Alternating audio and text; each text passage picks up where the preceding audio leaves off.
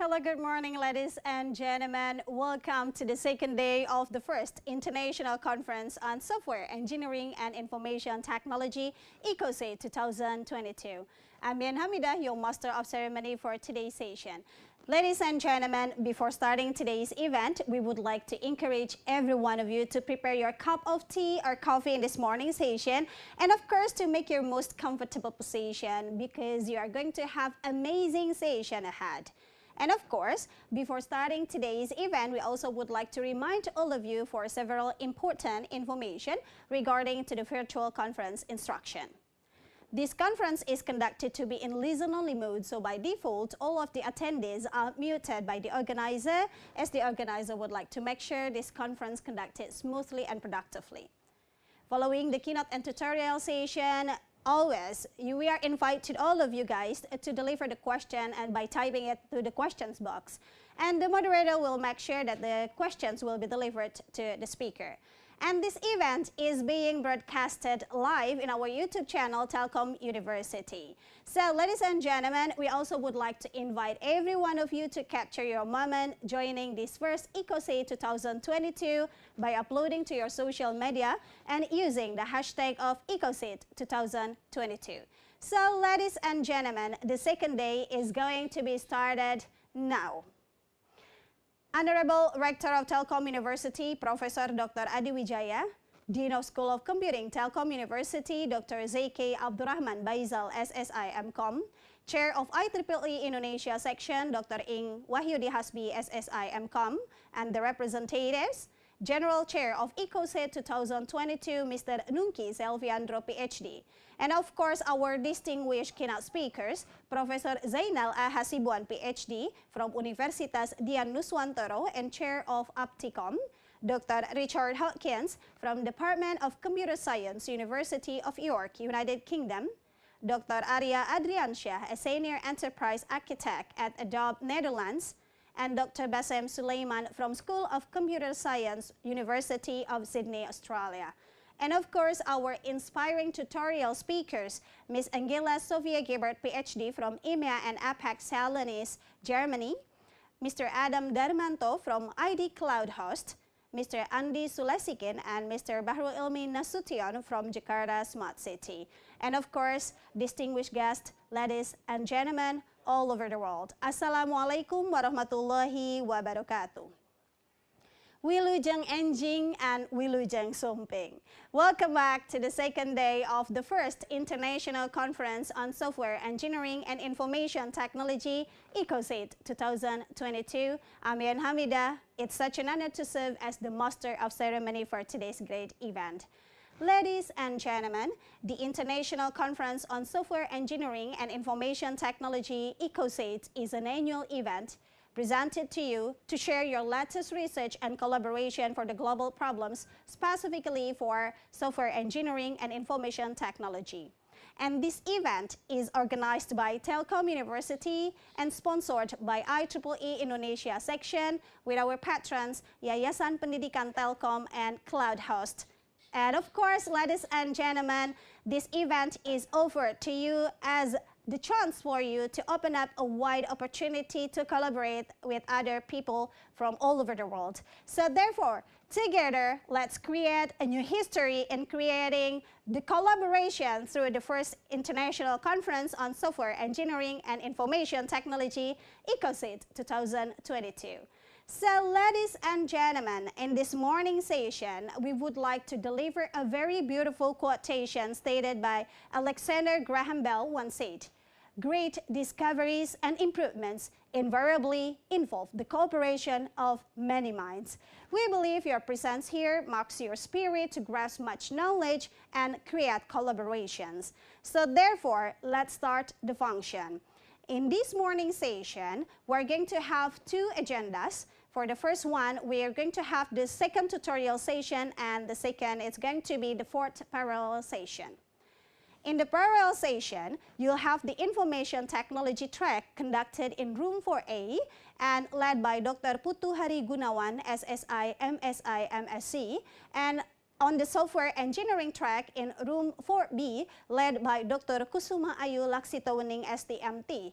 So therefore, we would like to invite all of the parallel presenters to join in the breakout rooms as the session is going to be started. So you're allowed to join the breakout room for now. So, ladies and gentlemen, well, in this main room, we're having the second tutorial session presented by Mr. Adam Darmanto from ID Cloud Host, who will be talking about cloud computing, tantangan dan peluang pengembangannya. And this session will be directed by our interactive moderator, Dr. Arfif Gandhi, STMTI. And please allow me to read his brief summary. Dr. Arfif Gandhi, STMTI, is a lecturer at Telkom University. Dr. Gandhi pursued his PhD with Digital Economy as research area from University of Indonesia, and he accomplished his master's degree in Information Technology from University of Indonesia and bachelor's degree from Telkom University. User experience, digital business, information security, e-learning, and gig economy are his research fields. So, ladies and gentlemen, without further ado, we would like to welcome Dr. Arfif Gandhi, STMTI.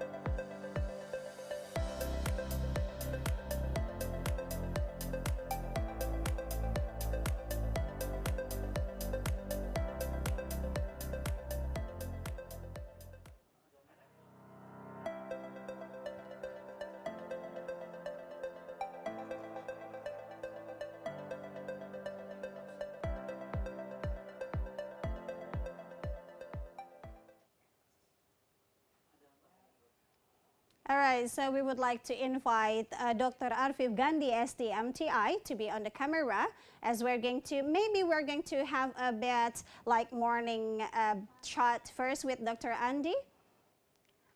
Gandhi, I'm sorry. Okay.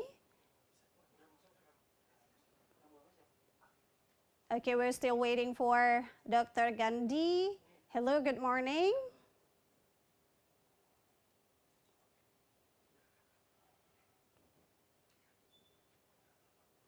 Okay, so I think we're going to ask the operator to get ready and to unmute Dr. Gandhi to be here with us before starting this morning session. We believe here, ladies and gentlemen, are looking forward to learning new things from this session. And therefore, before starting, we would like to encourage every one of you to prepare for your question. Well, hello, good morning, Dr. Gandhi.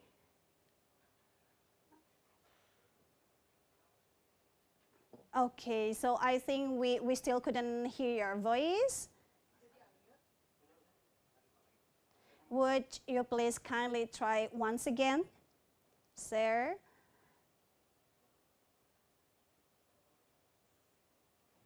Oh, unfortunately, it's still, yeah, I think we couldn't hear your voice still in the session. Well, we're going to check it first. Hello?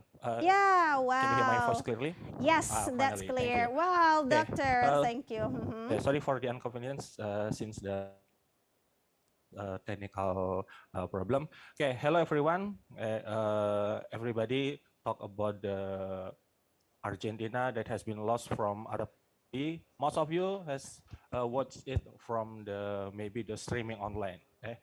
We know that now everybody can enjoy entertainment such as the football live match, and also you can hear something like the music from YouTube. You can hear music from jokes. You can hear music from online platform. Okay? Few of that, few did not save the digital file like the video, digital file like music, all of you can access them using online platform. Now we will talk about the behind of that, the cloud computing. Okay, cloud computing, that's the terminology that so unique. Okay, we know that using the cloud computing, we can access anything. And now we have the Mr. Adam Darmanto will give us many insight and a technical explanation about the cloud computing. Mr. Adam Darmanto, he come from ICoSEIT. He has the specialty in developing management systems and also alignment of teams to implement the company's business strategy. Okay, this is the his interest. He has interest in the use case of cloud service in the eyes of the market. So please the explanation from Mr. Adam. But before it, I want to Mr. Adam. Hello, Mr. Adam. Hear my voice? Yes. Hey, Hi. where are you now? Hey, Dr. I'm currently at home. Hi, everyone. Okay. Hope you're healthy since now everybody's sick. Everybody's sick. So I hope you are sick. Mr. Adam Darmanto, can you try to share your screen? Of course. Okay.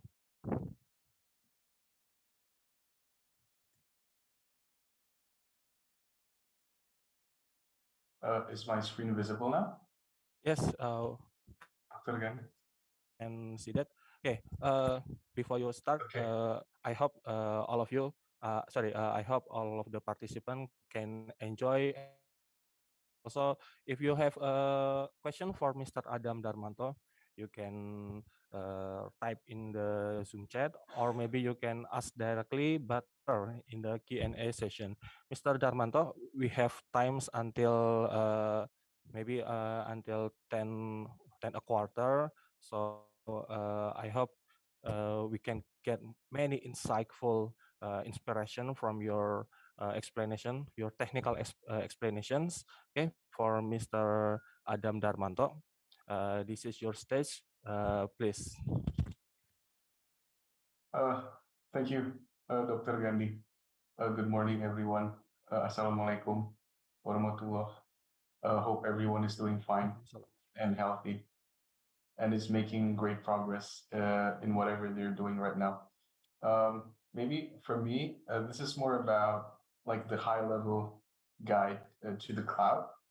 So I've tried to simplify the concepts that we think is important for people to know, for customers to know, for potential cloud contributors or talents who seek to work in the world of cloud, and also to be cloud entrepreneurs. So here it goes. So this is cloud services in 2 minutes. So Investopedia has a definition that cloud service is basically the delivery of different kind of services and tools through the internet.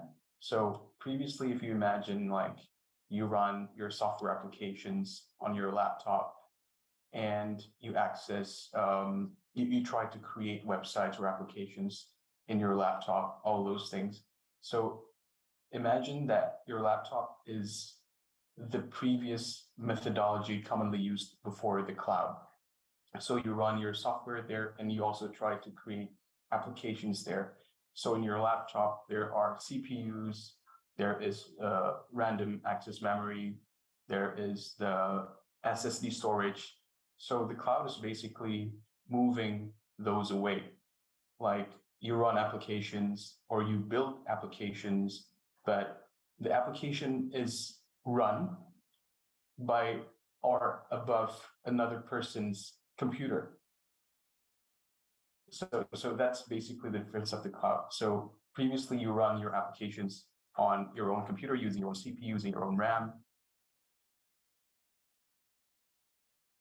and SSDs, but for the cloud, software is run by another person's computer, not necessarily a laptop, but it still has those computing components that enables the software to run. And how you can access that is basically through the internet. So they resend the data through the internet, and that's basically cloud. And there are many cloud benefits on different layers of different layers of areas. But to simplify things, two of the major benefits of the cloud is basically you save cost. So imagine like you're at a company and you need to buy those CPUs, those servers.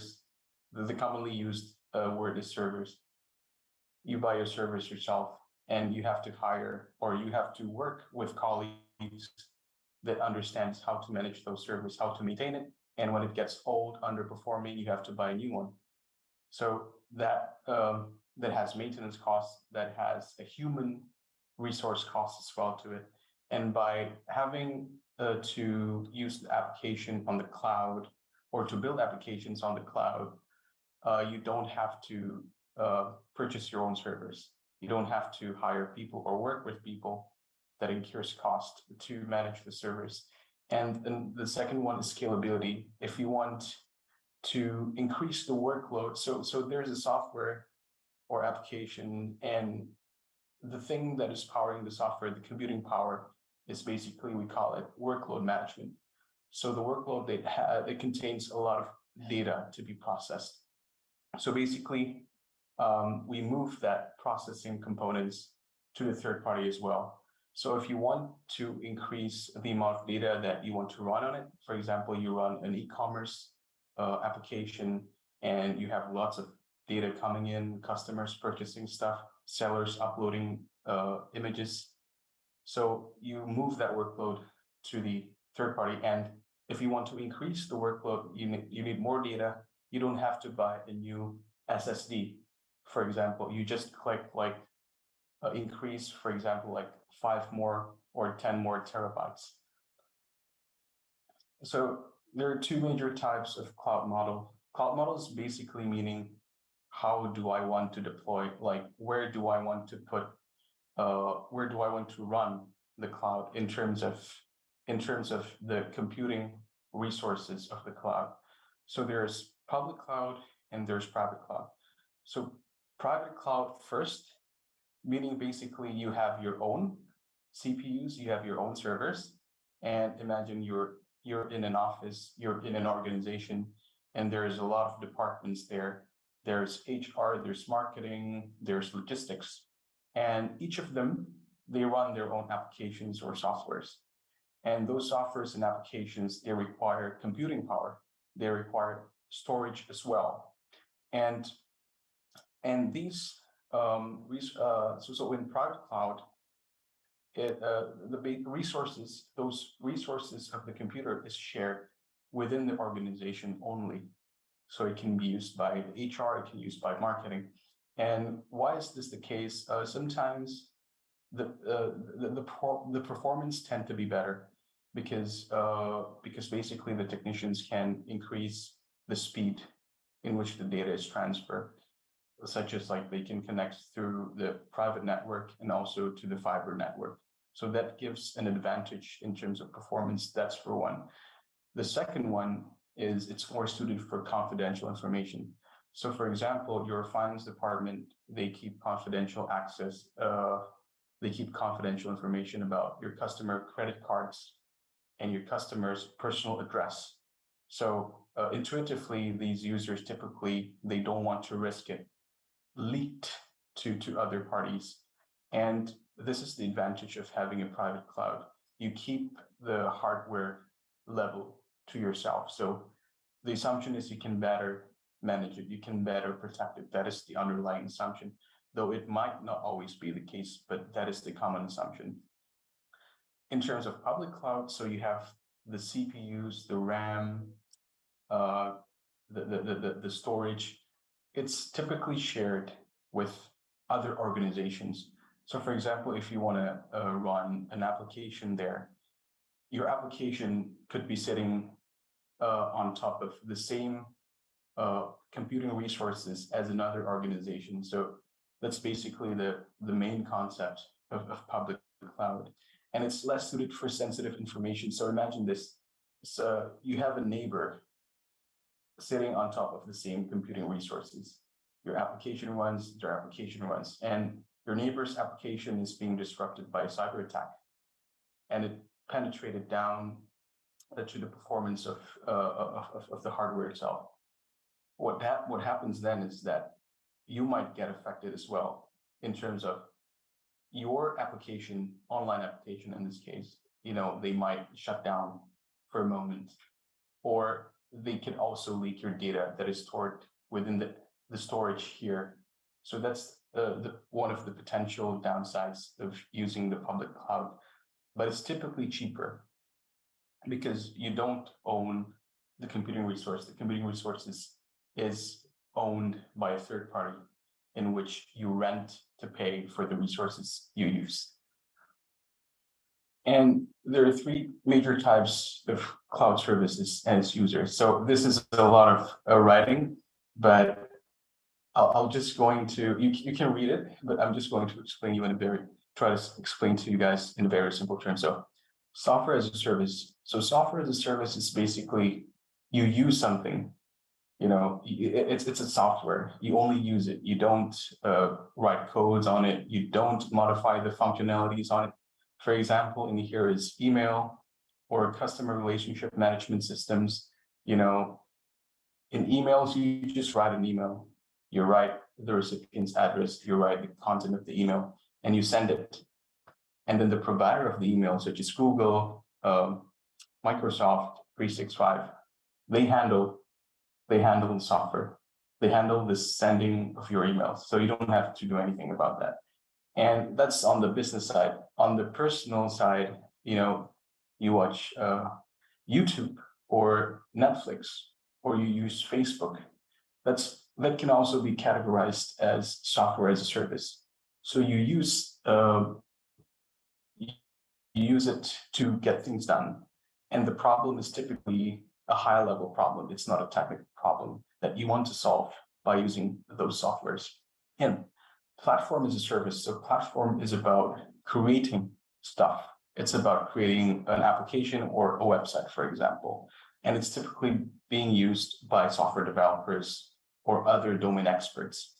And basically in here, they're able to modify the functions of the applications. You're trying to build a new ride-hailing app. You want to have a function of you want to create a function where they can book a helicopter, for example, to ship a patient from one hospital to another during emergencies. You can basically do that in the applications. You're the one who creates the function. So infrastructure as a service is about managing the workload. So the workload is more about the data that is stored, the data that is sent out and in. So what do I mean by that? So for example, if you have an e-commerce website and you have sellers, they upload a new data. A data of what?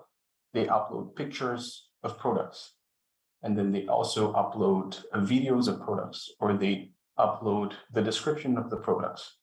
So it's continually being sent up to the servers and then stored in a third party, or in this case, you as a cloud provider, in your infrastructure. So the infrastructure as a service or work is being used to manage those workloads of the use cases. So typically, platform, it sits above infrastructure, and software also sits above infrastructure and is created by platform. So these three is typically almost always interrelated.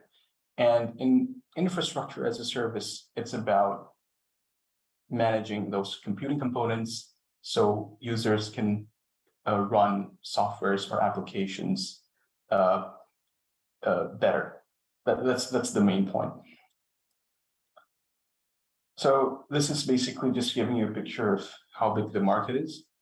If you see people in the news, they're developing new data centers, and basically the penetration of the market is massive. Is massive. If you come to a cloud convention, I think about 40–50% of the audience having the booth there, they could be data center providers, and they're offering do you want to put your servers in our data centers and something like that. And the biggest among all is the software as a service, because why? Basically, software is the most accessible form of cloud.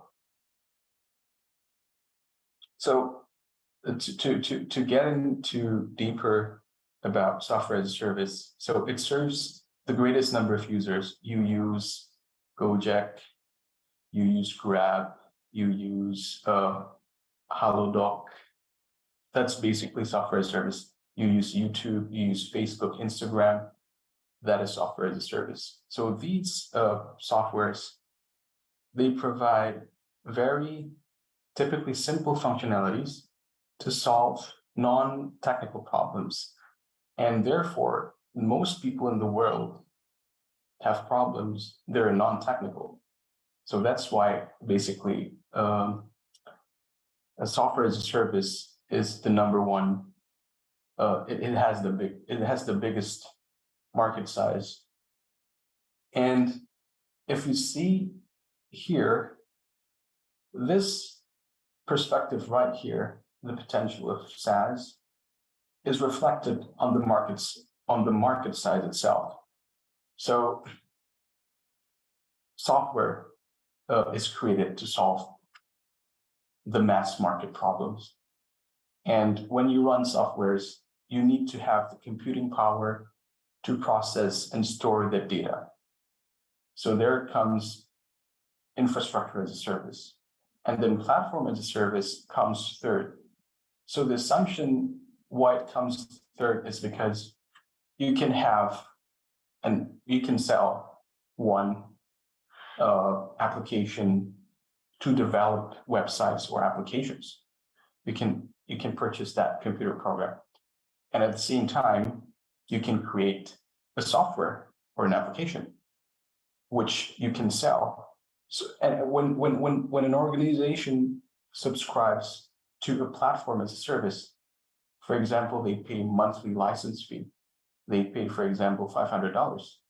And then the company who uses the platform as a service, they use it to create a software as a service, an application for the mass market, and that can bring tens of thousands of revenue. So the ranking of these market size reflects the nature and the dynamics and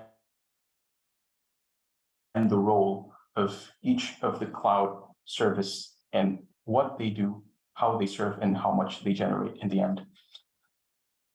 So if somehow you were to work in a cloud company, so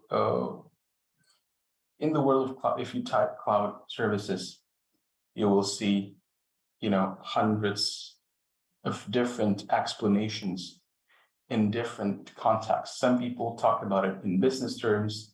Some people talk about it in cost savings, in finance terms. Some people talk about it. It enables to speed up innovation using the platform as a service. So there's a lot of it, but as we see here, this is one way of viewing it to simplify things. So first is productivity. If you have a case in your company where you want to increase your team's productivity, that is typically associated with software as a service, such as the CRM or even collaboration tools. We're using Zoom right now, right? That is a software as a service. You don't basically it's processing data such as our voice, our video. It's processing all of those data in Zoom's servers, basically. And it's for our productivity. We can work together, we can discuss about work and get work done. And digital development and testing is typically associated with platform as a service. So if you have a friend, I want to build an application. they're talking about platform as a service. And if somebody who already has a running software and they want to increase their performance, so one of the performance is reflected as latency. Latency is, for example, you open a website and you click the button, and then the button leads you to the next page. Sometimes it gets you there slowly. Sometimes it gets you there faster. And sometimes this happens. I think almost everybody in their life has experienced it at least once.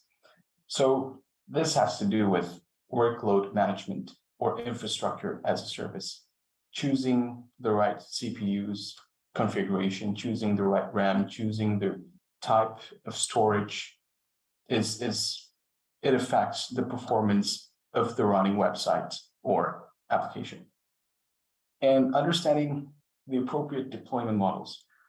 Previously, we talked about deployment models, private and public cloud. So critical mission and non-critical mission. So for example, you work in a company, you're in the tech, and they say, hey, we need to, how can we store our, customer payments data? What's a good way to do that? Customer finance information is typically a sensitive information or confidential information. And when it's exposed to third party, or it's leaked, or it's stolen by someone, it has a business risk. The company can get sued, for example. Or in banking, in financial services, if there are data leaks, or if the application is disrupted, the government typically impose a fine to the company. So companies operating on critical mission activities takes security really seriously. And when you're working in one, it's good for you to know this, to understand why things are done this way or that way, why data are stored in private cloud or the public cloud. So assuming you guys are technical masters, software engineers, hardware experts, and a way to look at the cloud, a disciplined way can be this one. So first is to understand the nature of the data, to decide on which technology of which size is appropriate to facilitate the performance level that is acceptable. So for example, here we see e-commerce transaction. So basically customers are clicking, want to buy this, want to buy that, deleting the cart. Sellers are uploading new products every day. So there is a rapid dynamics of data there. And can you imagine, for example, a typical e-commerce has, for example, 500,000 customers who do that daily. And so basically, they could opt for a bigger RAM, a bigger bandwidth, a faster CPU, for example. It could benefit the overall performance of the e-commerce platform. And it contains sensitive data, such as payments or customer address, customer home address. Imagine that getting leaked. So in this case, they could opt to have private cloud to store the sensitive customer data, for example. And another example is online work file storage. So you work in the office, you store your documents online. You typically store 2 to 3 files online in one day, and it typically stays there, and you don't have to be lightning speed. You click and then it waits for 2-3 seconds. It's acceptable, no big deal. So non-rapid data upload and download. So considering that you might not want to get the best CPUs out there because it's just going to overshoot you're going to overspend on the performance that users don't really need. And the transactions per person is typically smaller. Maybe you upload a file every 3 hours, 4 hours in a day, for example. And it's mostly non-sensitive data. It's only about talking about the meeting outcomes with your manager, with your colleagues, and it's not very sensitive. So you can store it. You can open a cloud service provider who has a data online storage, or the commonly used, for example, is basically Google Drive. Google Drive is an online work file storage. And, I assume some of us store our work files there, and also pictures with our family there. And we don't really mind if, someday it got leaked or something. It's not very risky for yourself or for your company. Okay, so previously we talked about seeing yourself as a cloud company contributor, somebody who works in a technology company, for example, helping to develop an app, helping to improve the application's performance. And those are previously, those are the basic things that you can keep your direction in. So that's basically one mindset to look about it.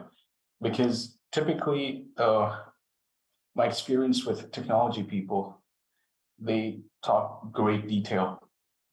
And for somebody who's new, sometimes it's hard to understand what they mean in terms of, why do you choose this type of CPU? Why do why the RAM is so small? And why do you put it on a third-party server rather than the company server? Sometimes those discussions don't come up, and because it's in their head, it's automatic. They're the experts, they understand this, but as someone who's new to the cloud, that could take a while to understand.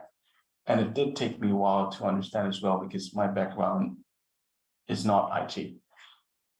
Okay, so moving on to seeing yourself to be entrepreneurs of the cloud. So if you want to build a software, it's basically can be categorized as a cloud service. So in this context, I'm talking about that.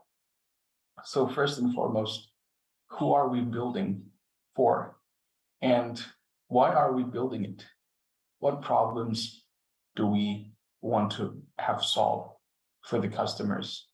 And it's also important to take note of the potential size and growth, because you might be building something new, such as an online drag and drop, online drop laundry services, for example, in your neighborhood. For example, you want to create that.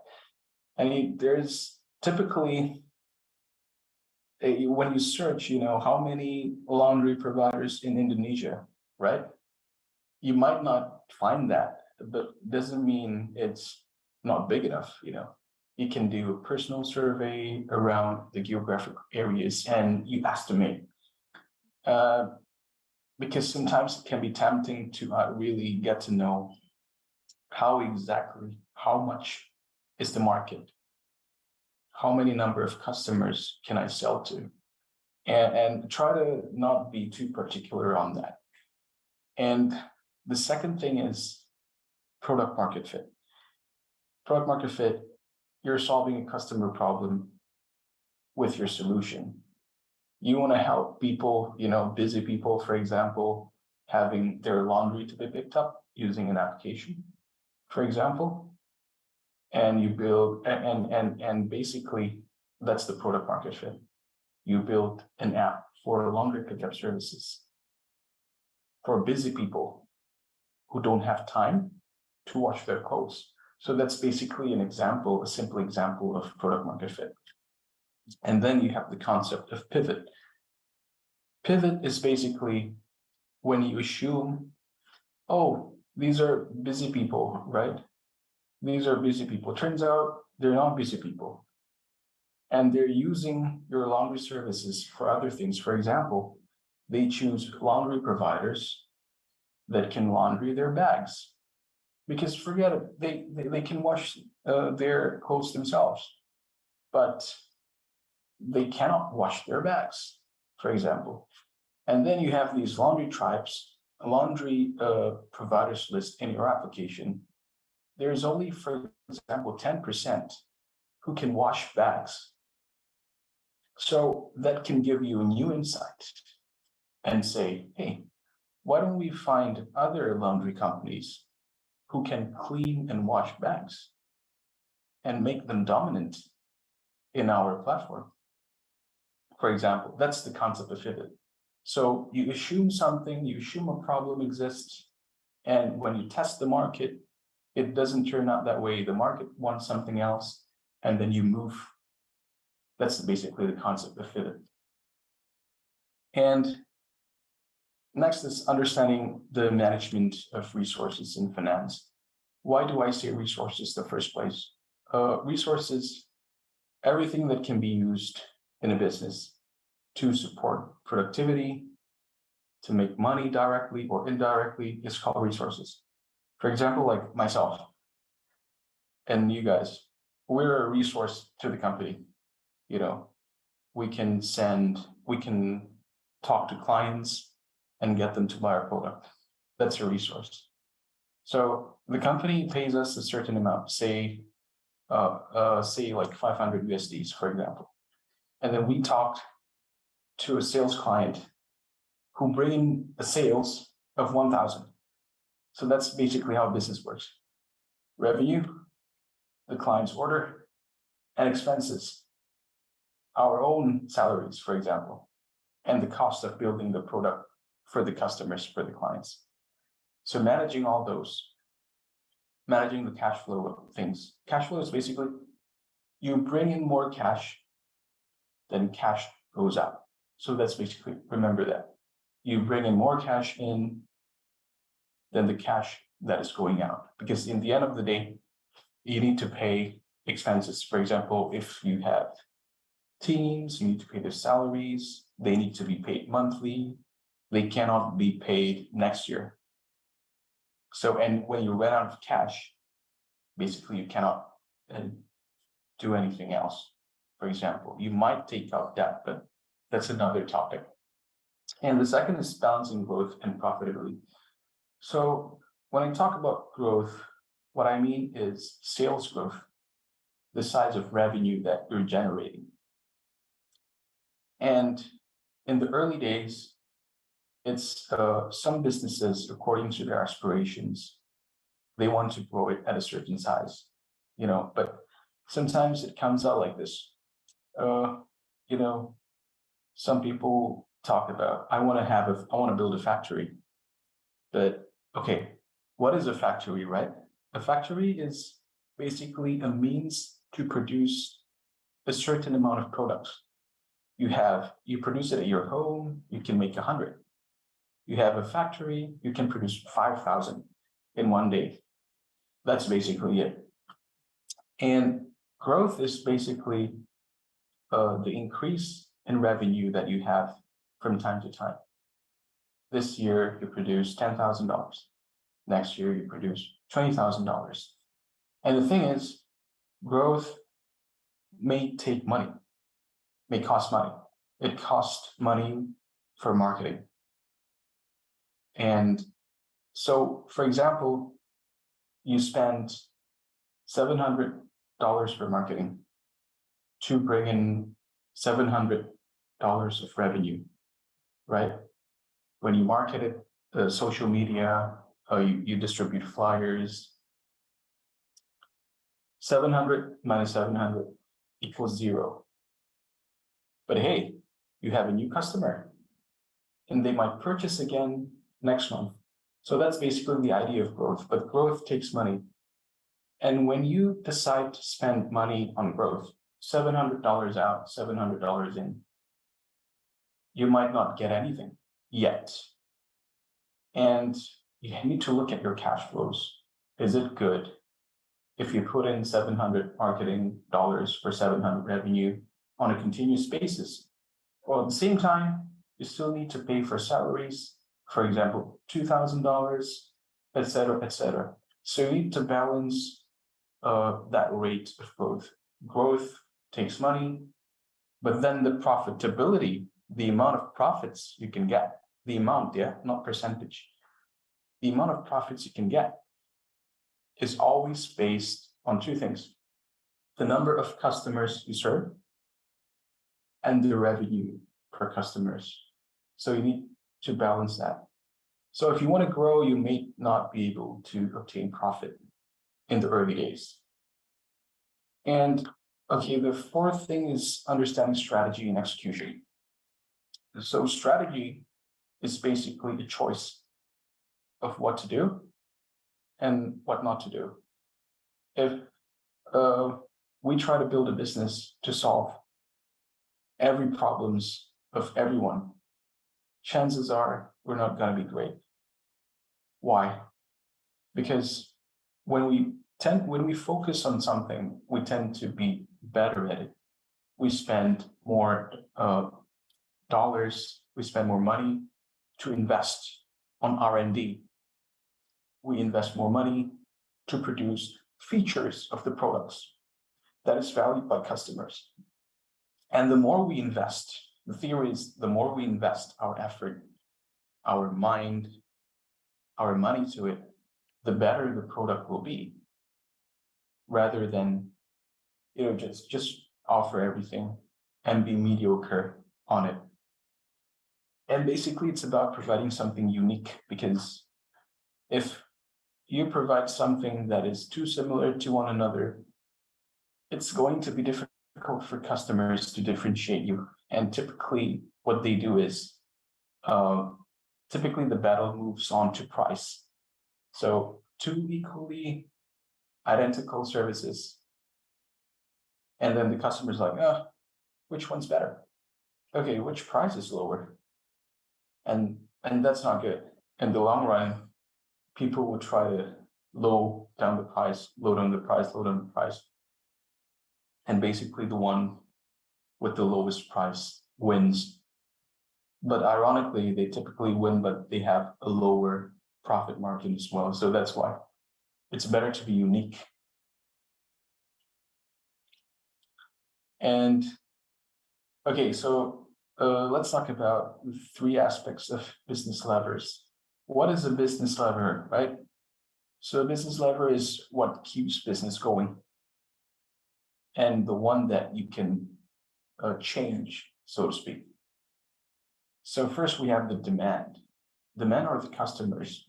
They have a problem, and then the supply, you have a solution, right? But it doesn't guarantee that you have a good solution in reality to somebody's problem.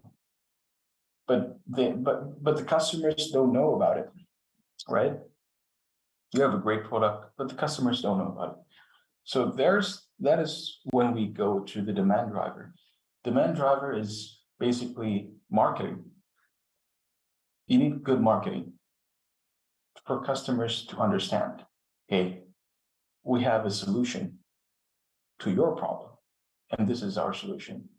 And customers cannot buy what they don't know. And this happens a lot of times. This may seem very simple, but I see this happen a lot of time. Great entrepreneurs, they have an effective product proven by sales, but then they don't invest more in marketing, but they expect sales to increase. That's just kind of not possible, except if you use like another means of marketing, such as, word of mouth, sharing positive experiences, but that's a different thing. Typically, software companies use search engine optimizations and other digital marketing means or channels. So be sure to check those out later. And so, okay, your role is Chief Executive Officer. So the typical spirit of an entrepreneur is they want to do everything themselves. And I see a lot of smart people doing this. They're very good at what they do. They're technically competent. They understand finance. They understand marketing, but they have a hard time of letting other people do the work because they think nobody can do it better than they do. And that can be self-defeating because as the company grows, for example, okay, you're a software developer. That is actually a very good start because you know how to make applications, for example. You know how to code and you know how to run them, how to manage the basic workloads. That's great. But then customers starts to increase, right? And then the application starts to get bigger, heavier, with more functions. And it's getting, previously on the early days, you can modify the functions yourself. But as the application grows, you can no longer do that. So all of us need to learn how to trust people. So trust is a very important thing. You know, there's a saying that if you trust a person, if you see the life as a 10 points of score, when you choose to trust a person, you might lose 3, but most of the time you might get 7. So that's why you hear people, they try new things, you know, they experience fraud or people break their promises, but in the end of the day, they're still growing. The trend is always increasing. So that's the power of trusting people and delegating. And also don't forget to automate administrative work such as invoicing, all that stuff. Get it automated. Don't do it yourself. Likely it's not worth your time. And the spirit is then again, start small. So this is basically what I learned from my more senior entrepreneur friends. Start small as in what can you do? And you guys, as a technical expert, you can build something, you can build a new technology, you can build an application. That is great because most of the people who have an idea for an application out there couldn't build an application.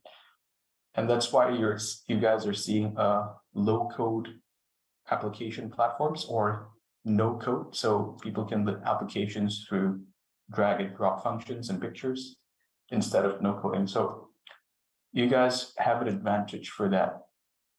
And dream big, you know, have a vision and have a sense of direction of what do I want, what kind of positive change do I want to create in this world, and have a plan in terms of pivot. You know, you have one idea of the customer problem. It would be useful if you have another idea of a related customer problem. So if one thing doesn't work, you can go to another thing. And usually the plan is in terms of choosing the customer problems or choosing the customer segments. So customer problems of choices, customer segments of choices can open you up to create new plans. So cloud services, we've discussed about software as a service, platform as a service, infrastructure as a service. They're gigantic in market size. And if you want to better understand what they are and you want to work on those services. So these are basically some of the industry category that I've researched with my team that are adopting cloud services more than the other industry sectors. So digital native businesses, these are companies like Tokopedia, like Gojek. Basically, those are digital native business. Digital native business is basically they hardly have brick and mortar or offline stores when they want to sell something. they deliver their services digitally. That is what you meant by digital native businesses. Traveloka, Ticket.com is another great example of digital native businesses. So those are the companies that utilizes cloud services. They themselves are a cloud service. And media and entertainment.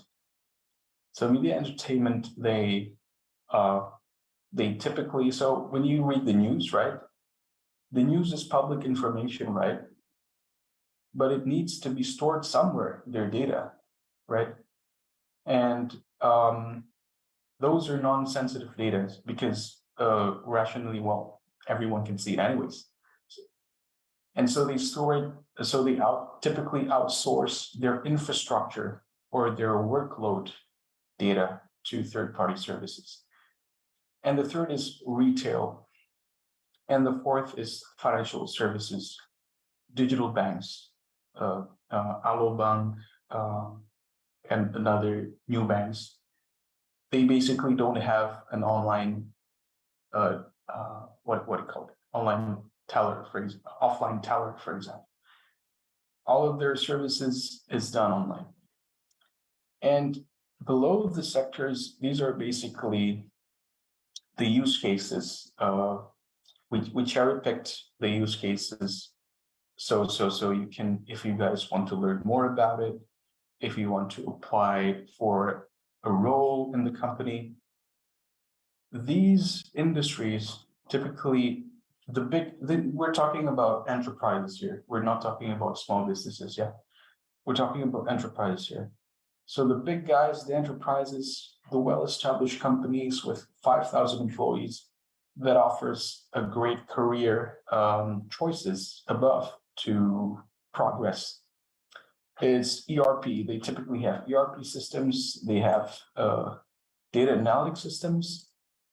They typically develop their own systems, such as, for example, manufacturing companies like Toyota, Honda, and also their service centers. Not exactly them, but companies like them in the automotive industry, they also tend to develop their own applications. And e-commerce, we see this in, for example, do you guys know the previously offline retailer of MAP, Mitra Adi Picasso? So basically, they focused on selling offline. They're basically the queen of one of the queens of offline retail stores, right? But basically now they seem to develop their own platform for e-commerce. And also for disaster recovery. So disaster recovery is basically you're storing data, you don't want the data to be lost. And how do you conceptualize the data to be online when something bad happens to one server, for example? And the last is DevOps. Okay, so it's good to have a consultant mindset where you want to be a technical expert. So this is more about viewing things when people are asking for our help as an expert. So it can be helpful to keep in mind that they want their problem solved. You know, intuitively, IT experts typically very excited, and it's very great to see them this way. I actually feel warm and enthusiastic as well seeing them like this. A lot of them, they come up, you know, hey, there's this new technology. You know, there's a new version of Intel, new version of AMD, or there's this new platform for hybrid cloud, multi-cloud, etc. And then they come to us, and then we say, okay, what problems does this help solve?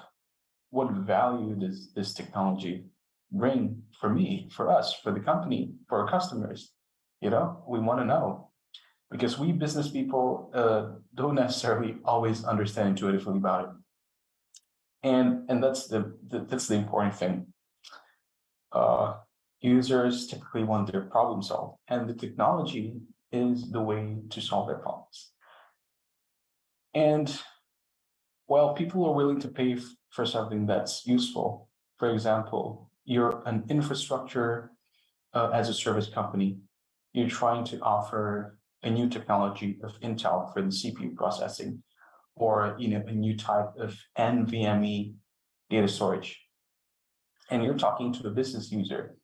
Hey, do you want this is the latest technology? This is that. This is that. When you're able to translate that into the customer's concern, you have a better chance of actually selling it. For example, hey, you have a e-commerce application. A lot of transactions going there. A lot of data is being uploaded and downloaded. So this NVMe, when you replace, now you're using SSD, but if you're replacing that with an NVMe, you can actually increase the speed of it by 35%, for example. So what that means is lower latency or faster clicking response of half of a second for your customers. Because, we assume that your customers, they wait more than 1.5 seconds. They find another page. They go to another provider. And you don't want that.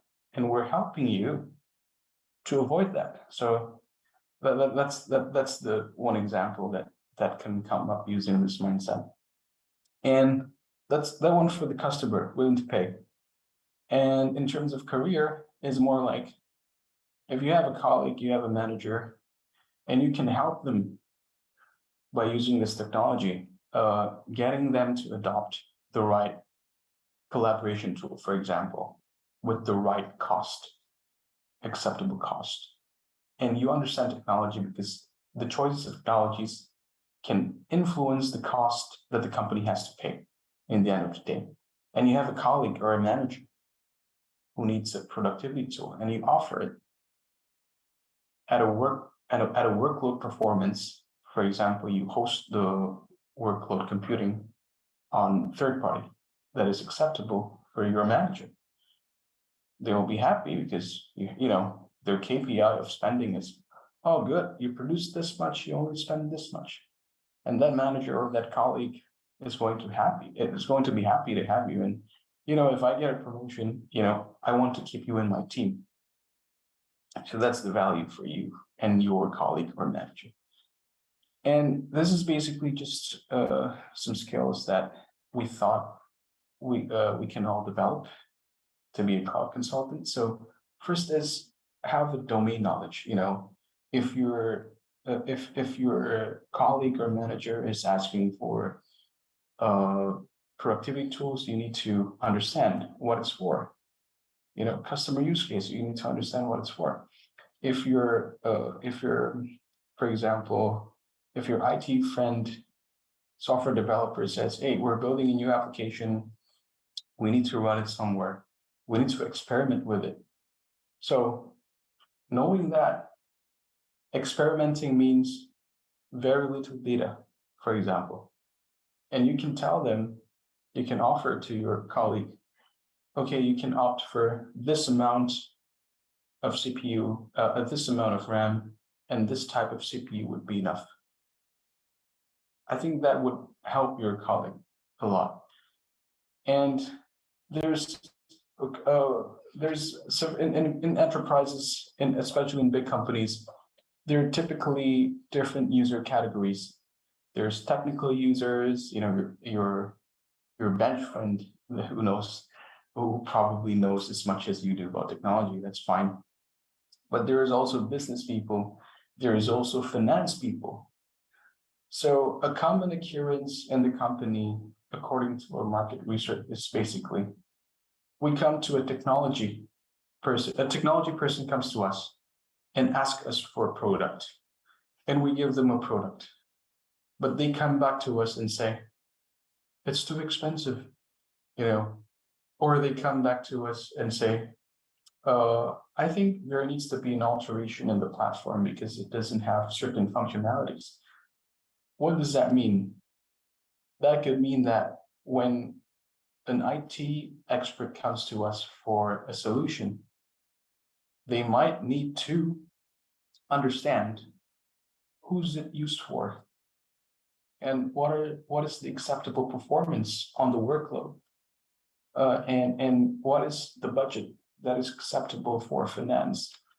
So those users typically have different concerns, and it's important to understand each of them. The better you understand each of them, the better your offer of solution would be, and the more likely you are to be paid. And listen 80% of the time, and it's good to clarify. Sometimes we think, oh yeah, we know what you mean, but turns out it's something else. So it's never too much to clarify, and please do clarify. That's a prudent thing to do. And the fourth is exercise problem solving, be creative, and understand the concept of trade-off. So when you think users want all functionalities, we can think again, when we offer them everything, typically what happens is cost increases for them. And when we remove some things, the cost reduces, but they still get what they need. So that's basically the idea here. And we need to have in the back of our minds a mindset where, okay, everyone that comes to me, they might have a unique need, which requires a different solution. So what often happens in the sales world is this. Sometimes there is an assumption that everyone has the same problem because, the products that exist are only this. So everyone must only have this problem. So that can be a very misleading way to think when you're trying to offer somebody a solution, be it your manager, your colleague, or your customers. A potentially better way to think about it is it's not generalizing, but homogenizing. Homogenizing is basically there's 3 different customers and all of them need a very high CPU performance. That's for one. That's homogenizing. But generalizing is, everyone needs the best CPU, everyone needs the best RAM, everyone needs an NVMe. That's generalizing. But when you homogenize, you take what is the same and you identify what's different. For example, ABC customer needs a high performing CPU. Customer A only needs a small RAM. Customer B needs the highest RAM. Customer C needs the lowest RAM. So that's what we meant when we say by homogenizing and heterogenizing. Heterogenizing is finding uniqueness in the customer needs. And the best product is always relative to their needs and their budget. Okay, so coming back to the challenges of cloud services. So there's basically in Indonesia, this is talking in Indonesia. In Indonesia, there's underdeveloped people who understand cloud computing skills. Cloud computing in terms of managing the workload and virtualizing them. That's a skill that we're still struggle finding a good people in that skill. And this is a very great opportunity as well, I think, for everyone here. And there's also unequal access to networks on geographic areas. And the easiest way to look at this is basically, you live in a big city, that's great. You live on top of the mountain, not so great. You live in a small village, not so great. But the thing is, those people on top of the mountain in the village, they still need cloud service. They need to use softwares. They want to use social media. They want to order 5 kgs of coffee, for example, because, for example, there's a lack of offline stores there. And there's also competition for overseas. So what does this mean, right? Competition from overseas means if you think about cloud services, you can build an application here and you can offer them to people in America, in the US. You can offer them to people in Africa, in Australia, in the Philippines, right? What does that mean? So that means those guys there can do the same thing. And in terms of infrastructure as a services or workload management, that becomes a threat for Indonesian companies with Indonesian talents. And fourth is rapid evolution of technology. So this comes within two basic levels in our perspective. First is finance. Finance means, when you buy an IT hardware, you need to know how long it will be productive, as in how long we can use that to offer services to customers. And the faster this change, it can reduce the lifetime of the technology themselves, because the same customers may not want to use the same technology again when there's a new one. So that's one challenge. The second challenge is on a higher level, on a platform level, where companies they operate a multi-cloud environment, for example, or hybrid cloud, and they need to add up securities on it, such as anti-DDoS, for example. So basically, that's a traffic when somebody sends you in traffic. You have a website, and your competitor or somebody else there, they send you a traffic. What does the traffic means, right? So the workload management below your website has only so much space. And when some people, they send in a lot of traffic there, but not customers, just random traffics, your customers couldn't access your website, or it would access it slower. So that's one of the more common security issues that we're facing, and the talents need to understand better how to use these anti-cyber attack technologies. And the fifth is generally unsupportive macroeconomic conditions. Unfortunately, the economy is not going so well for the time being, and purchasing power has been low. Unfortunately, some of our friends are losing their jobs temporarily. And particularly, what does this mean for entrepreneurs?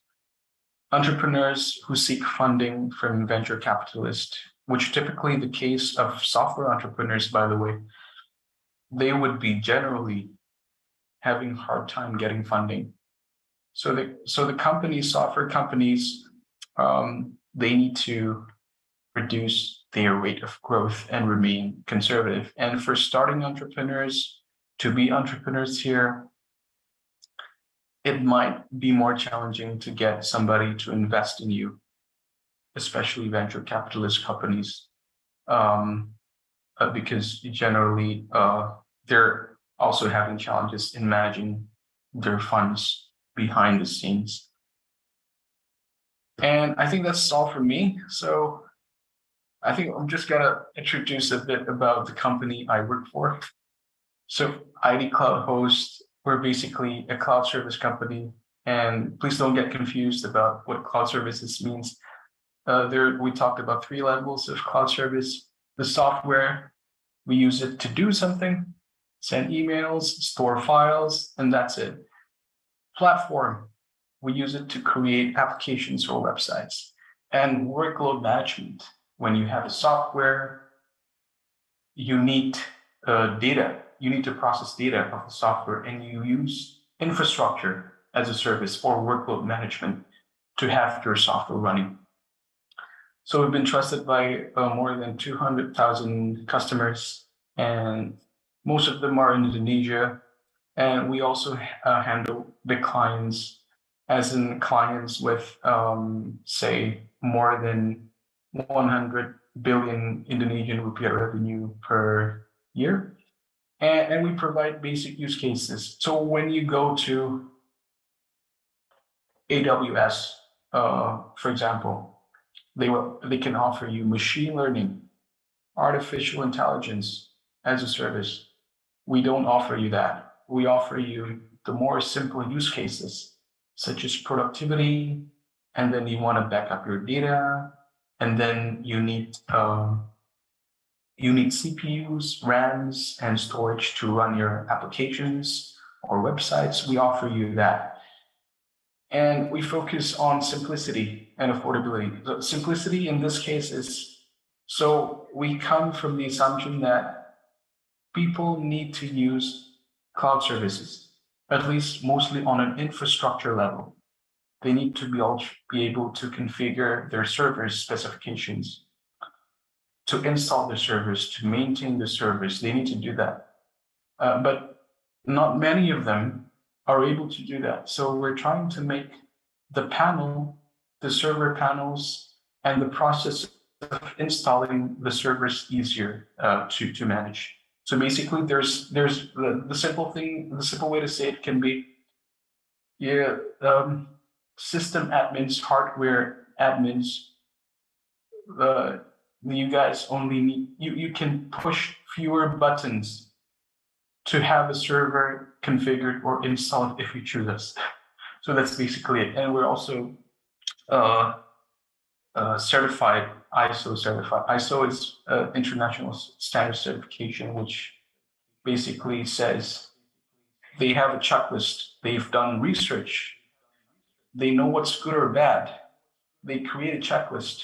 They gave a checklist to us, and then they check whether we complete that checklist in our company. And we did that for information security and also management systems. And this is basically just some of the publications. And I think that's it, Dr. Gandhi. Maybe I give the stage back to you. Thank you very much, everyone. Okay, thank you so much, Mr. Adam Darmanto. Okay, guys, we can give applause, at least a virtual applause through our reaction in the Zoom feature. Okay. Now we enter to the question and answer sessions. Okay. Okay. If you got difficulties to speak, you can type directly in Zoom chat. But if you want to talk directly with Mr. Armanto, please raise your hand, and then our operator will give the access for you to unmute the speaker. Okay. First, I have the questions since the ID Cloud Host state that ID Cloud Host has certification in ISO 27001.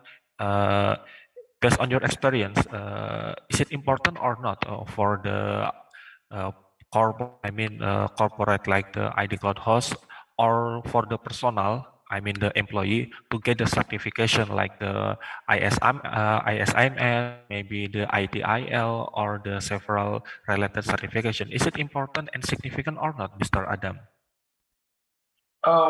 Thank you for the question, Dr. Gandhi. I may not be familiar with the certifications that you shared just now. Yeah, my apologies. Oh, okay. We have a question. Okay.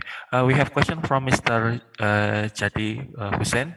He is our lecturer that now continue the study in Japan. For Mr. Jadi, please, can you unmute, Mr. Okay. Jadi? Yeah, Okay, can you hear please. me? Okay. So Yes. yeah, I actually saw a line that you say we need to differentiate between critical and non-critical aspect of function. I forgot what's the term you used. Yeah, I mean, Yes. what's our strategy for deciding that kind of critical part? I mean, we have a lot of, I usually work with safety critical part, and like, how do you decide this part is critical or not? In case of the cloud, are you just have a single aspect, or do you have like, let's say, contradiction between each other, and you decide this one is better or not? Yeah, I want to know some, how your experience with that. All right. Am I still sharing my screen or not? Wait.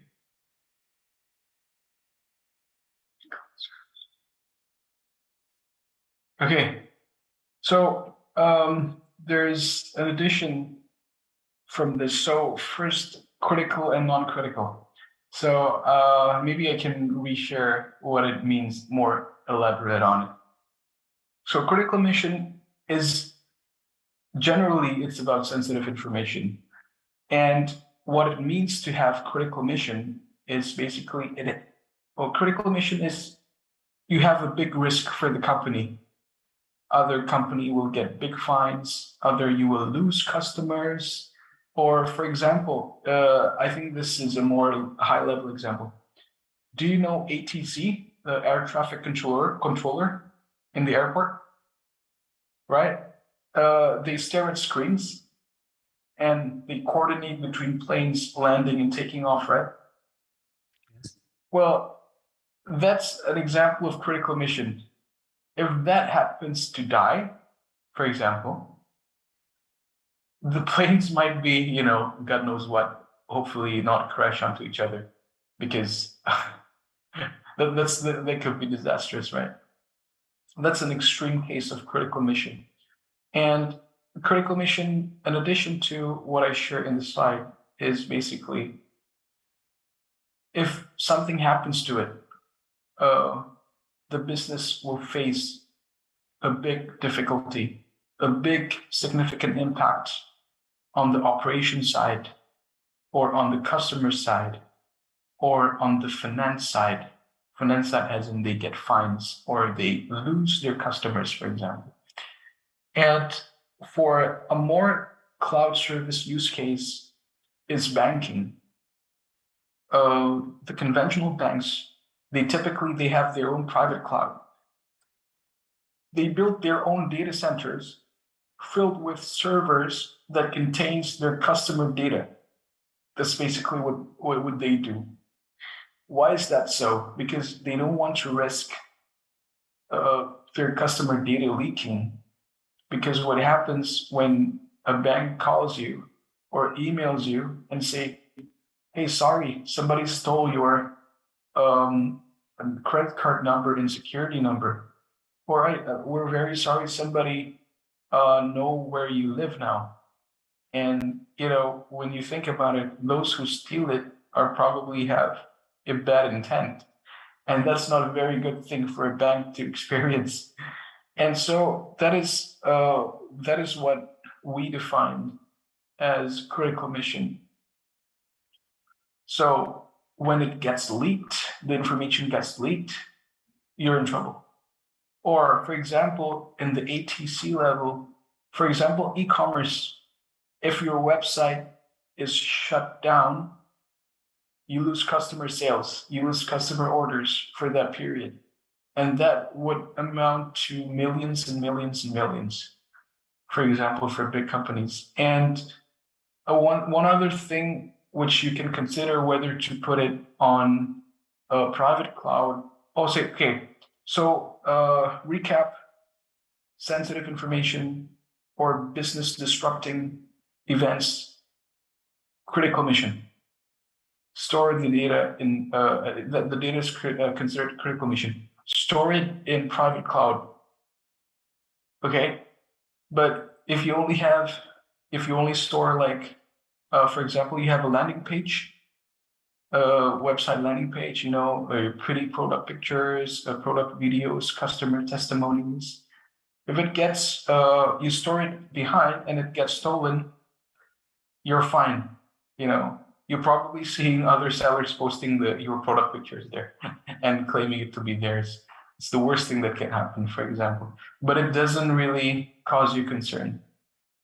And it doesn't really cause you a significant risk or a financial burden or business disruption, so to speak. So critical mission, private cloud, non-critical mission, public cloud. And one more thing, almost forgot. It's about a service level agreement. It's about uptime, because sometimes cloud service provider, in this case, infrastructure as a service, for example, some of them promise to have a higher uptime rather than a lower downtime.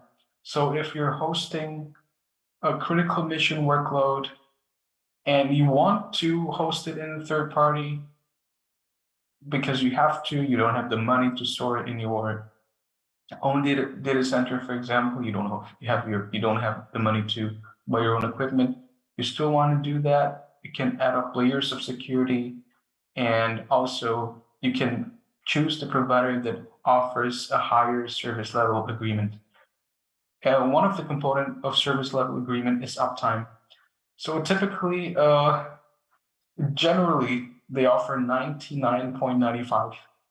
That's for generic use cases, non-critical use cases. Usually the expectation is that, but our company assumes that it shouldn't be that high anyways in the first place, but it's valued for some customers.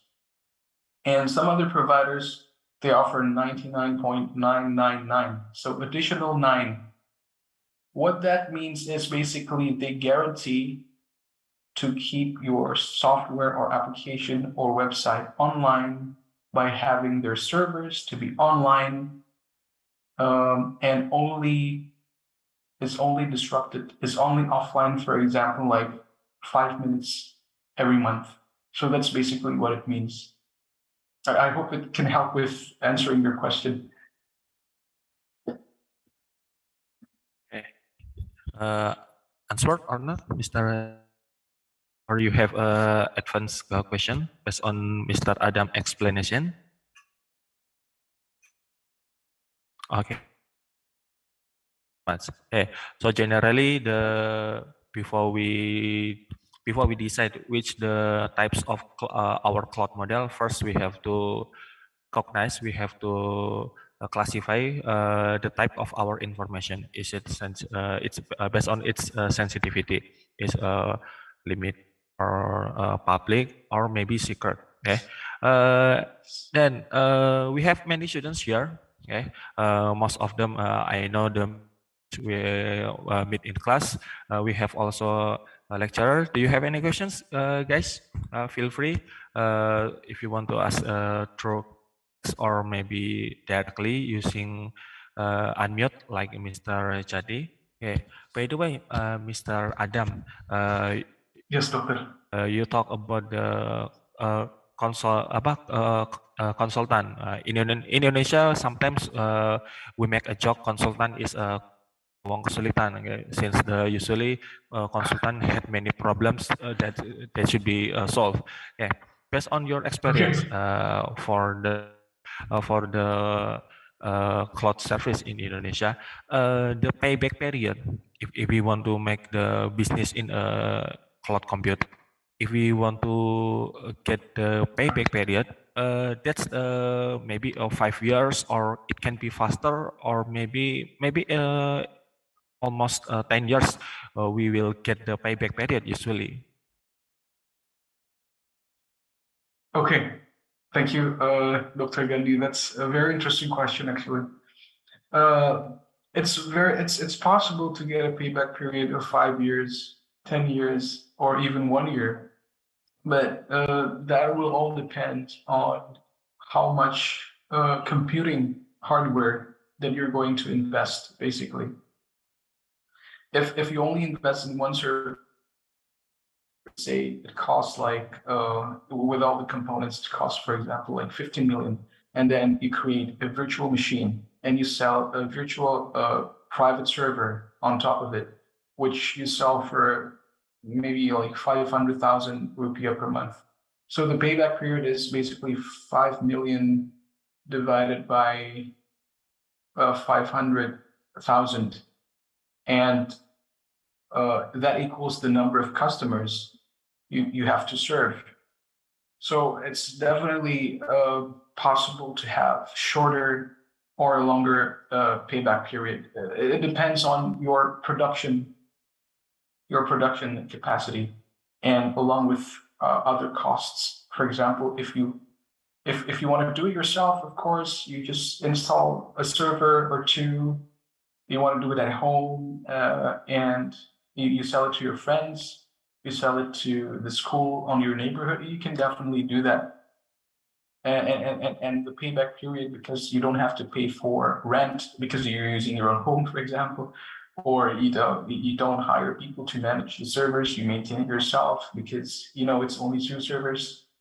You can definitely get a payback period, faster rather than later. So it's a very interesting question, and it depends on the production capacity that you want, that you're willing to execute, and that usually in terms how big the business you want to be. For example, how much money you want to make for yourself, or you just have a dream of having a big company.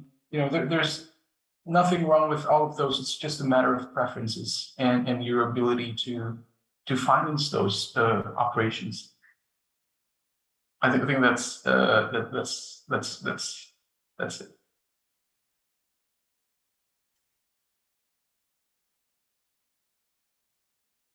Okay, thank you for your experience, Mr. Adam. Okay, this is a question. I get it through the private message.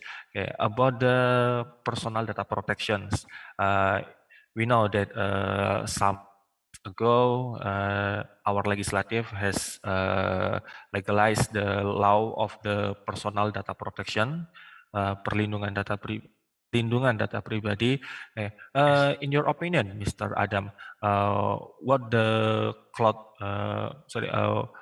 how the cloud service provider should be follow up based on the law, in your perspective, the cloud service provider now has been comply with the regulation or not? Maybe you can give your opinion. Okay, thank you for the question, Dr. Gandhi and audience. When it comes to regulations, we must take it seriously. And we need to, as a company, coming from the perspective of the company, I think there's 2 things that we should consider.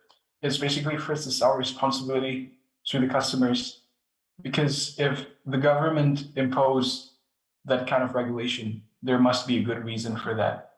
That is the husnuzon or berbaik sangka method of thinking. And I think it's a good thing to keep and have that sense of responsibility.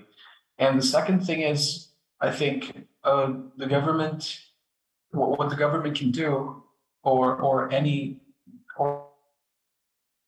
other institutions can do when they impose this kind of regulations is they give some adequate time for cloud services to comply.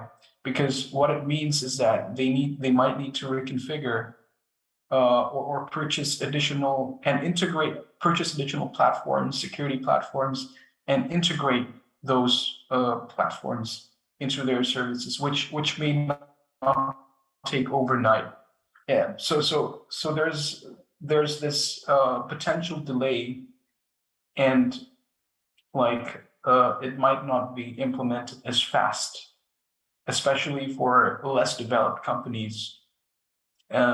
These regulations, and the governments, I think, can it's a good idea for governments or other institutions who impose these kind of regulations to understand that things take time, and not to impose penalties too soon and too big. But that doesn't mean no penalty. There should be penalties, otherwise people might be, it's all right. So it's about balancing those 2, I think. But and overall, I think it's a good step to discipline the cloud service providers. Okay, Mr. Darmato. Okay. By the way, we have a question from Adrian Putra Pratama. He's come from data science. Okay. If there is a data leak, is it possible that all data from the host that ran the cloud server got stalled? You can see in the chat, if there is a data leak, Isn't it possible that all data from host the cloud server got stalled? Okay. Any additional remarks, Dr. Gandhi? Okay, I think this one. This is the case in the law. If there is say if there is an issue that, as example, the e-commerce, the customer data has been leaked. Okay, how the cloud service provider can. This is not our mistake. Okay? We have protect the data, and how you can answer that the leakage it's not from your it's not from your weakness. How you can prove it, Adam Darmanto? How you can prove that if there is a case the data leaked, this is not our mistake. Maybe there's from other bridge, but this is not from our mistake. How you can prove it usually? Okay. Thank you for the question, Dr. Gandhi and Mas Adrian Putra. Adrian, yes. So basically, coming from a cloud service provider, we always try to ensure that even though it's not our scope of responsibility, we tend to do two things. We tend to basically prevent it from happening. You know, for example, we promised a downtime of 99.95, but we don't want it to get that low in the first place. Even though if it gets to that low and you're disadvantaged, it's not our fault, technically speaking, right? In the terms and conditions. But first of all, there's a spirit that cloud providers, you know, they shouldn't aim that low. You know, those SLAs, uptime promises should only be meant, you know, if things don't go well, and you cannot make the standard too low anyways. And in terms of the data leaks, I think this is a very great point that Mas Adrian Putra and Dr. Gandhi said, because a lot of the times, customers, they don't really read terms and services. It happens. It happens a lot. You know, we internally experience this. And sometimes, for example, if it's an interesting story, it's not from our company. So there's a website that hosts, not on AdiCloud host yet. This a street story. They host a gray area or illegal website of some trade or something like that. And then the website was taken down, right? And then the customer complained to the cloud provider, why did you take it down, right? You're not supposed to know, because cloud providers are not supposed to know the contents of whatever website they use, right? And then the customers are wondering, with the thought in the back of their mind, oh yeah, I am doing illegal things here, and my website is taken down. Hey, why do you take my website down? Why is my website down? Theoretically speaking, you're not supposed to take my website down. And if you do, because it's illegal, you're not supposed to do that, because in the first place, you're not supposed to know what the website contains, right? So there's a lot of these things happening as well. And there is really certain limits that cloud providers have, but typically the data leak isn't supposed to happen in the first place. But then again, what cloud services can do, and what we do as well, is basically, for example, we provide virtual private servers, and it's basically comes with basic protection, network protection, but there are some other protections that you can use. There are some other protection that you can use, for example, anti-traffic attack, or, you know, somebody's filling up your bandwidth, blocking the network level, or send attack on the OS level and stuff like that. So there's different layers of security on different layers of the cloud technology. So one layer, typically they have their own threats and their own security layers.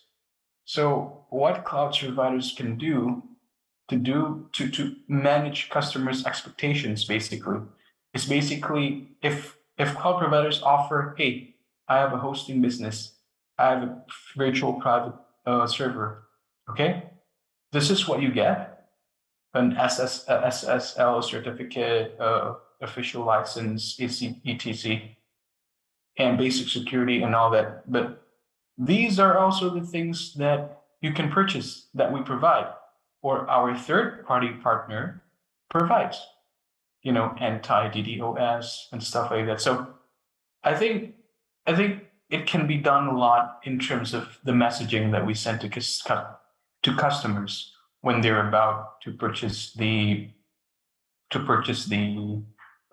services. You know, when they purchase the services, it's a good idea to always offer, you can purchase this too. You don't have to, but you have to know there is a risk that you're taking, because typically customers don't. If we don't make it obvious, like put it on the website page, if we only put it in the terms and services page, they're not gonna read it, even though we've written it there. And then when problem happens, such as there's a data leak, there's a cyber attack, they complain. But even though technically we've laid out in the terms and services, it's beyond our scope of promise. So I think that's a good thing, you know, trying to take care of our customers that they don't really know about this by making the security option message obvious, more obvious, you know, putting it on the product page rather than putting it on the service level, on the terms and service. I think that's from me, Dr. Gandhi. Thank you so much for Mr. Adam, and also, sorry, I forget his name. Okay, I give your appreciation, Adrian, since you have brief to speak your curiosity in service. Okay, next we have question from, sorry if I mistake, Mr. or Mrs. Miduk Parulian. Okay, good morning, Mr. Adam. How and security of that system in the cloud? Because as I know, technically, assuming the all configuration same as the existing condition at on premise, is any special tricky or tuning? Thank you. Okay. Can you understand the question from Miduk Parulian, Mr. Adam? If no, I think, thank you, Pak Mas Miduk or Bu Miduk, Mbak Miduk Parulian. I think this question is unfortunately too technical for me. I cannot share you literally the tricky things of tuning. Yeah. My apologies. Okay, thank you. Yes. Okay, it doesn't matter. Or bro or sis Miduk Parulian, if you want to unmute to confirm your questions, feel free. Okay. If you got difficulties to speak in English, feel free to use a Jaksel language. It doesn't matter. Okay. Okay, thanks. Okay, it doesn't matter, Mr. Okay. But we have 15 minutes remaining. But before we accelerate it, Mr. Adam, based on your experience to manage the ID Cloud host, how ID Cloud host can specify the value proposition. Sometimes we know in the competitions, this cloud service offer blah blah blah, another cloud service offer blah blah blah. Usually usually most of them has the same or the normal value proposition. But how the ID Cloud host can formulate the value proposition? Okay. Dr. Gandhi, I think that's a very, very interesting and enlightening question. And we do in the management and the team, we almost always talk about that like weekly, finding new ways to sharpen our position in the market, differentiating from the others. Because as you said before, it is a common knowledge that cloud hosting companies, infrastructure as a service companies, they're getting they're getting homogenized. Their services are very homogenous to each other. It's like a commodity. It's like selling. It's almost like selling cement. It's still cement. Maybe there's a little bit different here, a little bit different there, but it's still the same cement. It does the same job. So and what we do in ID Cloud Host is basically we offer simplicity. Simplicity, it comes, so we try to zoom out first, so imagine we're, configuring the servers, creating new services, and we zoom out from that first. We zoom out from that, we get together out, we drink coffee, and we put our phones down, and we talk. Okay, what are we talking about, right? We basically talk about, what are the problems, that these users have, because technology is advanced as it gets. In the end of the day, it's likely to be used by humans. So the problems so we should focus as well on the human problems, on the difficulties that the users have in getting access to the technology and using the technology, for example, in our case. And we choose to focus on how the users actually use the technology. And we come up from so who the users, right? And then the next definition, like who are the users? And the users, basically Indonesian people, for example, they got out of school. They spent for about 4 or 5 years in the company, IT hardware company. Usually these people are networking guys, like computer network guys. For some reasons, I'm not sure if, but these are either networking guys or software developers, and then they get to study the cloud. And so what are these people, right? And those are one segments, right? And then there's another segment, like small business owners, for example, or people in basically growing companies, maybe a little bit bigger than small and medium businesses. What's the problem that they have? So one problem particularly is basically they lack the expertise to configure the servers themselves, to choose the instance and, to install it. Basically, it takes hurdles, and a lot of them keeps coming back to the customer service asking for help. And that's basically, these customer services are basically facing these problems almost daily, usually. And what we did to address this problem, so the problem was lack of expertise. How can we address that problem, right? So in terms of our services, we make our panels more simple. For example, there's 25 to 35 buttons, clicks, things to configure when you want to install a server, but we shorten it into like 10 to 15 steps. We bring it to a higher level, there's a nitty-gritty configuration down below. We automate that. We standardize that for the users. We bring them up to the high-level configurations, just like what kind of CPU power you want to have, which RAM you want to have. So basically, this reduces their effort to install and manage their servers, because we assume, and turns out to be helpful for them, that they're technically not yet that expert. So that's the point of differentiation, not necessarily on the technology in this case, but on the process of using the technology and maintaining the technology, which is the service in this case. So I hope that answers the question of Dr. Gandhi. So it starts with the customer and the customer problems, zoom out from the technology, we can focus on the difficulties of how the customers are using the technology. I think in another area is user interface. Some applications have, oh my God, very complicated UIs, a lot of buttons, and we only need certain buttons. So why put 10 buttons in one page where we only need 5, right? And sometimes those simple things matters to us. So I think it comes back again,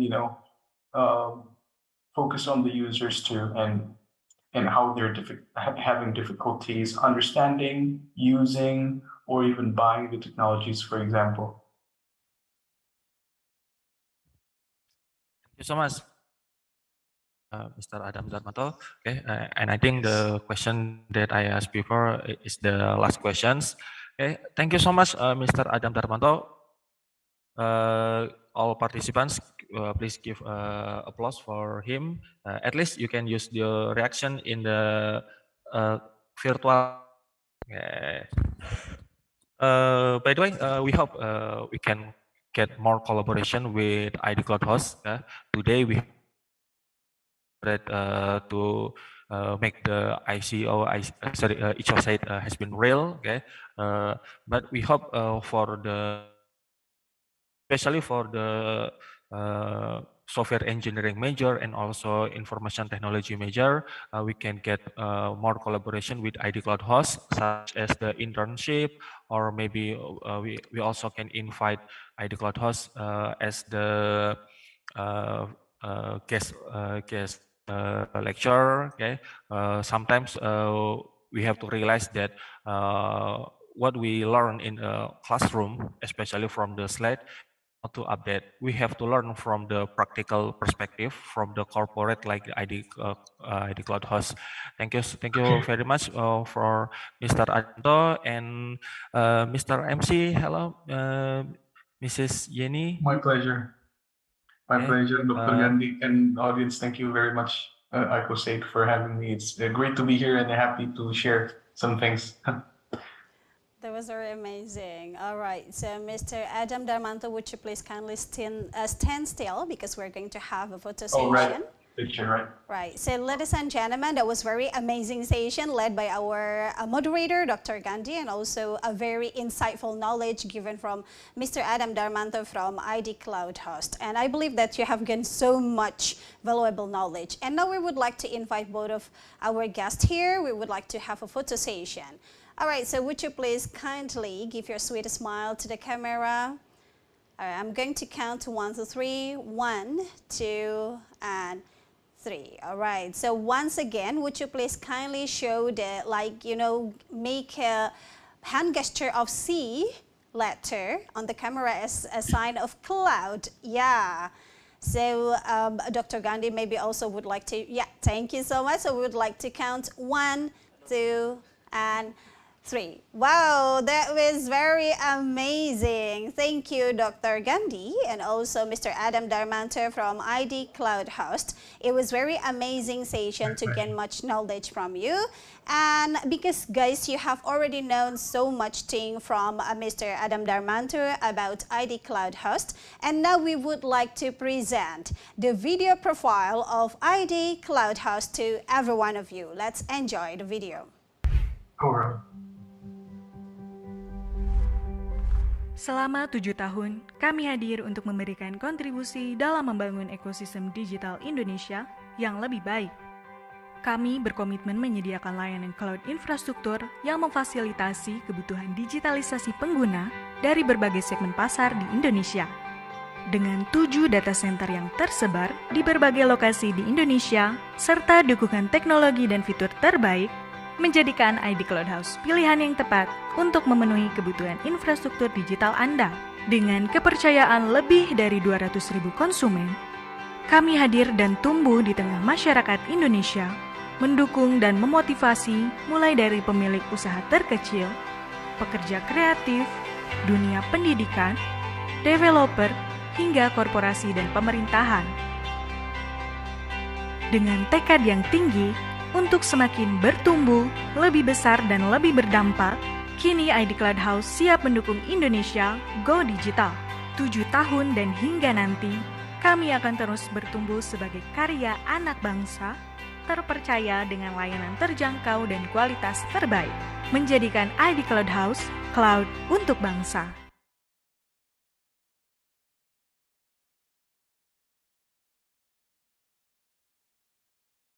That is very amazing, and we are ready to create more collaboration with ID Cloud Host. So, ladies and gentlemen, after this, we're going to have a 15-minute break, and we expect every one of you to return to the main room after enjoying your morning coffee break time. And as you're going to have the 4th keynote session delivered by Dr. Bassem Sulaiman from School of Computer Science, the University of Sydney. So, ladies and gentlemen, let's enjoy the break, and we'll see you again at 11. Mr. Adam. Assalamualaikum. Thank you, Dr. Gandhi, Ms. Moderator, everyone. Great to talk to you guys.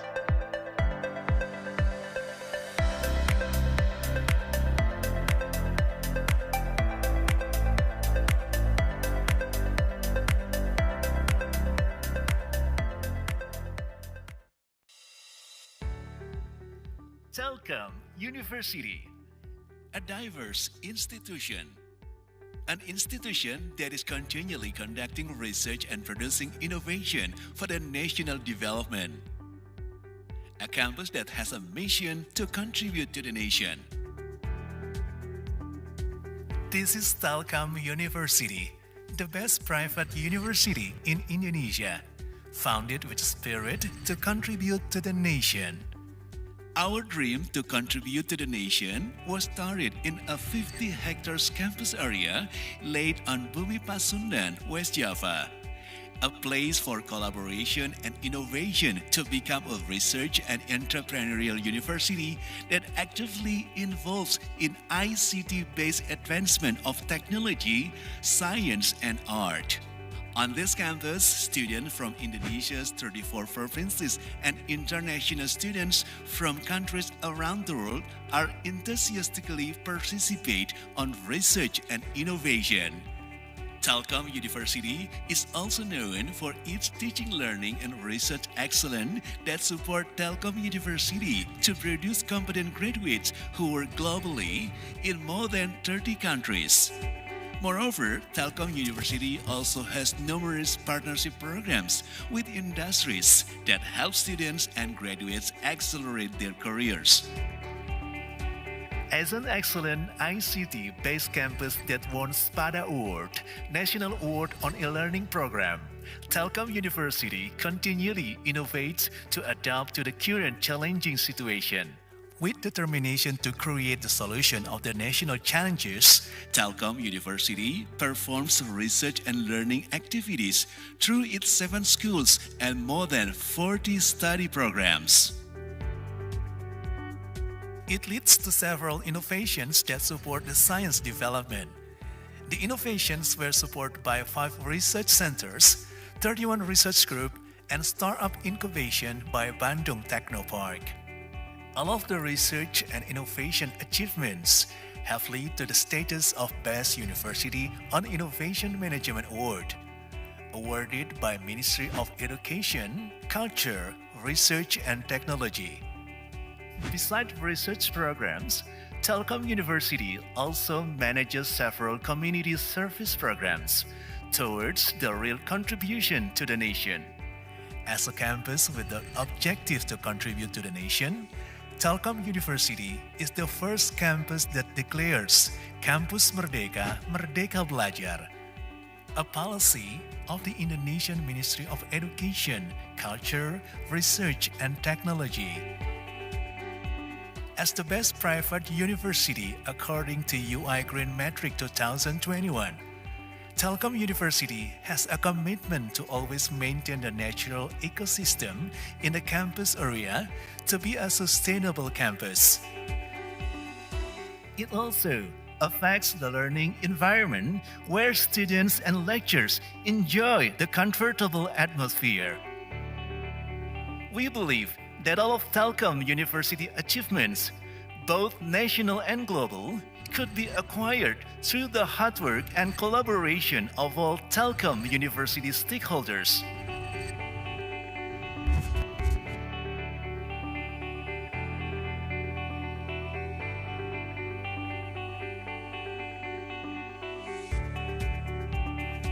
Telkom University berkomitmen menghasilkan lulusan yang berkualitas dan riset serta inovasi yang bermanfaat untuk kemajuan bangsa Indonesia. Telkom University contribute to the nation. Together, contribute to the nation in Telkom University.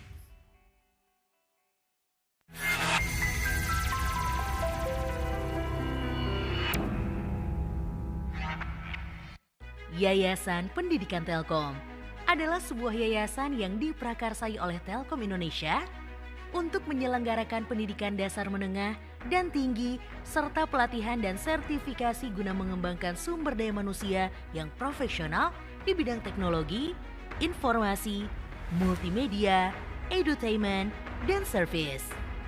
Visi Yayasan Pendidikan Telkom adalah menjadi yayasan pendidikan yang bermutu dengan standar internasional untuk membentuk insan berkarakter unggul dalam membangun peradaban bangsa. Misi Yayasan Pendidikan Telkom adalah 1. Menyelenggarakan pendidikan berstandar internasional. 2. Mengembangkan sistem pembinaan untuk pembentukan manusia yang berkarakter unggul dalam membangun peradaban bangsa. 3. Mengembangkan sumber-sumber pendanaan melalui penciptaan peluang inovasi serta kreativitas. Dengan kegigihan YPT dalam mengembangkan dunia pendidikan yang berstandar internasional dan berbasis ICT, terbukti mampu meraih segudang penghargaan dari mulai YPT, Dikdesmen, dan Lemdikti di tingkat nasional maupun internasional. Telkom Schools terdiri dari pendidikan anak usia dini SD, SMP, SMA, dan SMK yang tersebar di seluruh Indonesia di 37 kota dan 22 provinsi.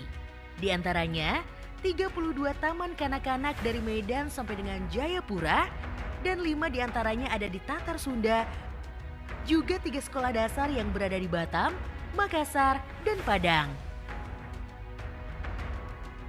3 SMP yang berada di Bandung, Makassar, dan Purwokerto, dan 1 SMA dan 11 SMK yang tersebar di seluruh Indonesia. Kami menyediakan kebutuhan pendidikan Anda sesuai dengan konsep One Pipe Education System atau OPES. Kami menerapkan kurikulum nasional di lembaga pendidikan dasar dan menengah. Yayasan Pendidikan Telkom menyelenggarakan layanan pendidikan tinggi berbasis ICT yang bertujuan untuk membangun insan cerdas, berkarakter, dan siap berkiprah di era teknologi terkini. Lembaga pendidikan tinggi di bawah naungan YPT tergabung dalam Telkom Campus, terdiri dari Telkom University, IT Telkom Purwokerto, IT Telkom Surabaya, dan IT Telkom Jakarta. Sebagai sinergi 4 lembaga pendidikan tinggi, telah dibuat wadah informasi bersama melalui website telkomcampus.id yang dapat diakses oleh masyarakat terkait program studi, prestasi, informasi alumni, dan lain-lain. Telkom University adalah institusi pendidikan yang berkomitmen untuk menjadi perguruan tinggi kelas dunia yang berperan aktif dalam pengembangan ilmu berbasis teknologi informasi. Institut Teknologi Telkom Surabaya. Institut Teknologi Telkom Surabaya adalah perguruan tinggi berstandar internasional yang berbasis teknologi informasi dan komunikasi atau ICT dengan fokus pada aplikasi di bidang industri maritim, transportasi, dan logistik untuk mendukung peningkatan daya saing bangsa Indonesia. Institut Teknologi Telkom Purwokerto.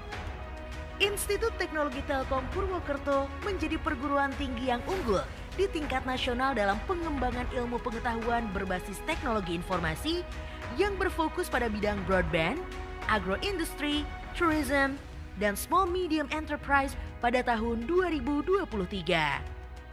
Institut Teknologi Telkom Jakarta. Institut Teknologi Telkom Jakarta pada tahun 2025 menjadi perguruan tinggi yang unggul dalam ICT atau Information Communication Technology dan mampu bersaing di tingkat internasional. Selain itu, Yayasan Pendidikan Telkom bekerja sama dalam pertukaran mahasiswa pelajar pembangunan sarana pendidikan dan kelas internasional. Dengan seluruh layanan pendidikan yang dimiliki oleh Yayasan Pendidikan Telkom, kami berkomitmen untuk dapat melahirkan generasi yang unggul di masa depan untuk membangun bangsa Indonesia. Yayasan Pendidikan Telkom, kami ada untuk Indonesia. The leader of ICT education.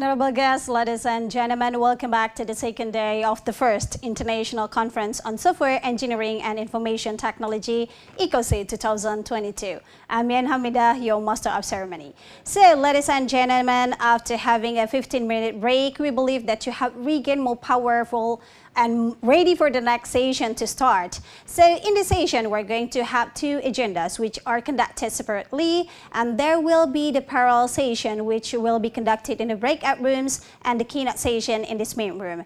So in the breakout room, room 5A, there will be information technology track session which will be led by Mr. Rio Guntur Utomo, STMT PhD, and in the breakout room 5B, there will be software engineering track session which will be led by Dr. Arfif Gandhi, STMTI. So all of the presenters in the parallel session, we would like to invite every one of you to join the breakout room now. So ladies and gentlemen, we are having the fourth keynote session presented by Dr. Basim Sulaiman from School of Computer Science, the University of Sydney.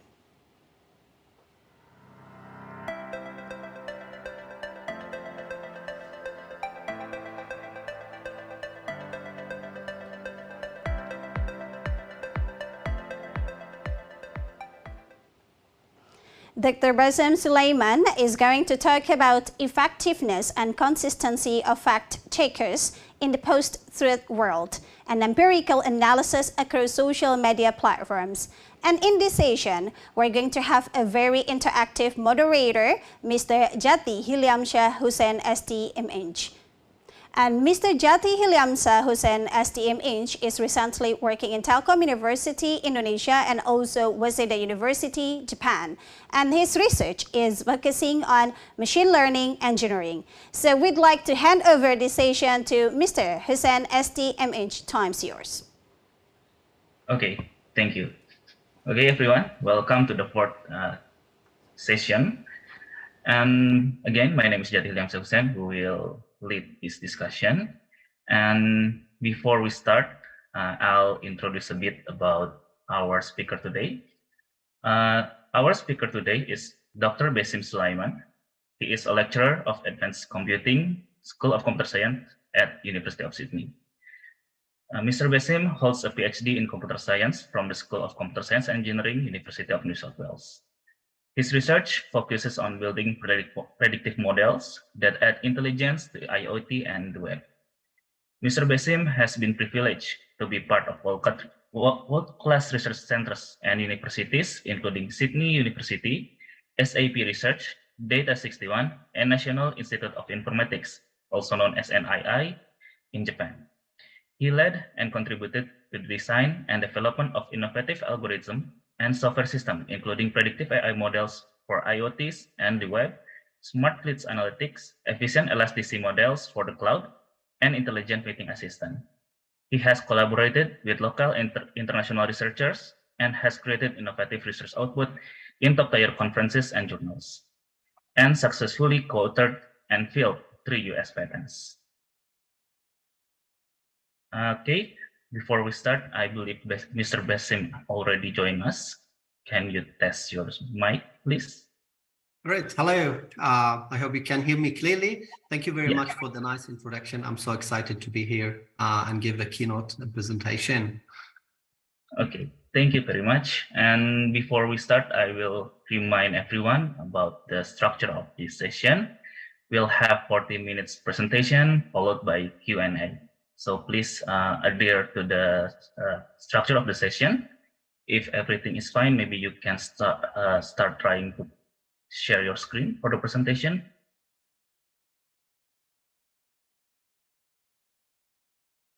All right, so I hope you can see my screen now. Yeah, okay, I can see it clearly. Thank you very much. If everything is fine, then please go ahead and have your presentation. Great, thank you very much. Hello, everyone, and thank you for being with me in this keynote presentation. I'm so excited to be at ICoSEIT and looking forward to have an exciting discussion with you on the topic I will be presenting today. Let me start Yeah, so let me start with what's the most interesting thing happening nowadays with the World Cup 2022. And imagine that you see on Twitter or Facebook some kind of post made by some of the well-known accounts about Mo Salah and that he will play in the Qatar World Cup 2022 with England. And you see some kind of hashtags and you see some kind of photos that makes kind of sense that he might look like will be playing with England and leaving Egypt or his original team. So this is actually the key things that are happening in the social media, false news or misinformation. And this is actually the key topic for today. I just would like to bring it in with the context of what's happening nowadays. Let's start with some background on false news on social media. So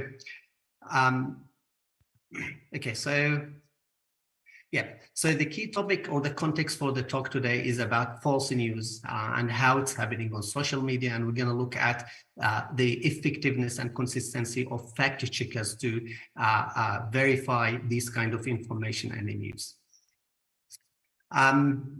So the traditional news sources such as newspapers and TVs are declining as most people turn to online social sources. A recent study showed that half of the US adults use some form of social media on at least semi-regular basis to get their news. So because of this, rumors can be shared quickly and to a widespread global audience. This can cause significant disruption in the public's worldview, with several instances where there have been damaging impacts. For example, during the 2016 US presidential election, research concluded that false news was in favor of Donald Trump. So what has been done to account all this misinformation on social media? First of all, some kind of meta-analysis or meta-analysis has developed AI tools to identify duplications of known misinformation so that it can be flagged and removed from their platforms, with Facebook and also some other companies following the same approach.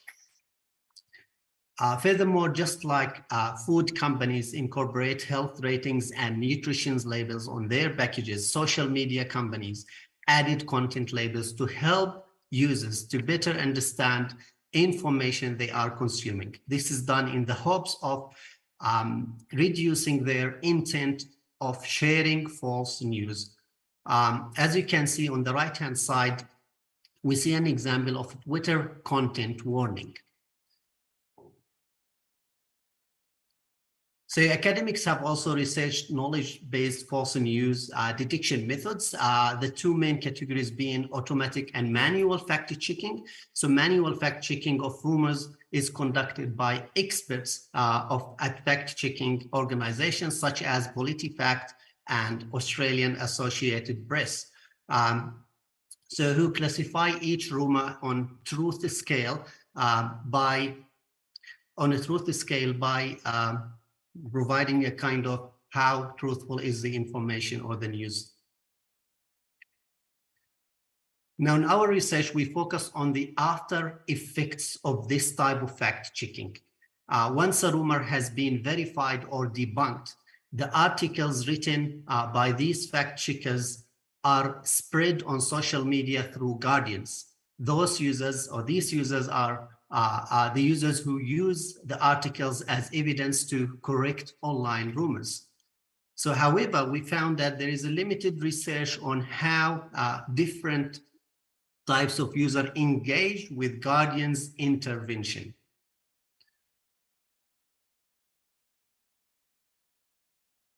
All right, now let's take an example, or let's step back and try to place yourself in the Guardian's shoes. So imagine yourself, you're taking a break after working on a research project, and you get your phone out and you open it on Twitter to relax and find some what's happening on the world. Now, after some scrolling, you've come across unusual posts in your feed stating that stating this kind of article or post, and then you might see or read some of the replies posted by other people who did see or read this post. But intuitively, your instinct tell you that this statement cannot be true, so that you Google it and you try to find some kind of information about this post. So you find an article from a fact-checking organization debunking the claim.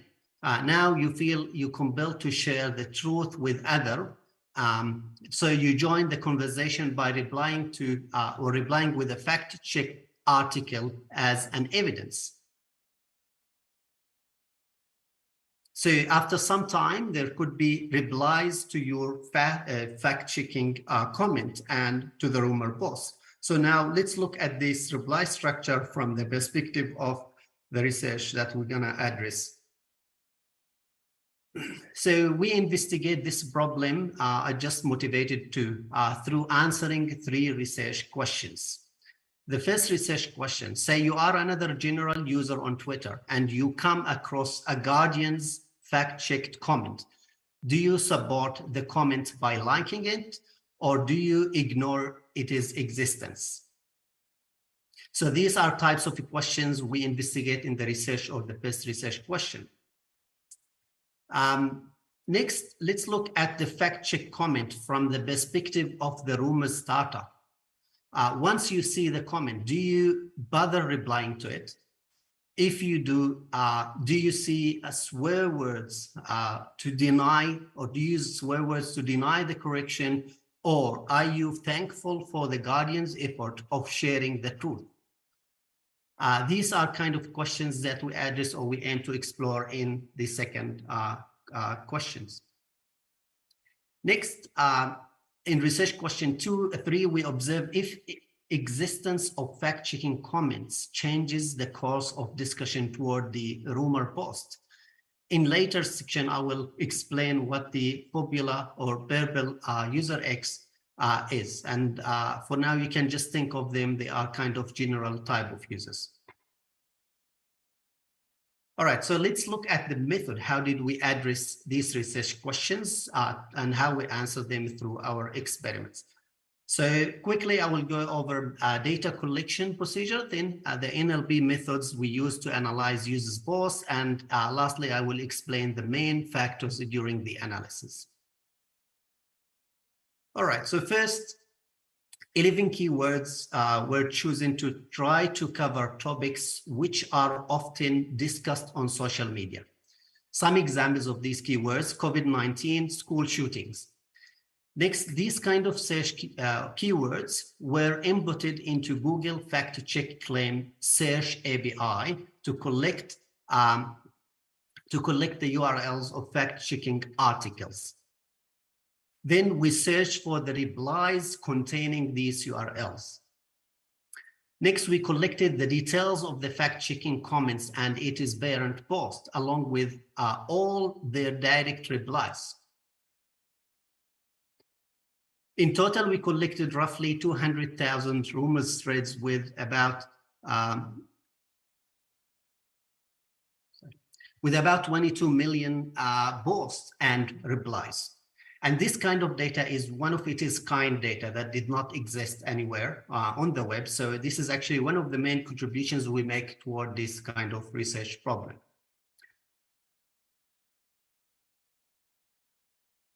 All right, so now we need to analyze the textual data of the replies we collected, because we want to classify the sentiment and the emotive characteristics expressed by users.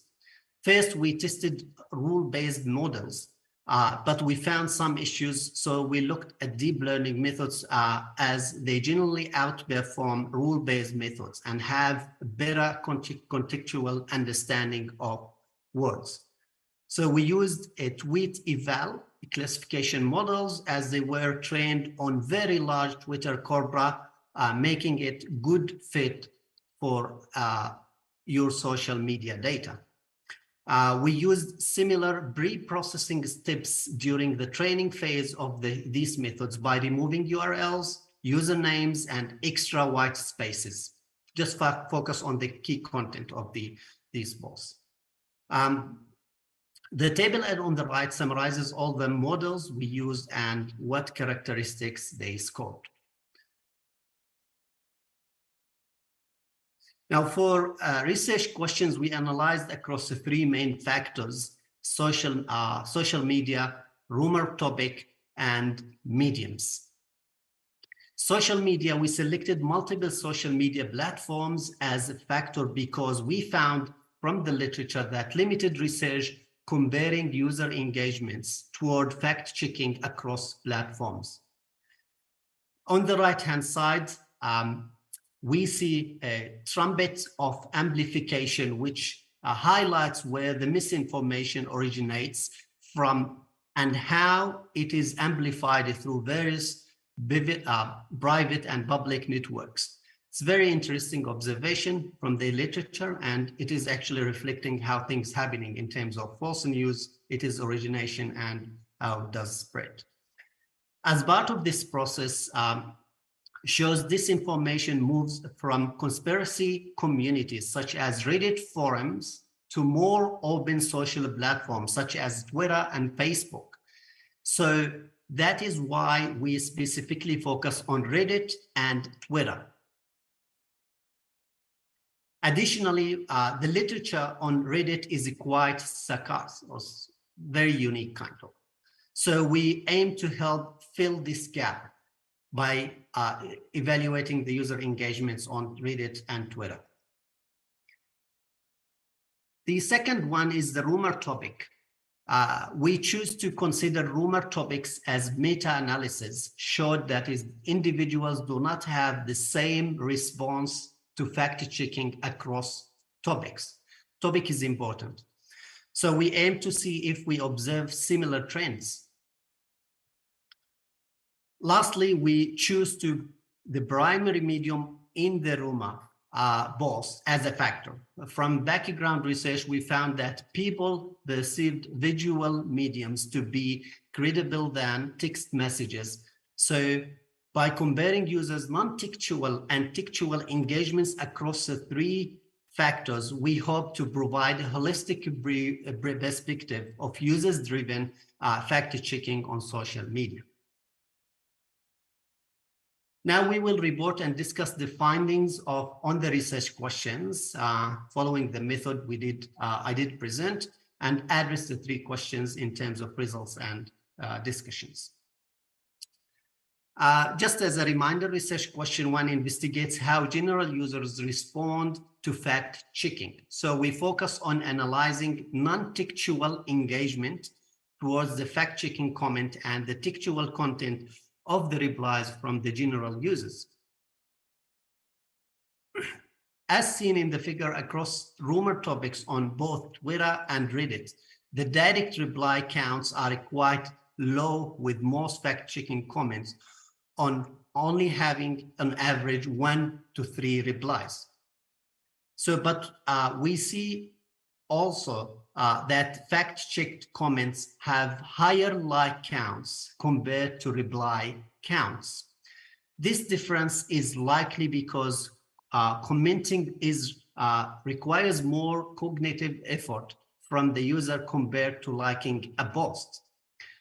We also noticed that fact-checking comment on Reddit received more likes than Twitter across every rumor topic.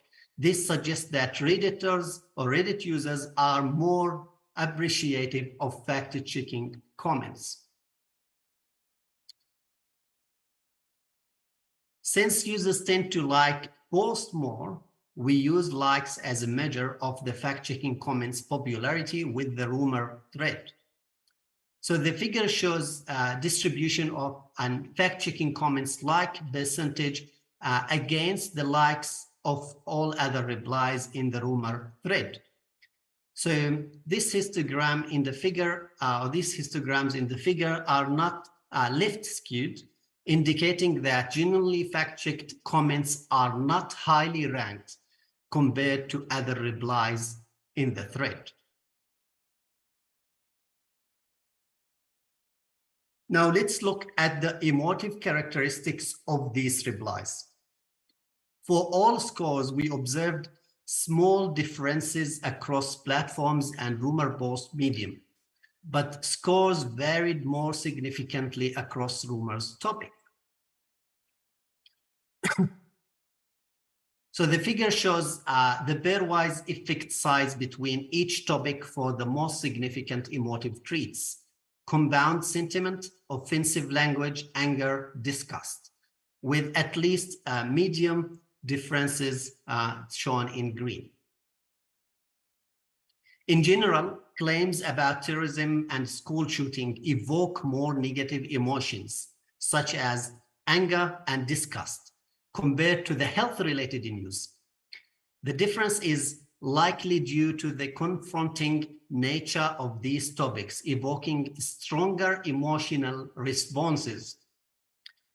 Also, across all factors, joy was least expressed, indicating that users generally are not thankful for the guardian's effort to share the truth. Very interesting. For research question 2, which investigates how the rumor starter responds to fact-checking, we focus on analyzing the fact-checked comment and the rumor starter's replies to it. So by default, Twitter and Reddit do not sort their replies in reverse chronological order. So for large rumors threads, we cannot strongly assume that users see all the replies. On most mobile devices, around 4 replies can be displayed on the screen. So in research question 2, we only consider threads with less than or equal to 4 replies, meaning that there is a very high chance that a rumor starter has chosen or has seen the fact-checked comment. So as previous study observed that a majority of fact-check comments were posted by strangers, and that rumor starter is more likely to ignore a challenging comment when it is posted by a stranger. So this explains the relatively low response rate of the 39% rate we observed.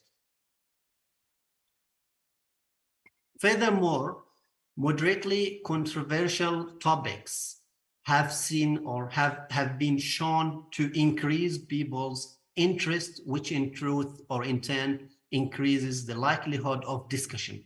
So as seen in the figure, claims surrounding guns and terrorism have a higher response rate than less controversial claims about actor, meme, and business. But the same study also highlights that this effect of controversy is dependent on whether people have disclosed their identity. So hence this condition of identity explains why Reddit users are more likely to respond compared to Twitter users, as Reddit offers the option of complete anonymity.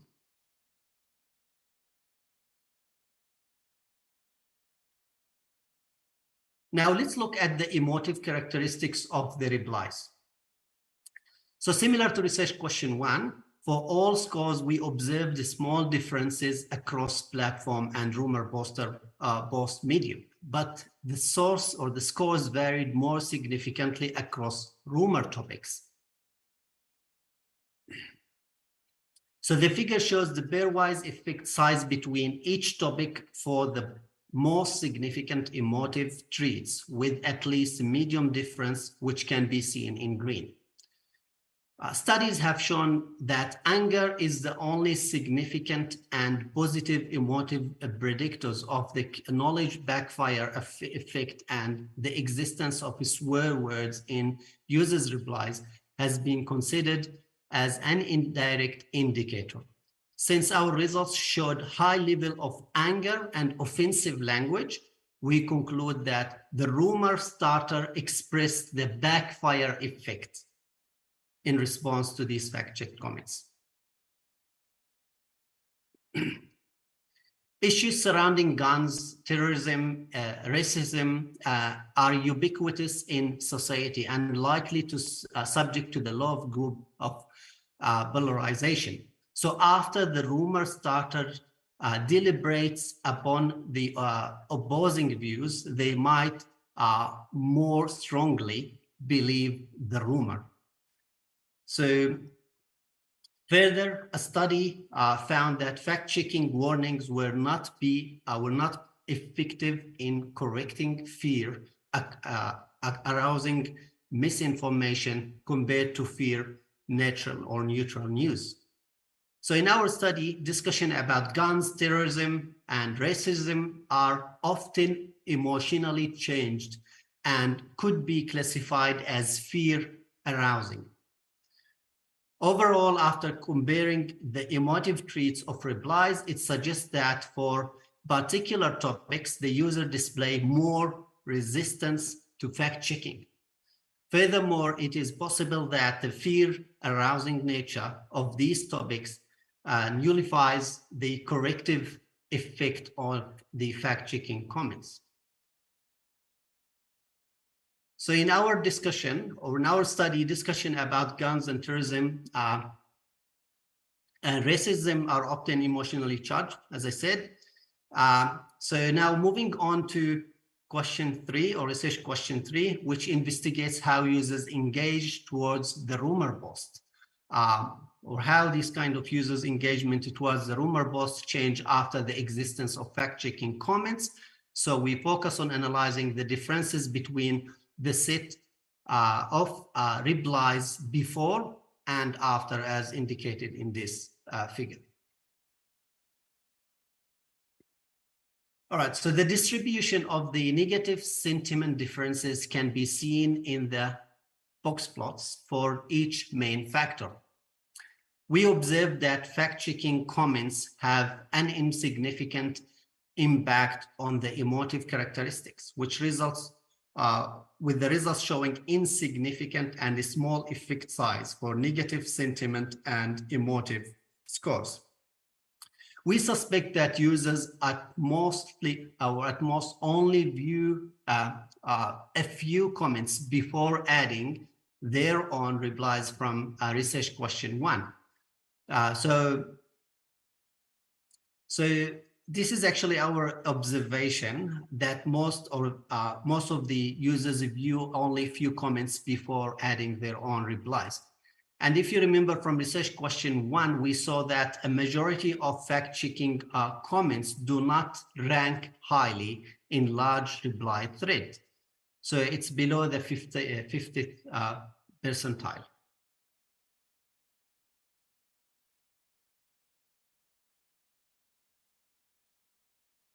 Next, we attempted to analyze the replies of user X, the user who has replied to the rumor post before and after the existence of the fact-checking comment. However, we found such instances. It is likely that users are not exposed to the same post more than once due to Twitter and Reddit sorting algorithm prioritizing displaying new and trending content. So this highlights a potential problem on Twitter and Reddit. So these platforms need to think of better ways of notifying users who have engaged with misinformation prior to it being fact-checked.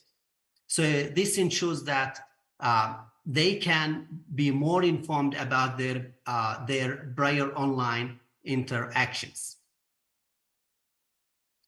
All right, so let's go over some of the concluding points, limitations, and the main contribution of this research and the possible avenues for the future work. So during the data collection, selection bias occurs as we only consider claims and stories which have been fact-checked by fact-checking organizations. Another limitation is that during the analysis of user replies, we use deep learning models, which have restrictions on the minimum and maximum token counts. Therefore, some replies would be excluded from the analysis or only after a fraction of the content would be used. The assessment of sentiments and emotion is also limited by the accuracy of the models we have employed. In terms of the contribution, our work conducts a large-scale study with roughly 200,000 rumor threads with about 22 million posts and replies. Also, we compare user engagement across 3 main factors to provide holistic perspective of user-driven fact-checking on social media. We believe that we filled the gap or the research gap in the literature about the use of fact-checking articles on Reddit. We identify the difference between participants' responses in lab settings and on social media platforms. As our results showed, no differences in all engagement across varying mediums. We observed high level of anger, disgust, and offensive language expressed by the rumor starter. This indicates the presence of backfire effect, which raises the concerns about effectiveness of fact-checking interventions in updating misinformed users. And lastly, we submitted this work into one of the top conferences in the field, the ACM Web Conference 2023. We hope this will actually get accepted and we get positive feedback on this. So in terms of future works, our study could be extended by considering other factors that may influence users' engagements. For example, comparing responses between fact-checking comments posted by humans and bot accounts. Also, it could be interesting to investigate the relationship between the guardian and the other users, observing if engagement vary if they are friends, followers, or strangers. Next, even though we question the effectiveness of fact-checking comments or fact-check comments, there are still cases where users express positive emotions, suggesting their gratitude for being corrected. It would be interesting to conduct a selective analysis of the cases to investigate the reason why correction was successful. In particular, it could be worth modeling the type of language used in these fact-checked comments. This future direction of research may help improve the final step of automated fact-checking systems, the justification production stage envisioned in the diagram here.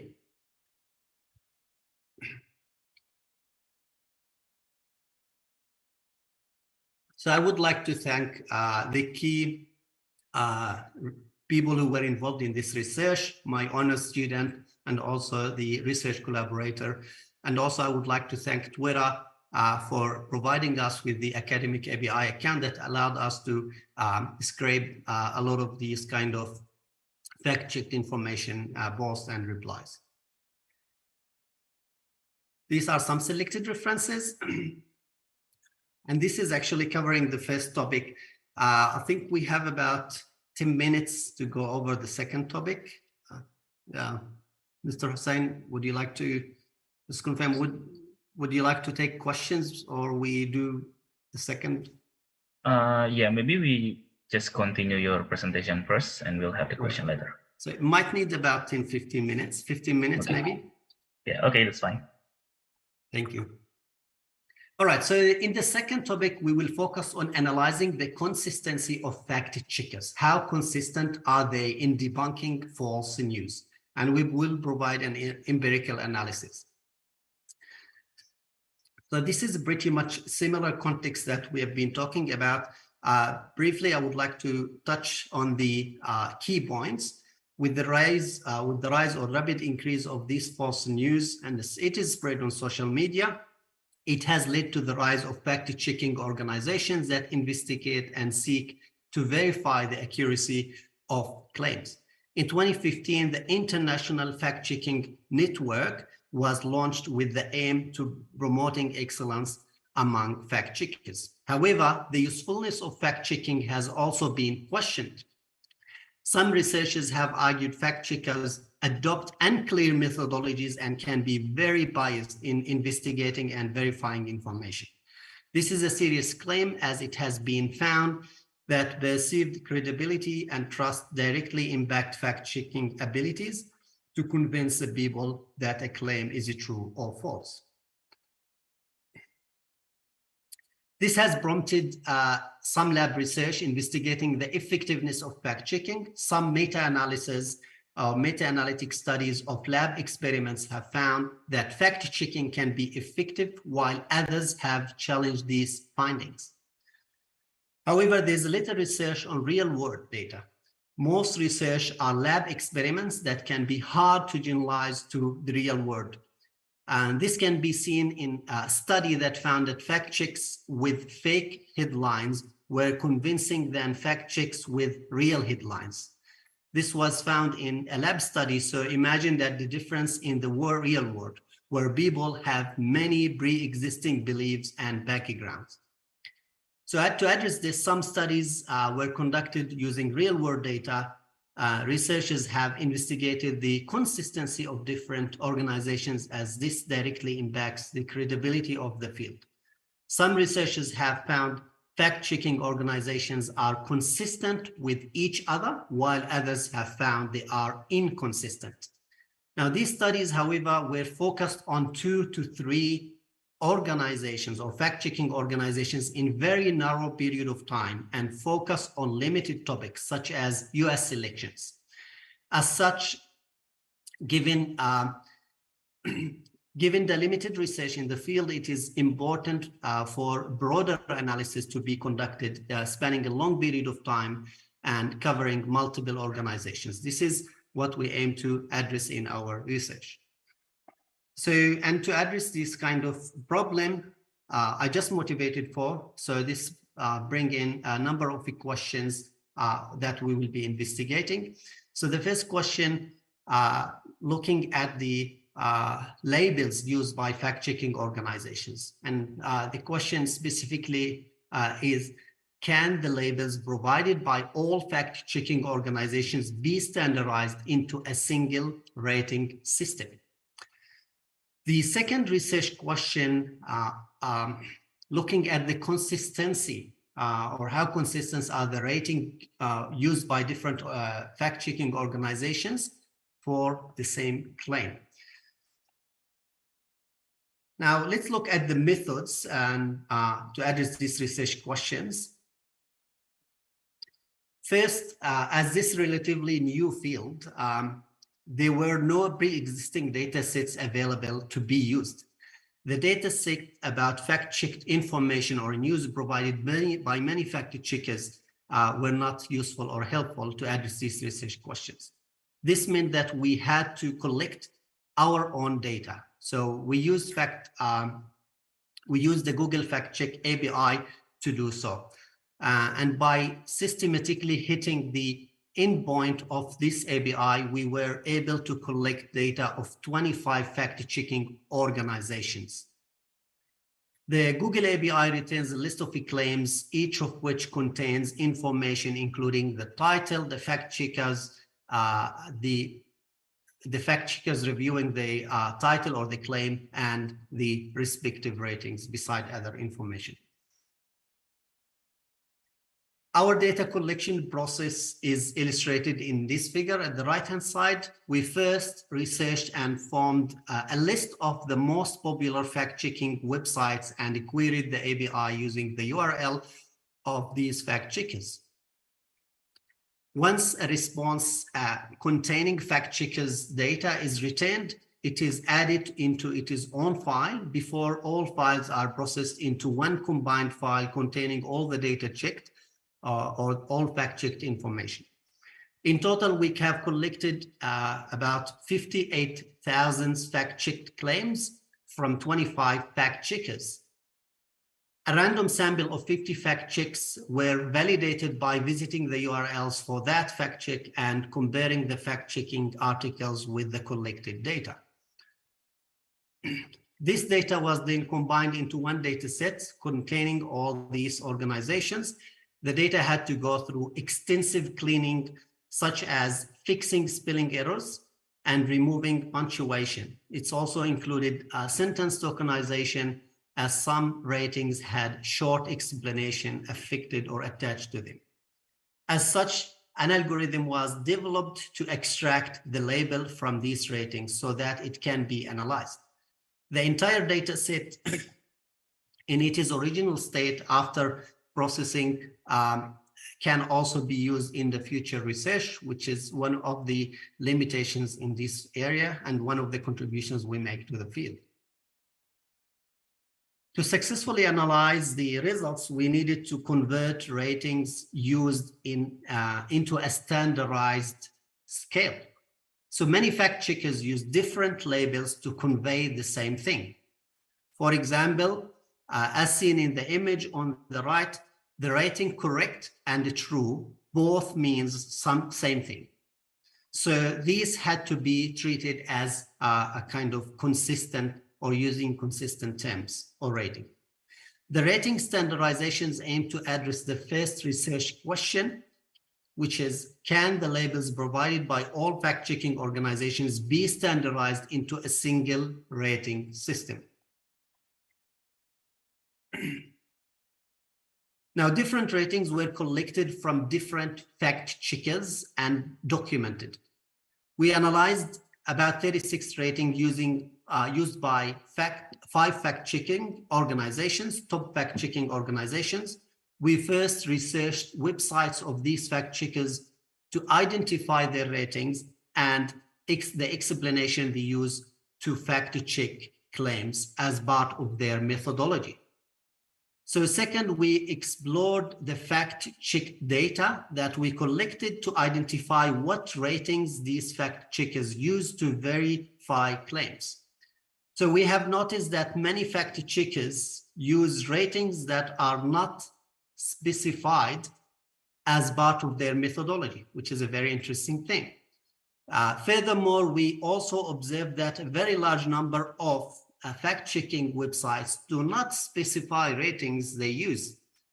As such, analyzing the data was the only way to gather the ratings used by these organizations.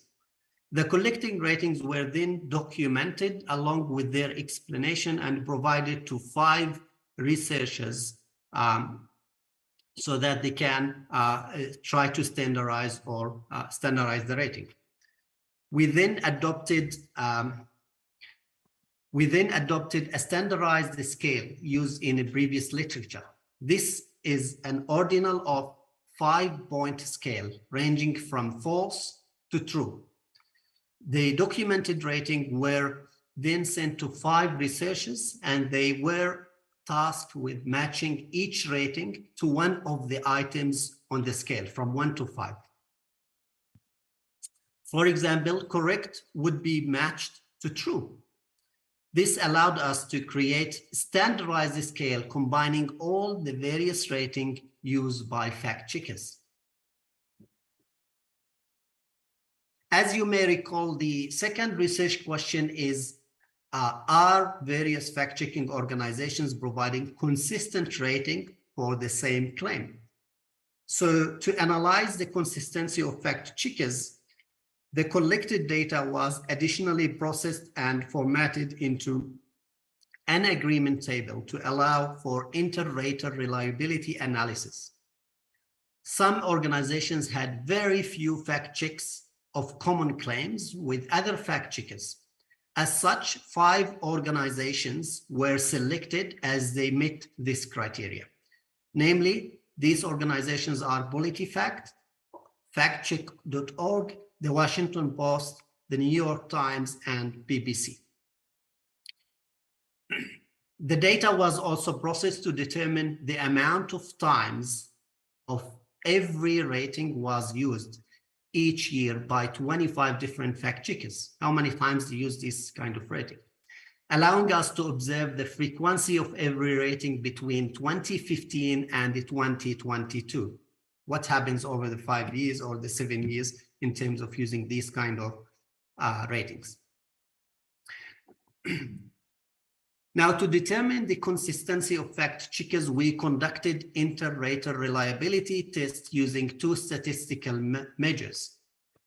The first one is Krippendorff's alpha, which is reliability coefficient that measures the agreement. The benefit of using this measure is that it accounts for missing data, as shown in the example at the bottom. In the case of general consistency, we did not have every single claim checked by every fact checker. Most claims were checked by 2 or 3 fact checkers. This measure allow us to account for that and accurately measure the agreement among fact checkers who did not fact check the same claim.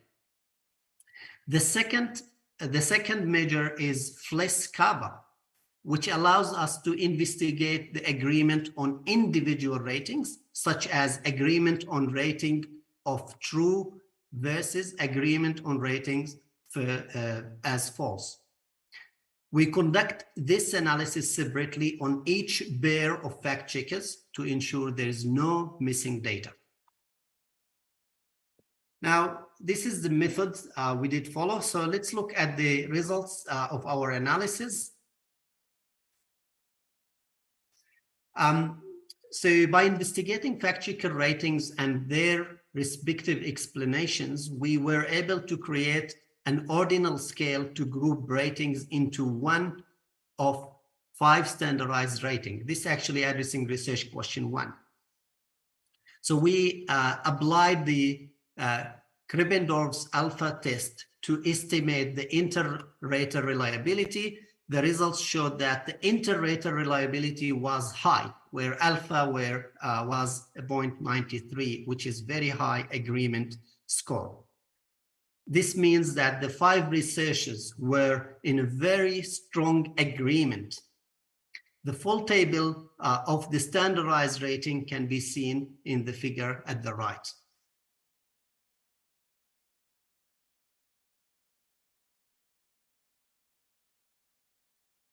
The majority of the disagreements were very small in margin. FLES-CABA was used to measure the agreement on individual rating, as shown in the table. We had very strong agreement on false, true, and mostly true, and we had good agreement on half true and mostly true.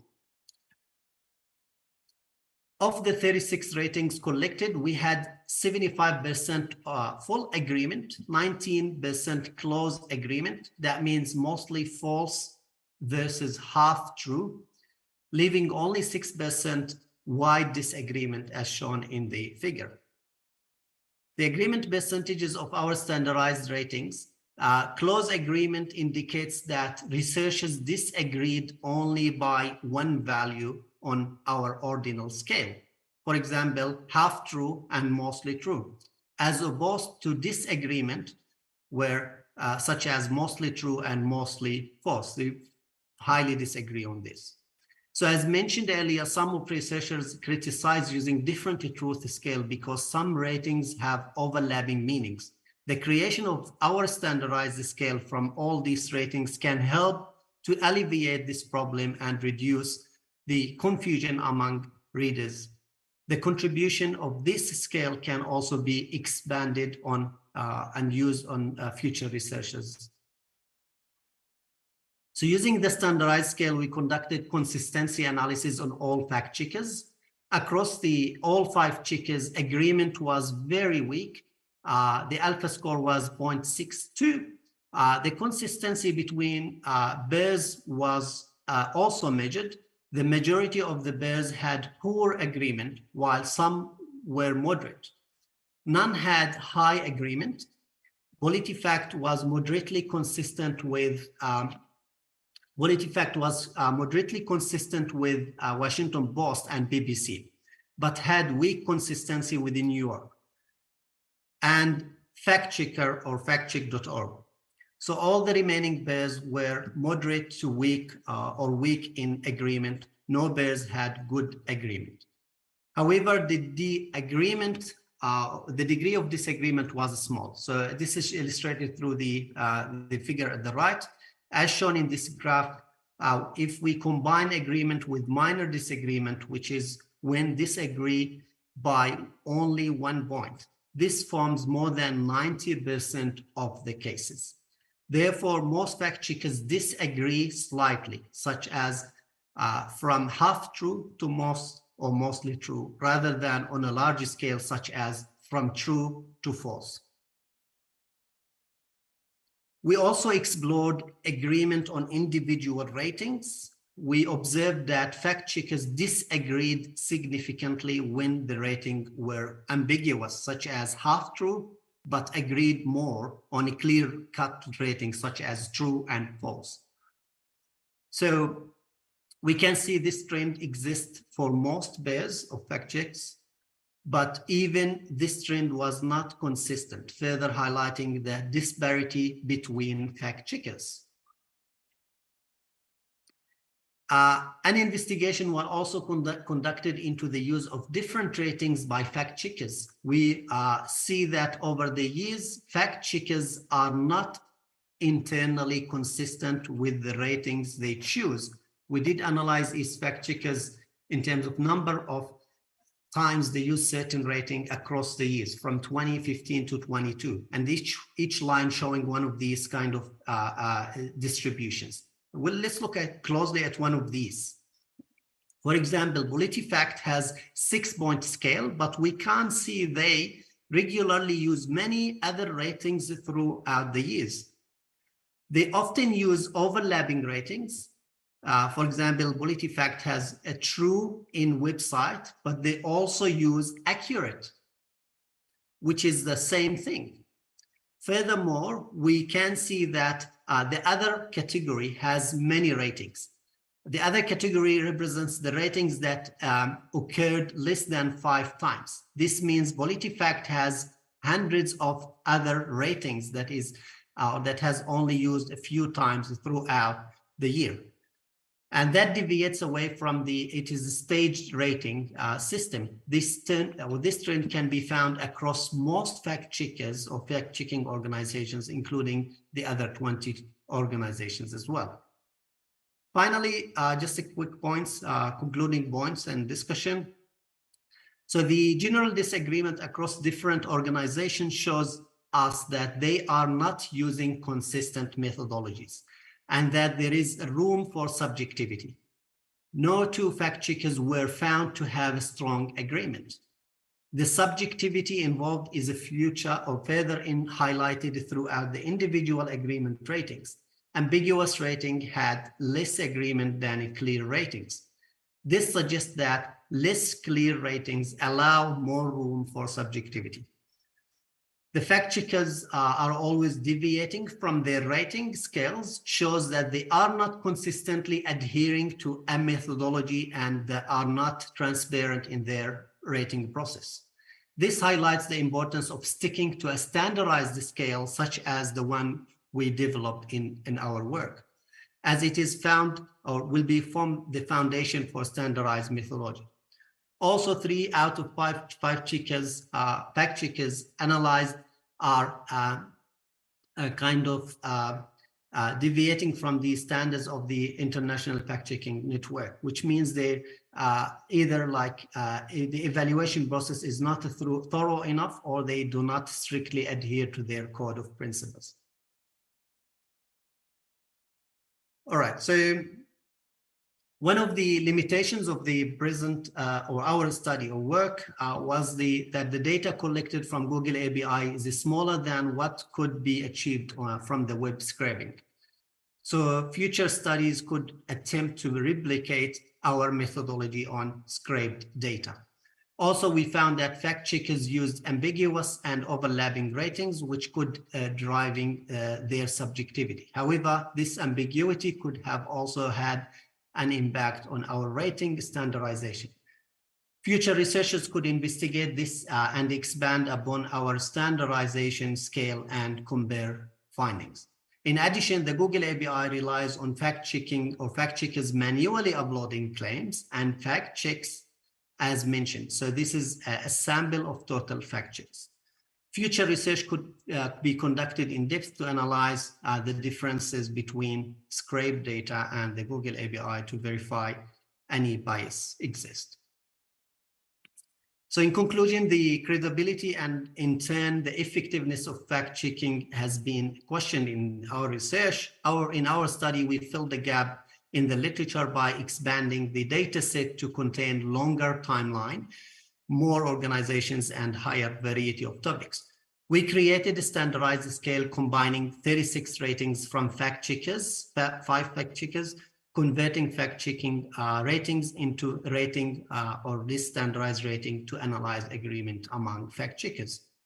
We found fact checkers were highly inconsistent between each other and also internally, not following their rating system.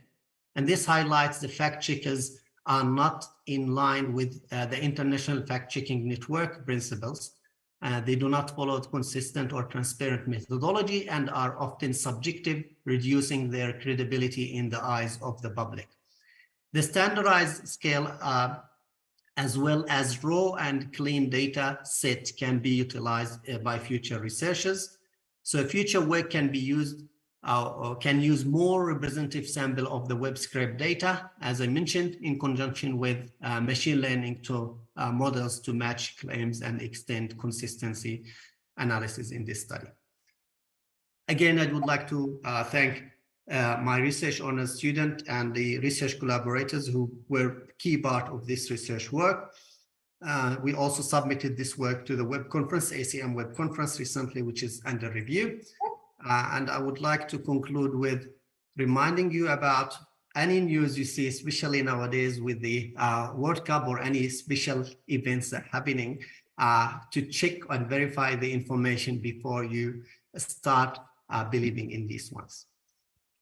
So that's actually comes to the end of my presentation. Thank you very much for your listening, and I will take any questions. Okay, thank you very much, Mr. Basim. So we have a very limited time for Q&A. So if anyone have question, you can raise your hand, or if you are want to write your question in chat, please do so. And while waiting, I want to ask a question about the first topics. So interesting one is use the Reddit as a source, right? So yes. I'm quite a Redditor myself, so I'm interested in, do you check what kind of subreddit that the response come from? So let's say we have this kind of subreddit that usually more volatile or violent rather than the other. So do you take a look at that, or you just assume that everything is the same? We didn't take into account all of these subreddits because of the difficulty to actually get all of these. Yeah, so we didn't consider that. That could be one interesting future research. Okay. And that's a very good observation. Yeah, okay. Yeah, just my curiosity as one of the users, actually. Do anyone have question? Okay, so maybe just confirmation, because I use this term a lot in the first presentation. You say backfire effect. Maybe you can please clarify it for other participants today, because maybe some of them doesn't really familiar with it, if you may. So, sorry, I didn't get the question. Can you what do you mean by backfire effect? Yeah, I think this kind of rumor starter, when they see fact check comments posted against their kind of boss they start, they backfire in terms of they get angry about the fact-checked information being provided for other users or for people who watching or following them. And instead of acknowledging the fact-checked information and responding to that, they actually backfire in terms of, getting angry and using some kind of offensive language to defend their point, their false news or misinformation they are sharing. So this is actually one thing we observed as their reaction to kind of when fact-checked information is posted in response to their rumors. Okay, thank you. So unfortunately, we run out of time right now. So again, thank you very much for your nice presentation. And I believe everyone is got an enlightenment about fact checking today. And hopefully everyone is applauding behind their camera because we cannot see it. And again, thank you very much. And hopefully we can see you again in another occasion. So I guess that concludes the session. I'll return it into the MC. Thank you very much for the opportunity. It was a pleasure to be with ICoSEIT, and thanks for listening. You're welcome. Thank you. Miss MC, can you hear me?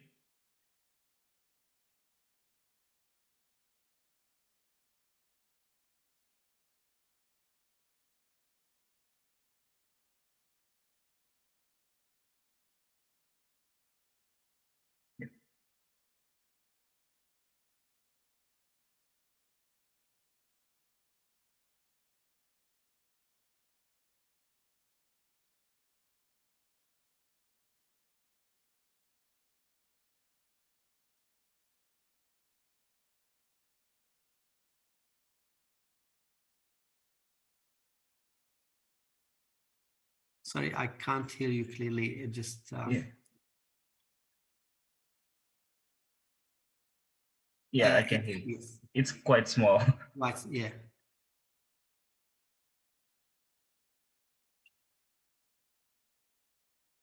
Okay. Sure. Thank you.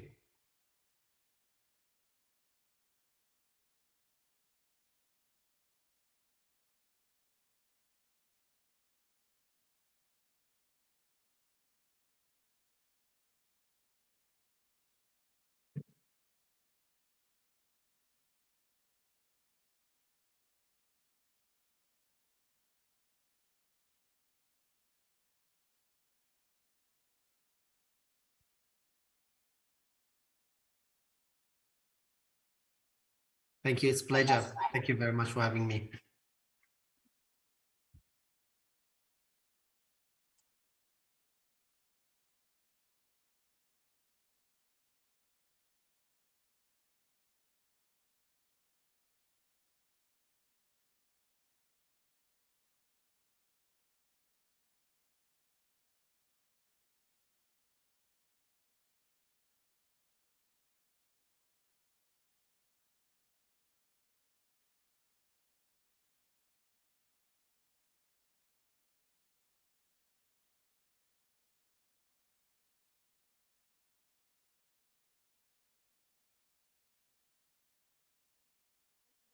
We would like to encourage every one of you to kindly return to the forum at 1:30 p.m. as we will continue the next amazing discussion.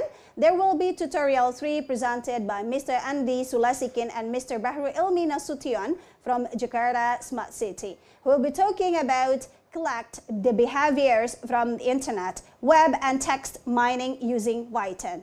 We believe that you won't miss the chance to grasp much knowledge from the prominent speakers in the next session. So therefore, we'll see you back again at 1:30 p.m. Have a great lunch and see you all soon.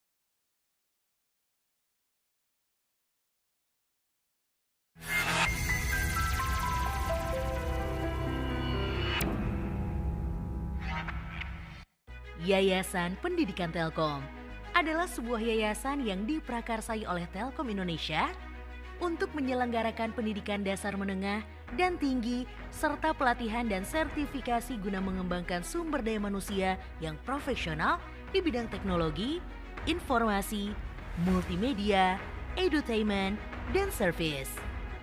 Visi Yayasan Pendidikan Telkom adalah menjadi yayasan pendidikan yang bermutu dengan standar internasional untuk membentuk insan berkarakter unggul dalam membangun peradaban bangsa.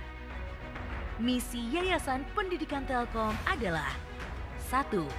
Menyelenggarakan pendidikan berstandar internasional. 2. Mengembangkan sistem pembinaan untuk pembentukan manusia yang berkarakter unggul dalam membangun peradaban bangsa. 3. Mengembangkan sumber-sumber pendanaan melalui penciptaan peluang inovasi serta kreativitas.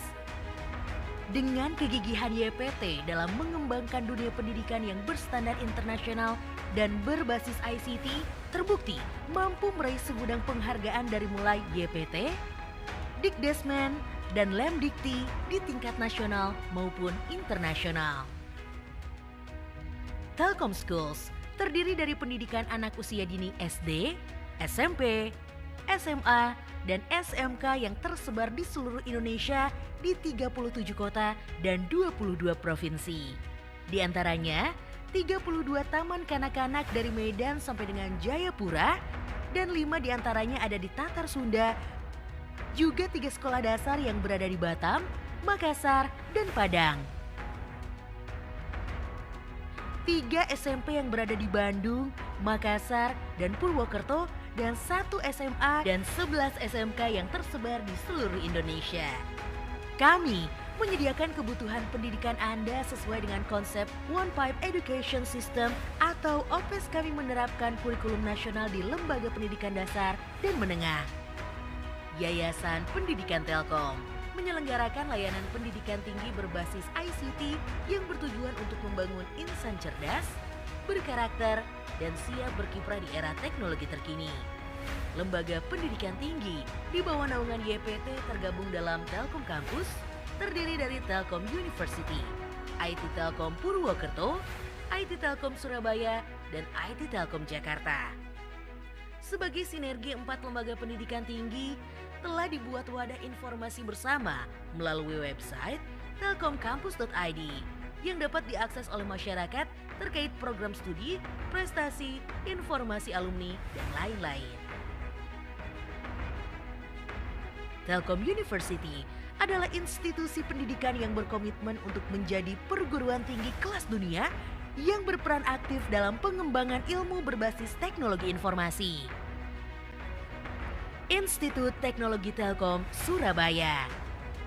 Institut Teknologi Telkom Surabaya adalah perguruan tinggi berstandar internasional yang berbasis teknologi informasi dan komunikasi atau ICT dengan fokus pada aplikasi di bidang industri maritim, transportasi, dan logistik untuk mendukung peningkatan daya saing bangsa Indonesia. Institut Teknologi Telkom Purwokerto. Institut Teknologi Telkom Purwokerto menjadi perguruan tinggi yang unggul di tingkat nasional dalam pengembangan ilmu pengetahuan berbasis teknologi informasi yang berfokus pada bidang broadband, agroindustri, tourism, dan small medium enterprise pada tahun 2023. Institut Teknologi Telkom Jakarta. Institut Teknologi Telkom Jakarta pada tahun 2025 menjadi perguruan tinggi yang unggul dalam ICT atau Information Communication Technology dan mampu bersaing di tingkat internasional. Selain itu, Yayasan Pendidikan Telkom bekerja sama dalam pertukaran mahasiswa pelajar pembangunan sarana pendidikan dan kelas internasional. Dengan seluruh layanan pendidikan yang dimiliki oleh Yayasan Pendidikan Telkom, kami berkomitmen untuk dapat melahirkan generasi yang unggul di masa depan untuk membangun bangsa Indonesia. Yayasan Pendidikan Telkom, kami ada untuk Indonesia. The leader of ICT education.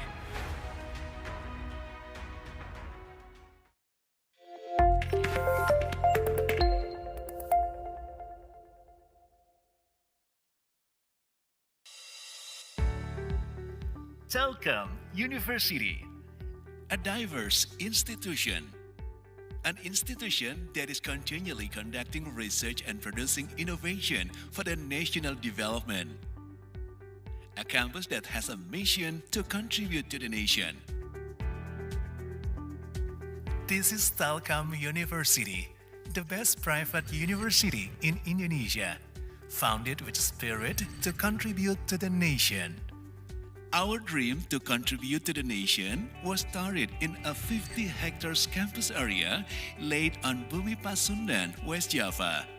A place for collaboration and innovation to become a research and entrepreneurial university that actively involves in ICT-based advancement of technology, science, and art. On this campus, students from Indonesia's 34 provinces and international students from countries around the world are enthusiastically participate on research and innovation.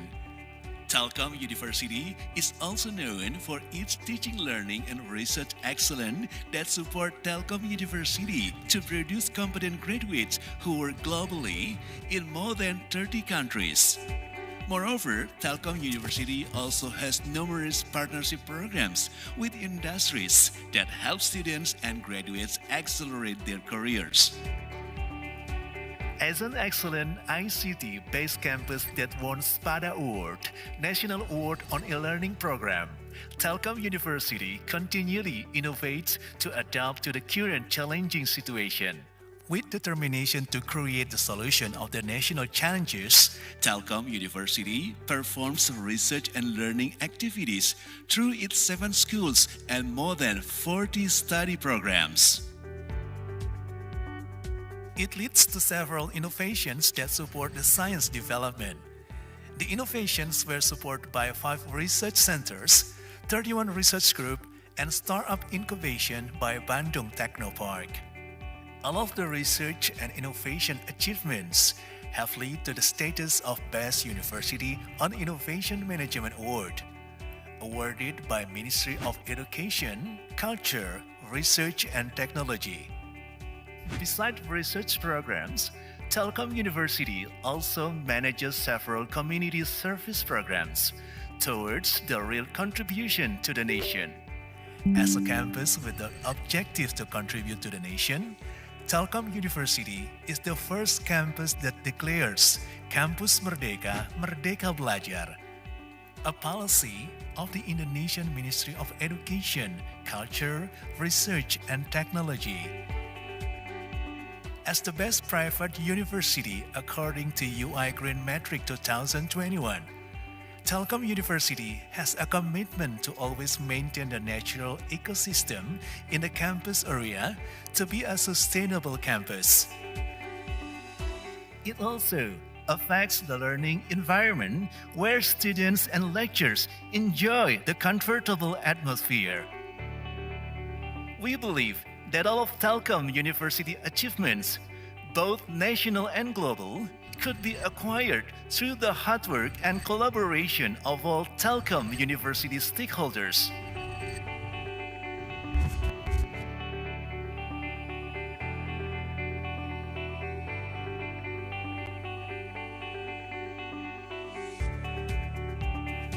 Telkom University berkomitmen menghasilkan lulusan yang berkualitas dan riset serta inovasi yang bermanfaat untuk kemajuan bangsa Indonesia.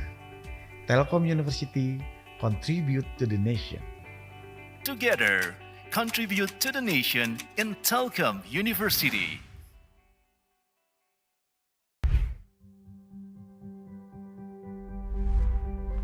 Selama 7 tahun, kami hadir untuk memberikan kontribusi dalam membangun ekosistem digital Indonesia yang lebih baik. Kami berkomitmen menyediakan layanan cloud infrastruktur yang memfasilitasi kebutuhan digitalisasi pengguna dari berbagai segmen pasar di Indonesia. Dengan 7 data center yang tersebar di berbagai lokasi di Indonesia, serta dukungan teknologi dan fitur terbaik, menjadikan ID Cloud House pilihan yang tepat untuk memenuhi kebutuhan infrastruktur digital Anda.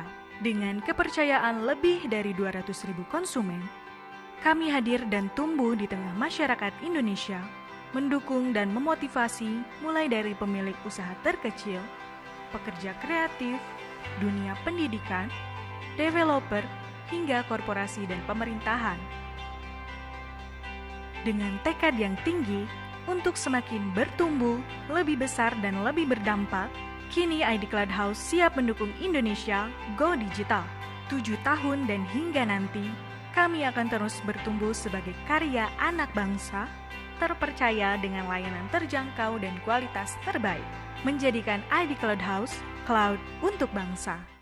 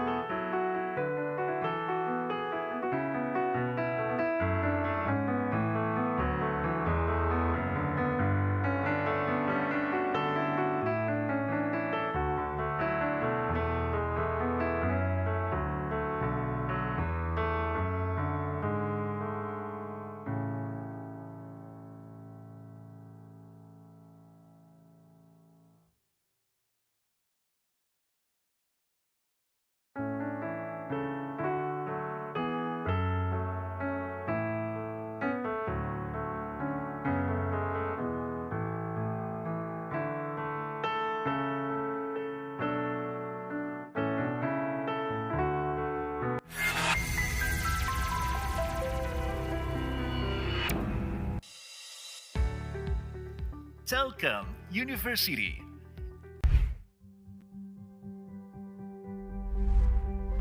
Selamat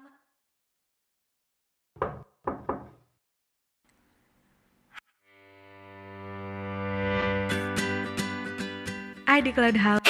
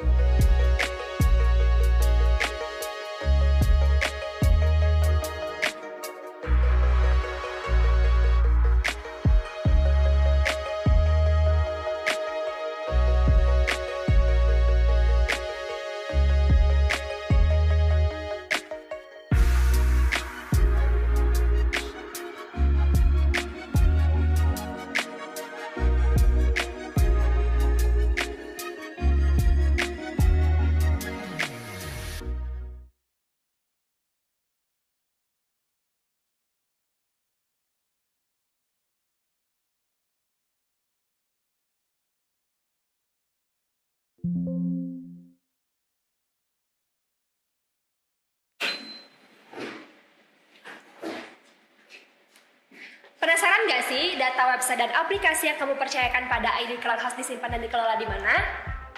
Selamat datang di data center ID Cloud Host Bogor, Jawa Barat.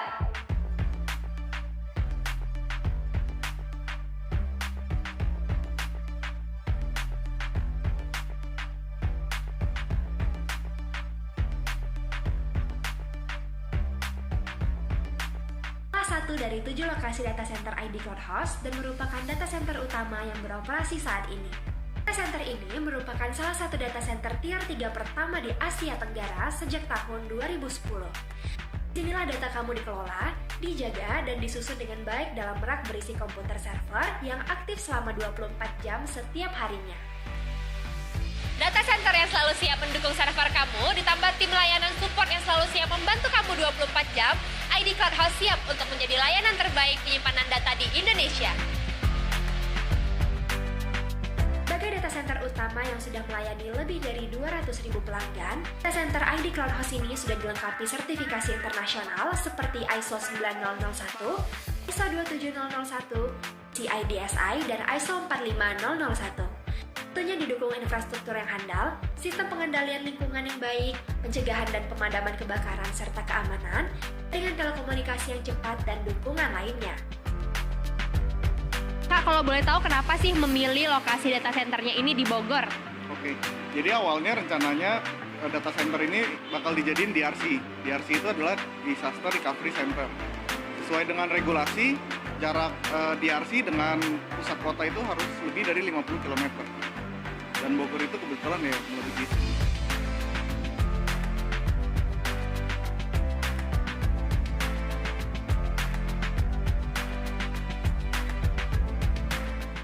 Kak, ini kan berarti kalau misalnya data-data di sini tuh harus selalu on ya, nggak boleh ada mati listrik gitu. Itu gimana sih dari data center ini menanggulangi kalau misalnya ada masalah mati listrik tuh dari PLN?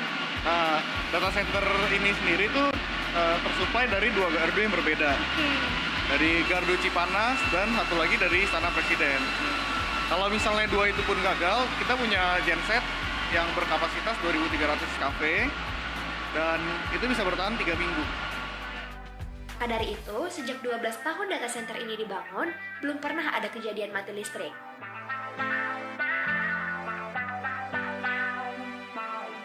Untuk mendukung transformasi digital di Indonesia, ID Cloud Host sudah menyiapkan ribuan server yang siap untuk digunakan.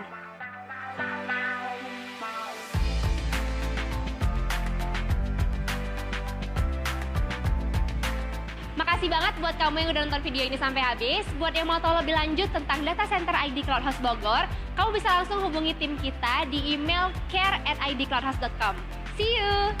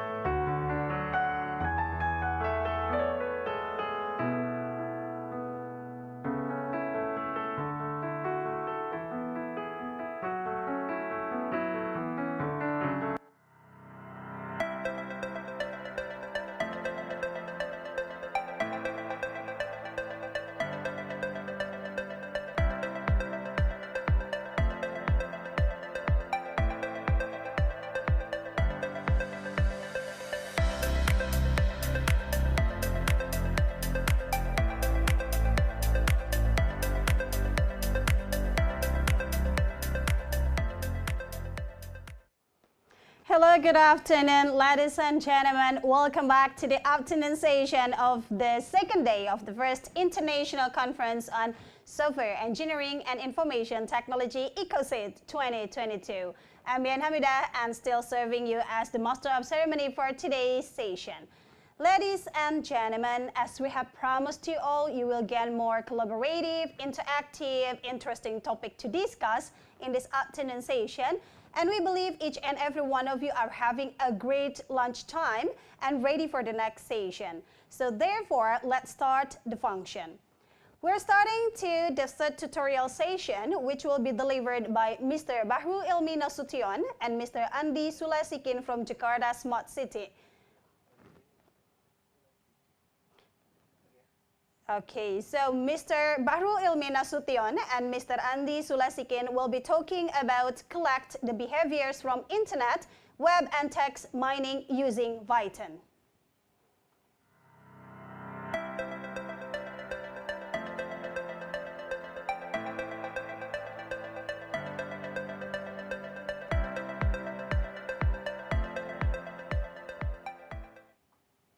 So ladies and gentlemen, this session will be directed by our interactive moderator, Mr. Muhammad Johan Alibasa, STMT PhD. So Mr. Muhammad Johan Alibasa, how are you? Good. Wow, that's so glad to see you here, sir. But before I hand over the session to you, please allow me to introduce your very brief profile to all of our audience here, in case some of them are wondering Mr. Muhammad Johan Alibasa's profile. So, ladies and gentlemen, Mr. Muhammad Johan Alibasa, STMT PhD, is a lecturer of Telkom University, and he was awarded his doctorate degree in computer science from University of Sydney, while his master's and bachelor's degree in computer science is gained from Institut Teknologi Bandung. Mr. Johan Alibasa PhD is a researcher who focuses on software engineering, effective computing, and AI application. So ladies and gentlemen, I do believe that every one of you is looking forward to this great session. I think I will not longer taking this session. I'm going to hand it over to Mr. Alibasa PhD. Time's yours. Thank you, Ms. Yayan. So hi everyone. I hope you have been enjoying the session so far, and had a refreshing lunch break. Now in this tutorial session, we will be discussing more on data analytics and how data is closely related to our daily lives. As we live in the digital era where everything is connected via smartphone and smart devices, we are also living in the age of data abundance, where we have gained a lot of access to huge amount of data, which can be potentially transform our lives. But it also remains challenging to mine and manage this data to provide further insights in this fast-paced world. Having said that, we are fortunate to have two speakers from Jakarta Smart City who will talk more about data analytics and data mining in this tutorial session. And hopefully we could learn more about this from their exciting talks. So in the first session, we will have Mr. Bahrul Ilmi Nasution, who is currently a data scientist at Jakarta Smart City and a research assistant at Monash University, where he is involved in the Global Mining Watch project. Prior to his current position, he also has some past experiences as a research assistant at the Central Bank of Indonesia, and as well as a data analyst and software engineer at Badan Pusat Statistik or BPS. I think Mr. Bahrul has joined the room now. Hello, Mr. Bahrul, how are you? Yeah, hello, Mr. Johan. Yeah. So are you currently joining the Zoom call from Jakarta or like from somewhere else? Yeah, currently I am currently joining the Zoom from Jakarta. Yeah. Okay, that's cool. So the time allocated for your talks is around 45 minutes. So until around probably 2:15 p.m. And afterwards, we will have Q&A session with the audience for around 15 minutes. So hopefully you will have your session first. Yeah, like your talk first. After that, we have Mr. Andy's presentation. Is it okay? Yeah, is it? Yeah, I think it's okay. It's fine. Yeah, awesome. It's good. So Mr. Bahrul talks for today is titled collect the behavior from internet, web and text mining using Python. So the floor is yours, Mr. Bahrul. Okay, thank you, Mr. Johan. I think I want to share the screen. Yeah, for now. Yeah. Okay, maybe I want to ask, can you see the screen? Yes, I can see your screen. Yeah, Yeah. clearly. Okay, thank you everyone. Good afternoon. Ya, assalamualaikum warahmatullahi wabarakatuh. Yeah, okay. My name is Bahrul Elmi Nasution. I am from Jakarta Smart City. And yeah, currently, I want to maybe like sharing with everyone in here regarding some basic web and text mining. Yeah, so we will not like go through like to the advanced thing, but yeah, we will because due to the limitation of time, we will discuss maybe regarding like the basics, the basic parts. Okay. Maybe as Mr. Johan like introduced, I previously I am currently at Jakarta Smart City and Monash University, and my education is I am Bachelor of Statistics, and my master is in the public policy. Okay, here is the outline for today. I think we can start from the web scraping, and then we can continue to the techniques in web scraping, and then some techniques in web mining, such as maybe I would like to introduce you to maybe some libraries in web mining, maybe for everyone. Many people, and especially in computer science, maybe knows that like the beautiful soup, or maybe scrappy. But in this tutorial, I would like to introduce you to the beautiful soup, and then regarding the implementation, and we will try to like scrape the news article from detik.com. It's like news media. It's a news media from Indonesia, and then we will also try to scrape from the social media, especially from the Twitter, using the Twin library, and then we will do like some basic text analysis, namely like we will do like what do we need to do in pre-processing text, and then what do we need to do to maybe like to model a topic from many articles. Okay, we can start from the web scraping one. As we know that it's like, it comes from the scraping words. Scraping is like kind of gathering something. So web scraping means that gathering information from the internet. It also includes that maybe before we know the web scraping parts, we know like that we can just copy paste something from the internet, right? We can maybe copy paste tables, copy paste text. It also includes the web scraping, but however, maybe currently we said something is web scraping when we can like automate it, and or maybe even using a fancy code or something. Maybe there are other names also like web mining, maybe web harvesting, or web data extraction. Many terms in this word. So we will have to like maybe adapt to it, but it's usually called as web scraping. So most web scraping terms are automated usually.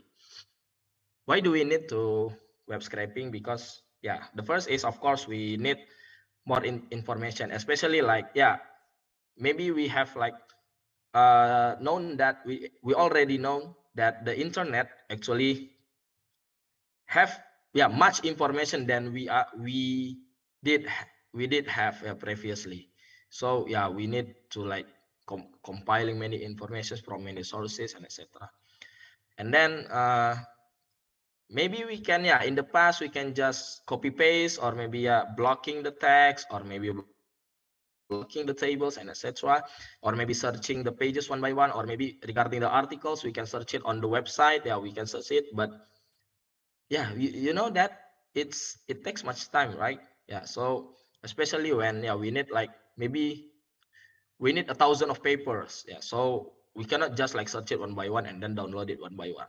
We need to like compiling. We need to automate the process. So here is the web scrape when the web scraping currently come. Okay, this is some techniques in the web scraping. Maybe I'll just explain it briefly. The human copy and paste, yeah, as usual. The HTTP programming or the HTML parsing or vertical aggregation, maybe such as the HTML, maybe from that HTML parsing, yeah. So as we know, like that in the website, yeah, we have the HTML format, yeah, maybe the HTML structure. So yeah, we can like parsing the parts.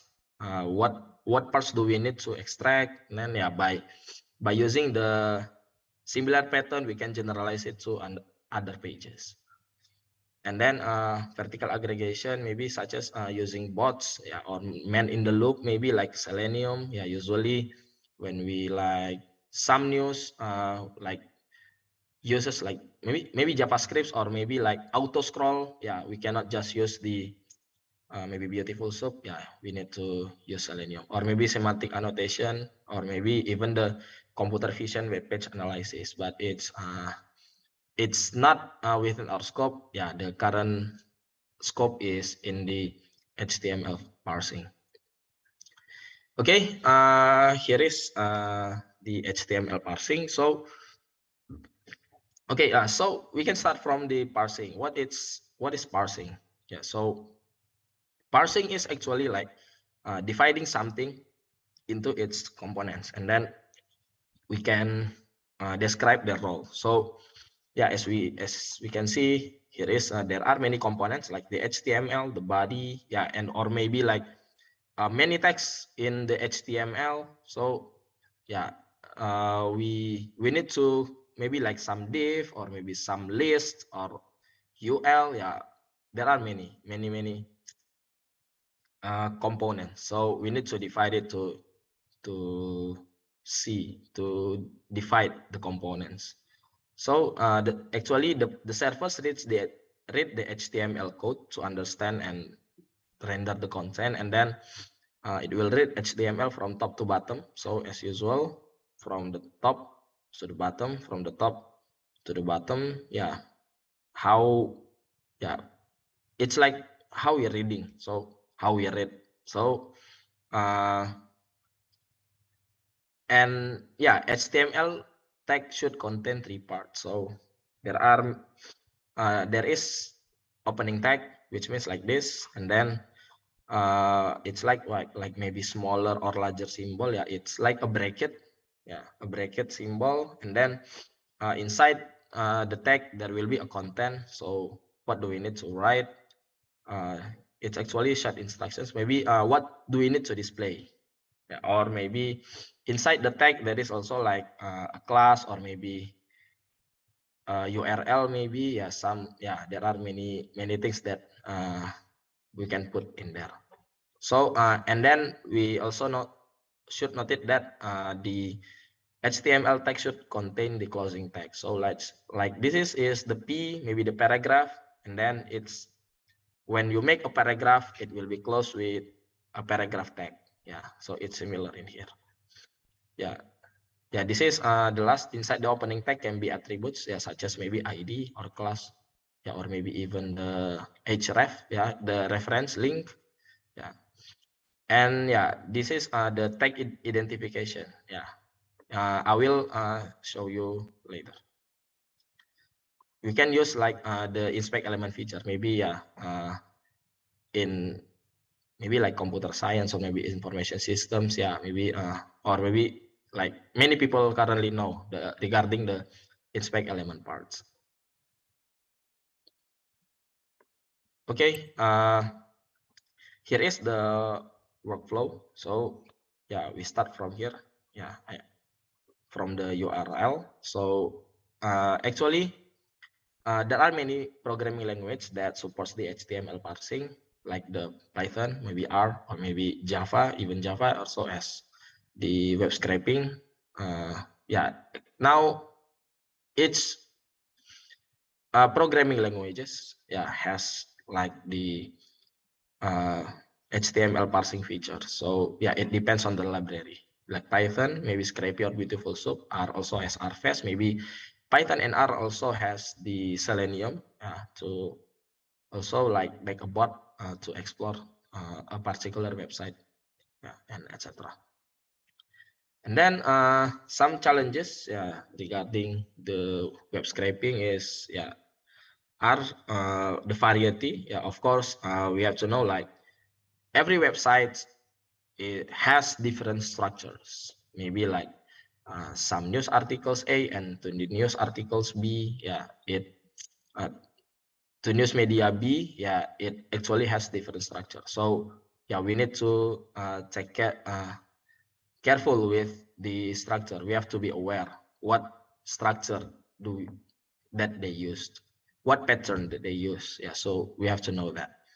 And then the durability as well. Websites constantly change. It's sometimes it's useful for the security. So it will make to like prevent the maybe unauthorized people or maybe irresponsible people to maybe to penetrate the website. So it usually constantly change. So we have to be aware of it as well, especially in the maybe e-commerce or maybe bank and maybe many other websites.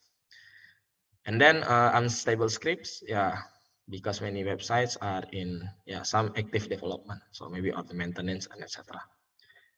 And then also it's like note that we know that the internet is dynamic as well as the website. So the scrapers that we build actually require constant maintenance. That's why considering the challenges, we need to like keep monitor whether the websites keep changing or not. We need to know about that. Here is the workflow, the URL, and then we get requests. Is the request accepted? If no, then it will generate an error. But if yes, we will start the extract the HTML and then do the parsing. And after parsing the HTML, we find the corresponding tag, maybe like the P or maybe div and etc. And then we extract the necessary tags. After finding the tags, tag and as well as the tags, we have collected the scrape data, and then we can go like to the next step. Okay. So after that, due to the dynamic condition of the internet, usually people like develop some open source, maybe like libraries or maybe APIs. Some website also provides the API to access their data to allow them to access their data, but it's usually limited. Or maybe we can like subscribe and then can obtain their data. So the alternative is the API. And actually the benefits of one of the benefits is the parsing HTML avoidance. Usually the access is directly using JSON or XML, so it will be much easier compared to the default HTML. And then the process is more stable compared to the traditional web scraping. Because it is actually has been like the website providers have provided the data, and then you will just take it. Maybe some libraries like there are many libraries that uses the API, maybe like from the running behaviors or some running behaviors, or maybe like e-commerce also provide the APIs, and government has also their APIs as well. And usually it depends on the classification of the data, whether it is like requires to pay or not. And but one of the libraries that we can use is the Twint. It's actually a free scraping tweets, but that scraping tweets, social media scraping from the Twitter. So we cannot like, we do not need to provide a token, yeah, to apply for a token, yeah, like previous web scraping website like TweePie, yeah, we do not need to do that anymore. Yeah, we just like this, like call the library and then go scrape it and use the provided parameters, and then voila, you can get like the tweets that you want. Okay, I think from this case I would like to show. I'm sorry if we cannot just we cannot run, yeah, make it from scratch, but yeah, I have made the syntax in here. Maybe I will explain it to you to make it much easier in here. So and then I will also send you the link to the collab, so you can use as well to extract, like to learn about the scraping data. So yeah, okay, we can start from the beautiful soap, but I think in the Google Colab is actually available. It has already been available, but in case you need to install it, yeah, you can use the exclamation mark pip. Yeah, it will redirect you to the terminal, yeah, or the command prompt. So yeah, do the pip install beautiful soap 4. And then yeah, as the previous workflow, I think we can return to the workflow. So this is the URL. Yeah, so this is the URL. Maybe it's from thetik.com. Maybe I would like to ask, can you see the Google Colab? Maybe if there is someone respond. Yes, I can see yours. Okay, thank you. Yeah. Okay. Yeah, I think yeah, this is the search.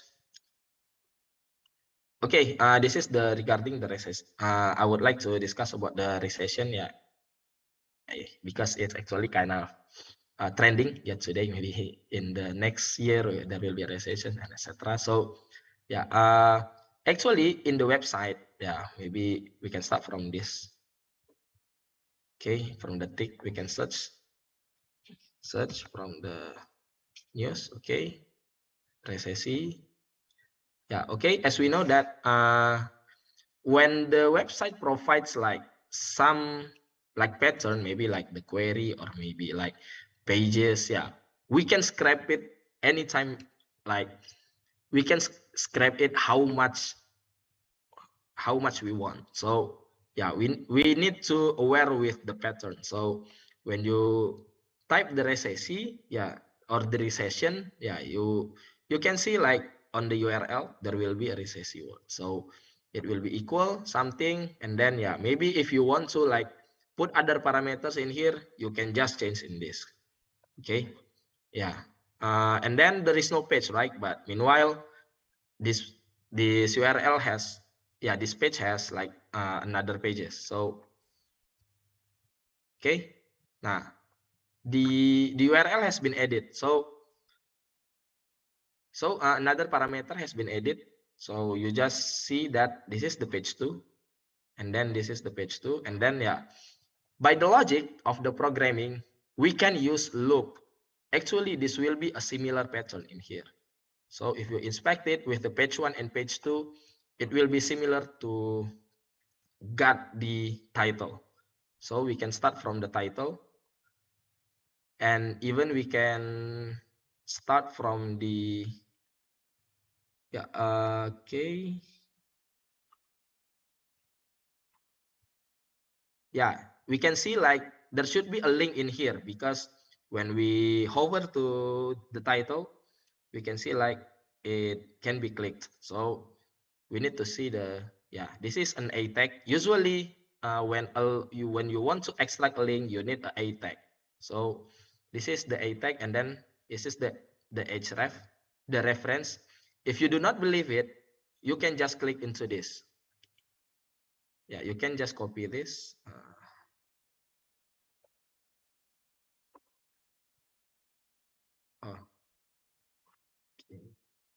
Okay. Yeah, you can just copy this, and then the link will be opened. Yeah. Okay, so what will we need is like to extract the link, and then after the request we extract the HTML parser using the beautiful soup, and then find the we need to find the pattern of the each, like something container that represents all of this title. So we can just hover to like watermarks will be hover all of this, will cover all of this, and then we found it in here. So it will be the same in every page. So you can use the find div class like list media. You can copy like this. You copy this class and then put it in here. So if you do not believe it, let's print the article titles. Okay. This is the HTML of the each from the div. So it will extract the div class in here. It will extract the div class from the end until the end of the div. So if we put this, it will be until here.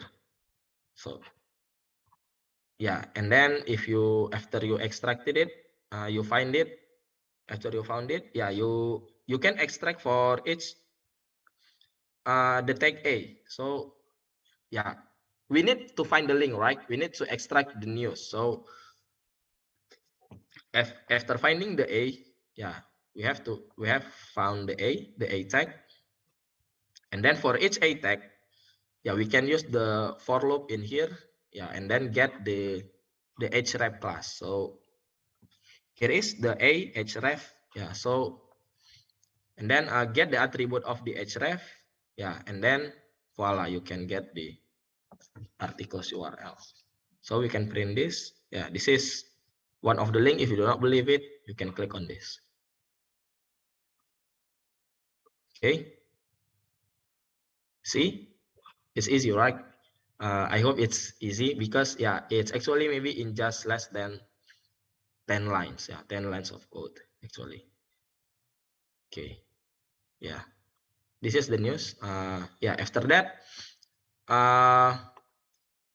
maybe for the another pages. So as I said before, we can like change the page, right? Here is the page equals to something. We can look through the pages. We can make a for, and then put the page equal, you delete the number of page, and then add to the I in here, I index. Maybe in Python you can for I in range what page that available in there. So it will automate it will automate the title. So it will be like this. There are many news in here. Okay.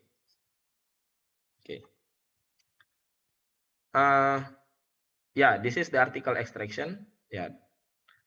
It's actually the same pattern. So you just need to find the inspect the text. What do you need to extract? You just go inspect it. You will find the you will find the corresponding text. So if we start from this, the text, the container will be in here or maybe in here. So we need to like we just search for the container first. For the container, the body content, and then go to find the the paragraph, which means in HTML it's actually a paragraph. Okay, actually it's likely that simple. So you find all of it, and then you go at maybe join each component of the paragraph, and then you can use space, or maybe you can use /n. /n is actually make a new line. This is one article, and then because we have extracted all the links, we can look all the articles for all the articles. So we can use the same logic to extend it to automate all the processes. We can use the try except to like avoid the errors. Maybe there is like some pages in the some pages like has no text, or maybe it's not relevant. You can use like the try except. Okay, and then regarding the Twitter API scraping, we can start from in here, install user, and then the twin project, and then go.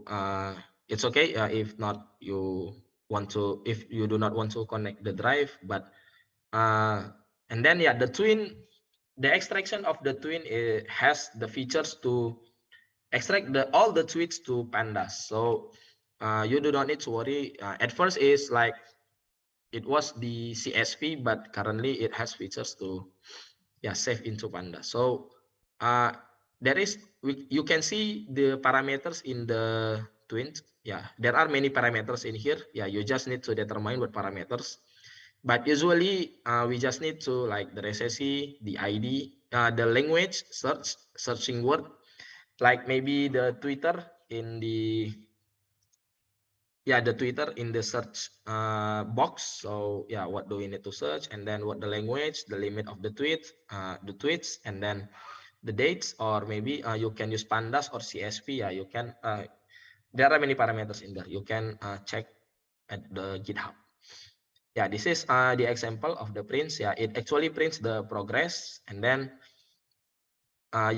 after that we can convert it into the pandas, and then convert. And this is the example. So maybe there is no hashtags, but this is the tweet. We just need to this thing. Okay.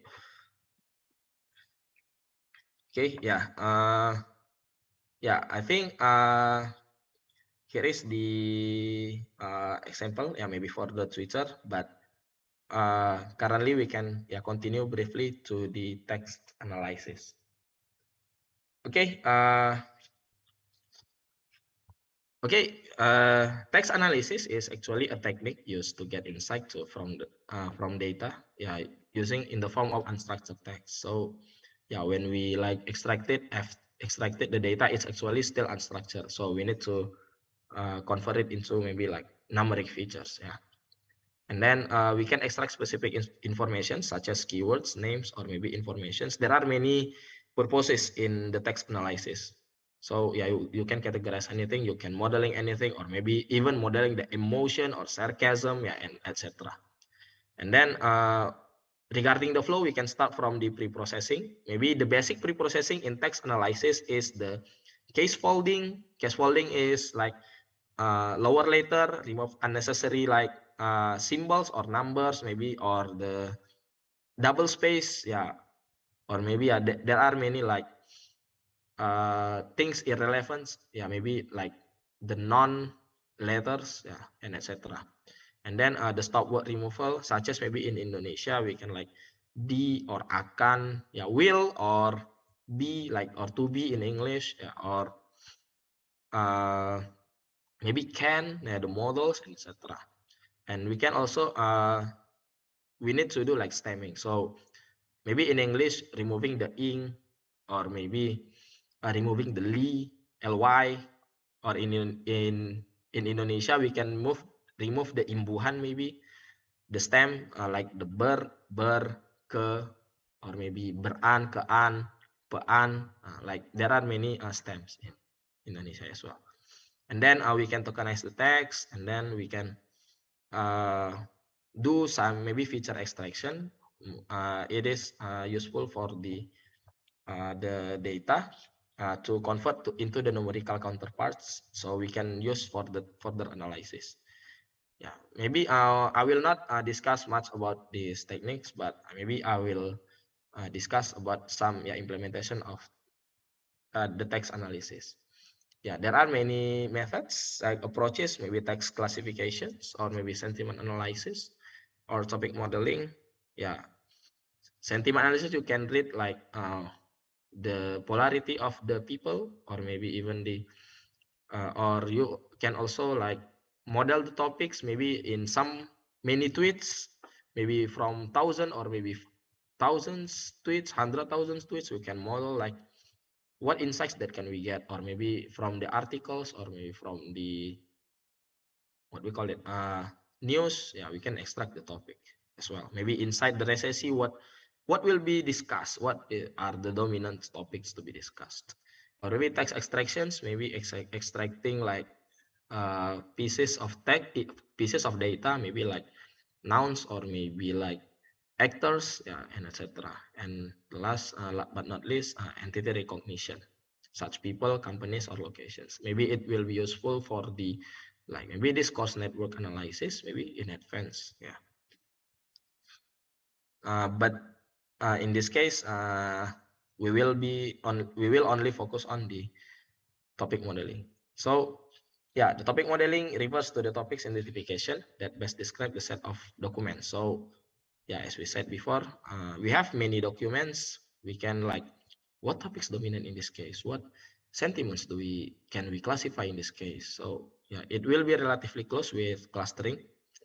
Yeah, actually, because it like groups the number of documents into a groups, and then maybe we can use clustering techniques, but one technique that mostly used is the latent Dirichlet allocation.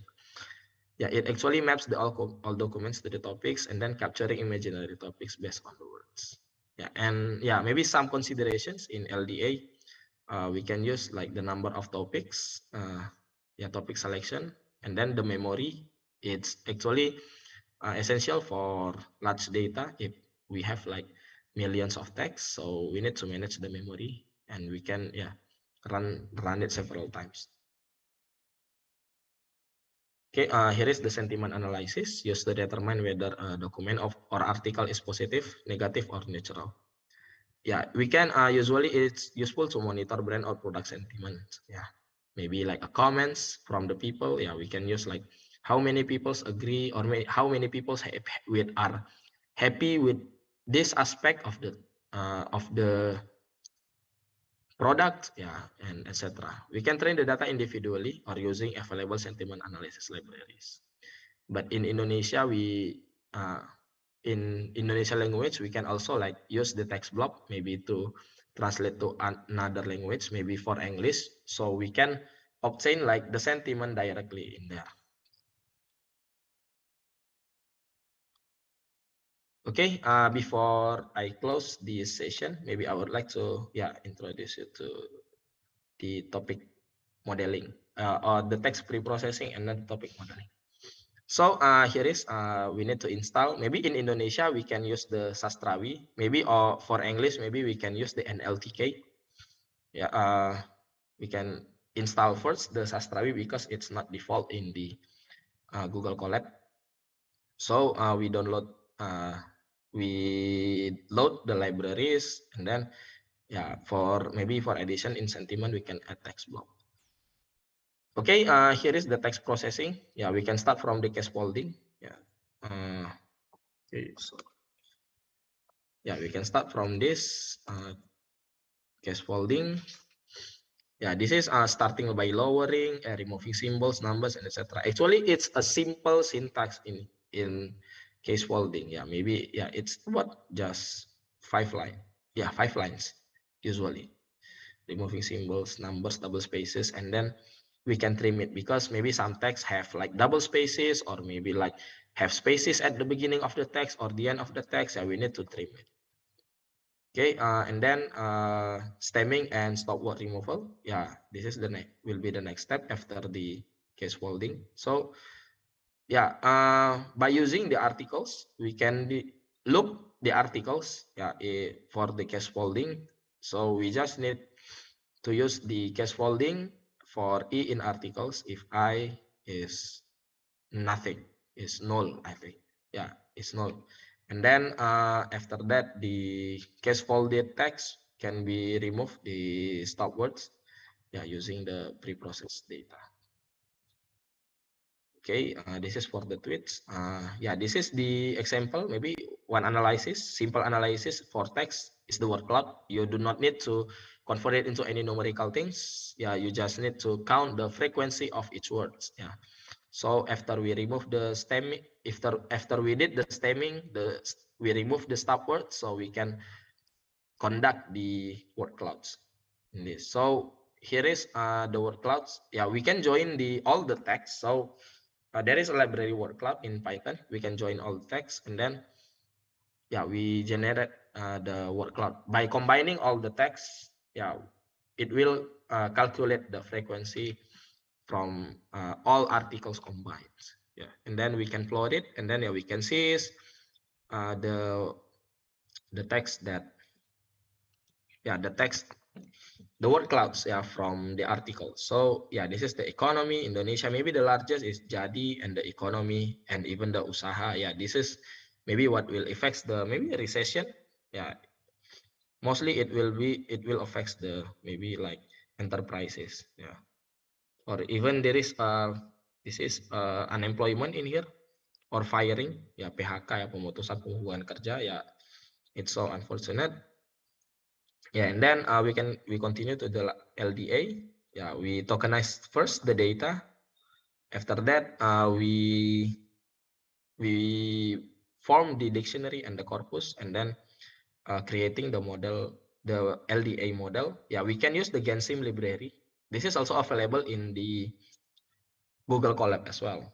So after that, we can form the data frame. In here, I would like to form the data frame from the topics and from the word. So we can see like the frequency of each words in the topic.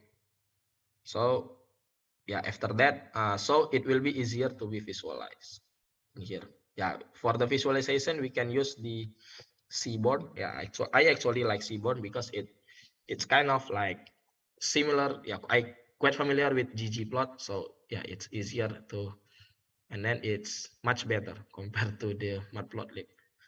Yeah, we can use this case, and then yeah, we can see like each topic has their own words. Maybe like because we talk about the recession, maybe it will be economic will be the dominant thing in each topic. But there are many differences. Like there is a Puan, or maybe HIPMI in here, the enterprise union, or maybe this is coalition.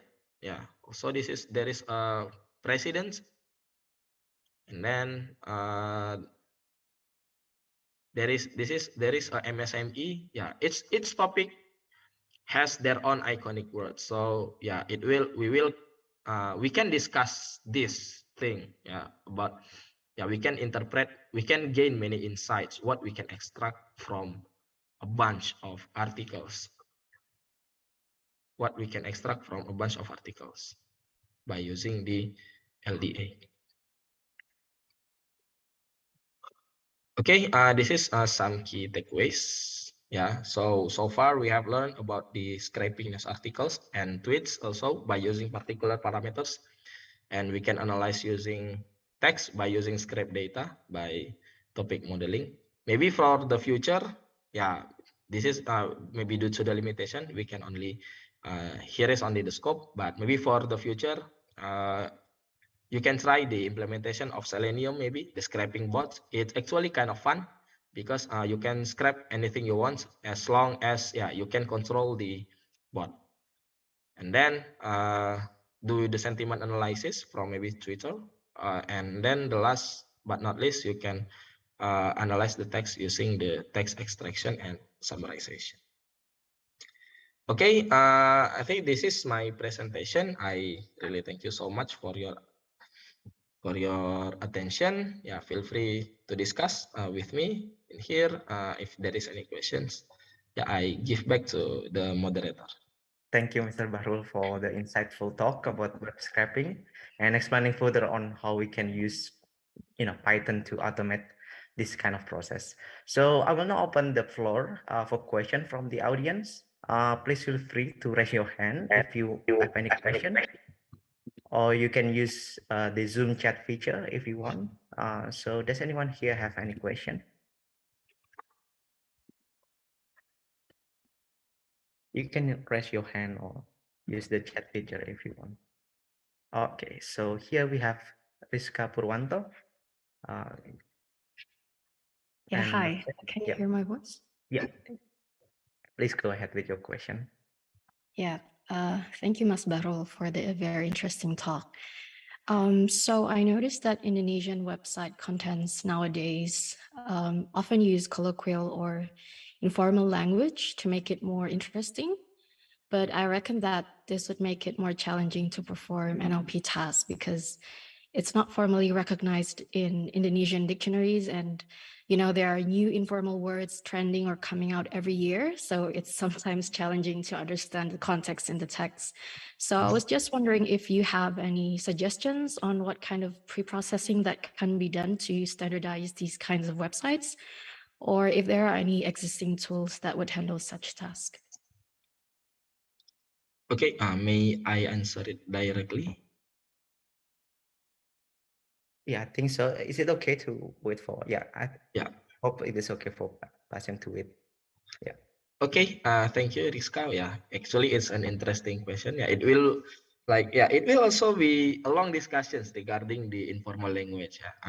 Because as you can say before, the informal language has been maybe spread in many websites in Indonesia, but I think currently there are many libraries, and not libraries, but some people have collected maybe the informal, what you said as the informal language. So maybe you can search it from the GitHub, but there are many there is also the lab of the NLP, the Indonesian NLP. So you can just search for it, and then I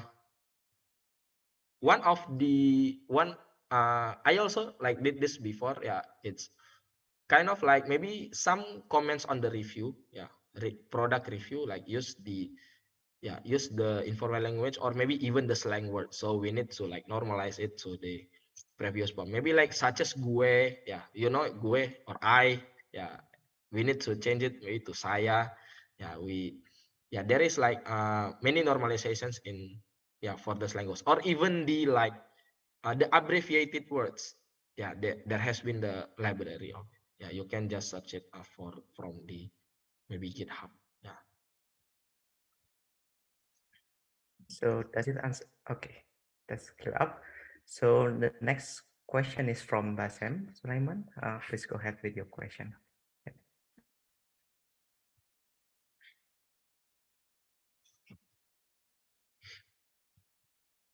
Thank you very much, Johan. Thank you, Barul, for the nice presentation. That's really very insightful. I have two questions. So we had one project recently where we tried to scrape Facebook pages, and we built an interactive tool based on the data we scraped. So we tried to modify the Facebook page by embedding some text or changing content and so on. So one of the key challenges we did face that Facebook keep constantly changing their HTML page or the structure and the HTML tags and classes and so on. And we struggled a lot every time we have to rewrite the code, the scraping code in order to make our tool works. So in this regard, I just would like to get your views on how this, or did you have any kind of suggestions or ideas how this can be addressed in a more dynamic way rather than keep rewriting the code. The second question is related to validation. Basically, when you scrape data and you try to do visualization or topic modeling or whatever is that, do you have some kind of thoughts on how to validate that you have captured or scraped the right data and then you did the right modeling and visualization, etc.? Okay, thank you, Basem. Maybe I would like to confirm the questions. The first question is, Facebook keep constantly changing, their website code, right? So maybe how to we need to maybe lower maybe the cost or maybe the manpower in rewriting the code. And then the second is the thoughts on the validating the scrape data, right? Yeah. Okay, I think I will start from the first question. Yeah, I think it's like currently it's a challenge for now. Yeah, it's quite a challenge because it's like actually like kind of like a race between the company or even in a quote maybe a hacker. So we will like to maybe like maintain their code structure and etc. But I think there is like many approach to overcome this. Maybe we can use the computer vision approach. Maybe from the machine learning, we can like try to learn the structure of the basic the first structure of the code for the for the website, and then maybe once they have like the revision maybe or the change and their structure, maybe it will not be affected because it just affected like it's an image, it assumes like an image, so it will detect where the text or maybe where the menus and etc. It will just detect it. I think it's the first question. For the second question, invalidation of the scrape data, currently there is no much measurement in validating scrape data, so it's maybe we can like try to model like the topic. Maybe we can use the topic modeling approach as well to see like the most frequent or and even the most in frequent words. So we can see like if there is like something like something strange in like a keyword in the top comments, maybe it's, if it's not relevant, we can try to detect which text that has contained the words, and then we can try maybe to validate it. Maybe it's become like a manual process. I think it's like my thoughts maybe on currently on to validating the scrape data. Thank you, Hassan, for the question. I hope it answers the question. So another question from other audience. So probably I can add another follow-up question from your previous answer, Mr. Barul. So you mentioned like we can probably use a computer vision approach to do like web scraping. So are you aware of any tools or Python package that does kind of thing? Like we can just put an image and then the Python package or the tools will automatically detect the text for you and detect whether this one is the title and then this is the description and so on. Or is that kind of a new idea for us to develop in the future? Okay, thank you, Mr. Johan, for the question. Actually, regarding the computer vision, it's maybe the challenge will be in the data collection. So we need to like usually in computer vision, the data collection will be done manually, right? Like we have to like determine the boundaries between which one the text, which one's the menu. It will be like it will be maybe 18%, 80% of the process. And then regarding the tools, I think there are many tools in using the computer vision approach. Because like we can cut the web page maybe into like web page maybe like into a similar size, so we can maybe use it for the computer vision analysis, and then we can use many tools maybe such as Keras or TensorFlow and or even PyTorch. Actually they have like many pre-trained models regarding the computer vision. So especially in the object, it actually will be referred to the object detection approach. But I think it will be quite interesting, but it will also be exhausting because there is I think there's no much data regarding the regarding this thing. But maybe for the thesis, or maybe for the thesis, it will be quite interesting to be done research. Thank you. I see. So the main challenge is actually like collecting the data sets, right? To Yeah, train them. collecting data sets. Because probably at the moment there is no such data set to provide this kind of like, image with the correct labels and so on. So I think we still have time for one more question. If anyone here have further questions, for example, you can use the chat feature from Zoom if you want. Okay, otherwise we will move on to the next speaker. So thank you again for Mr. Bahrul for the talk. I hope you enjoyed the rest of your day. So Thank you. So our next speaker is Mr. Andi Sulasikin, who is a data scientist lead at Jakarta Smart City.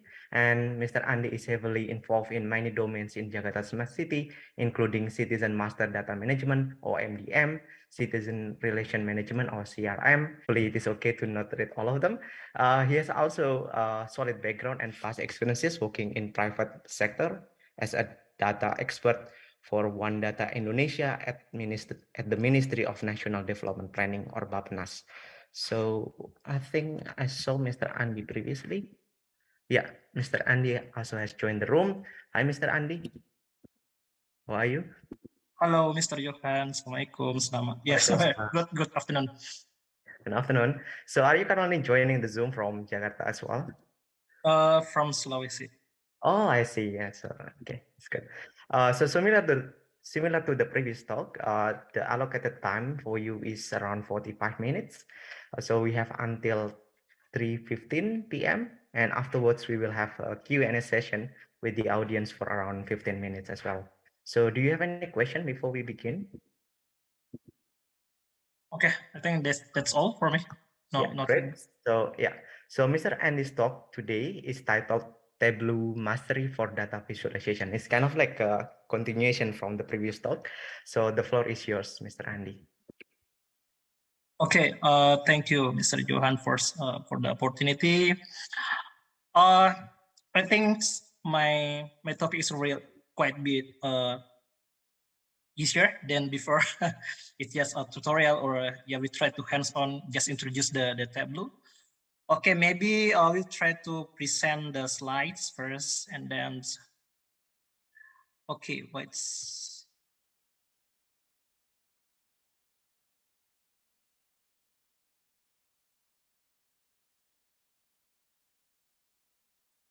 okay, just want to check of all of you.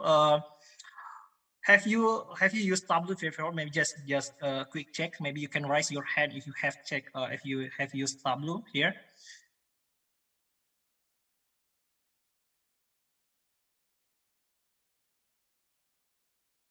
Okay, so hopefully there's no. I think it's quite rare if we academic using Tableau, but actually, hopefully from these sessions, I can share something that maybe you can explore after this. You can play with Tableau after this, so it's quite easy to master. Okay, the title of my session is Tableau Mastery of Data Visualizations, and yeah, as mentioned before, Mr. Johan introduced me. I'm Andi Sulasikin, data scientist at Jakarta Smart City. Maybe have been introduced by Mr. Johan also. Actually, I'm alumni from Telkom University, and then have opportunity to continue my study at Radboud University Nijmegen with LPDP, a scholarship. And then after that, I joined many experience in many companies, fintech, Bappenas, ministry, and also currently I also actively as a speaker and mentor for many kind of demands and for many kind of talks. I also have opportunity to share about data science and smart city in Telkom University with Pak Kemas before. He also my lecturer before. So actually, I will try to share about Tableau. Hopefully you can try after this. This is quite for me. I believe that 1 week will be easier for you to will be enough for you to try to make a dashboard from the Tableau. So I think it's quite good for of you if you need to conduct data visualization, explore data analysis, and etc. Okay. maybe in the last, I will try to share about the how to access the Tableau, how to download it, and then maybe we can also, I will try to show you the how we can use a Tableau directly. And then just for your information, that for the student, for the academics, if you have you just need have email from the university for your university, then you can have a free access to Tableau. Okay.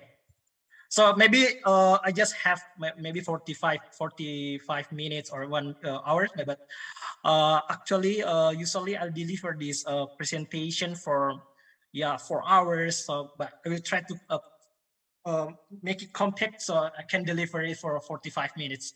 So in this,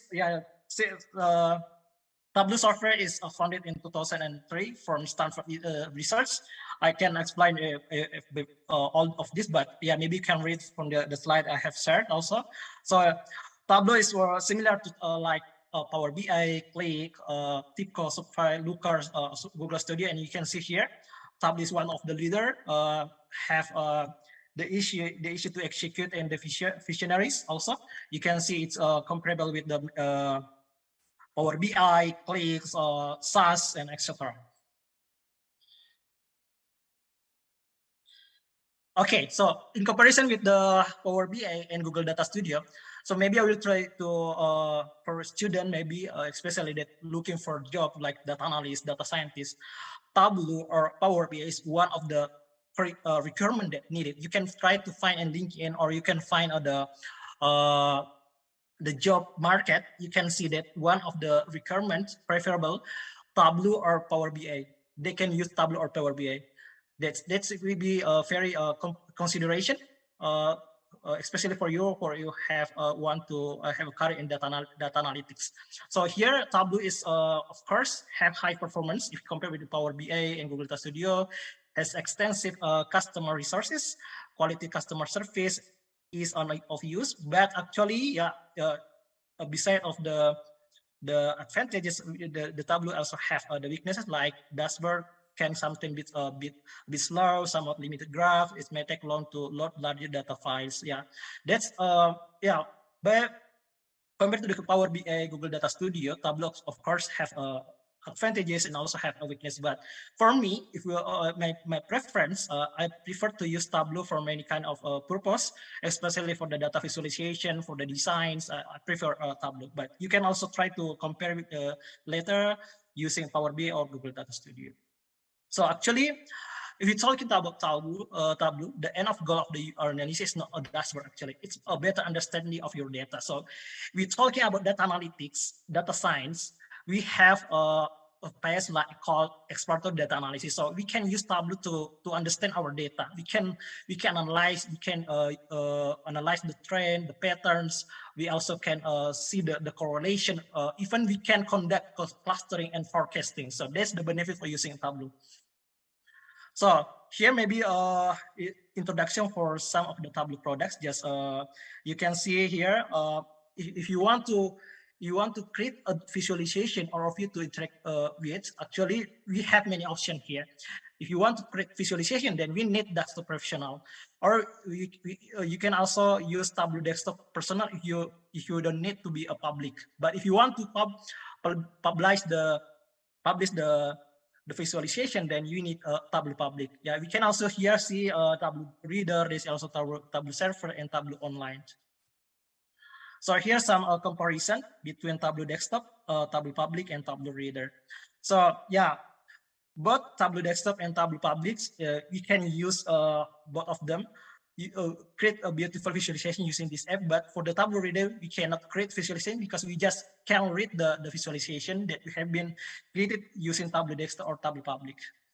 And then regarding for the source that we can connect the Tableau Desktop, we can connect to all listed data source.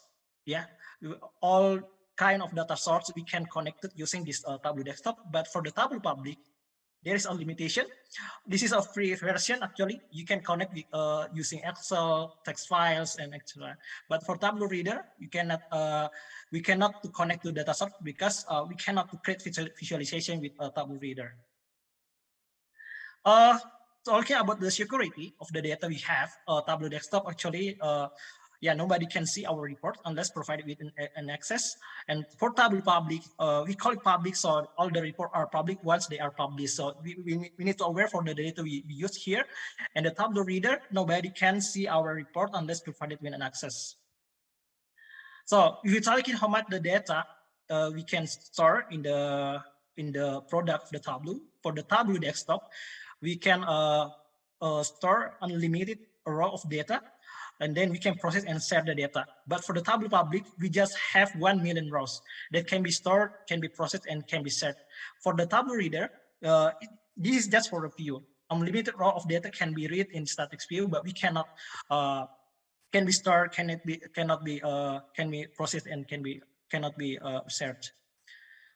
How much does it cost? If you're talking about the cost, Tableau Desktop is, for the personal, it's quite expensive, and it's much more expensive for the professional. But for the Tableau Public, it's free of cost, with the limitation I have explained before.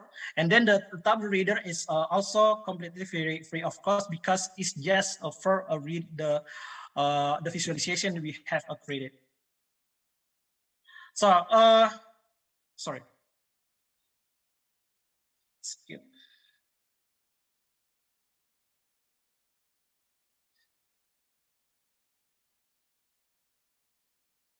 So who's the target demographic? Yeah.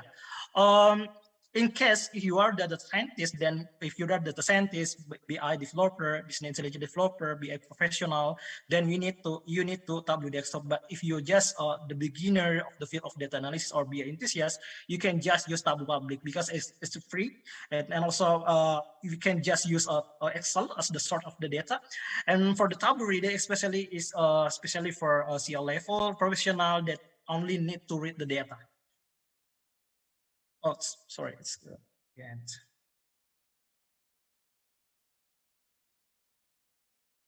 So maybe we come up to the Tableau workflow. So if you're talking about Tableau, there are a workflow. We need to understand how the process, how we call generate the data, and then we can analyze the data, and then we can share the visualization we created. First, we connect with the data source, either is from the Excel file, or maybe for the many kind of data source, DB or API. And then also we can analyze the data. After we connect, we can analyze, we can visualize, we can choose what kind of chart we want to use.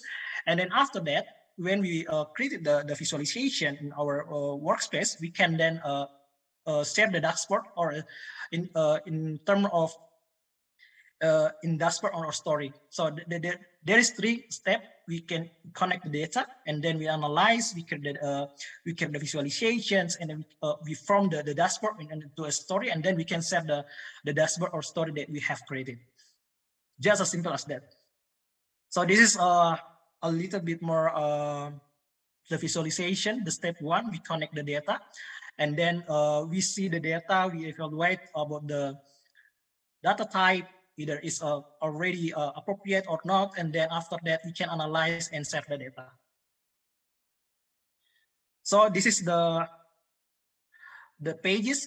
If we connect the data, the first page we need to connect the data to many kind of the source, maybe from the Microsoft Excel, text file, JSON file, PDF, or maybe to the server.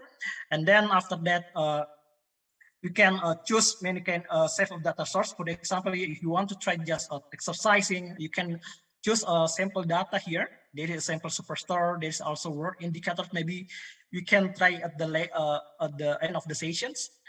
And then here some of the data source types for the spreadsheet, Excel or CSV files actually is available for the Tableau Public, and then for the relational database called data and other resources, it's more for the Tableau Desktop. So we can connect to the MySQL or Oracle, OAS, or Microsoft Azure for the cloud data, and then also for other sources like spatial file or on.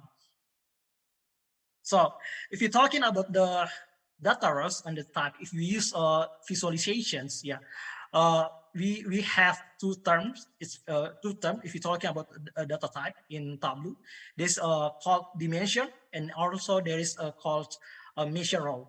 So maybe you're quite familiar with the data type like string, integer, or dates. Now, all of the type of kind of data data type can be categorized into either dimension or measures.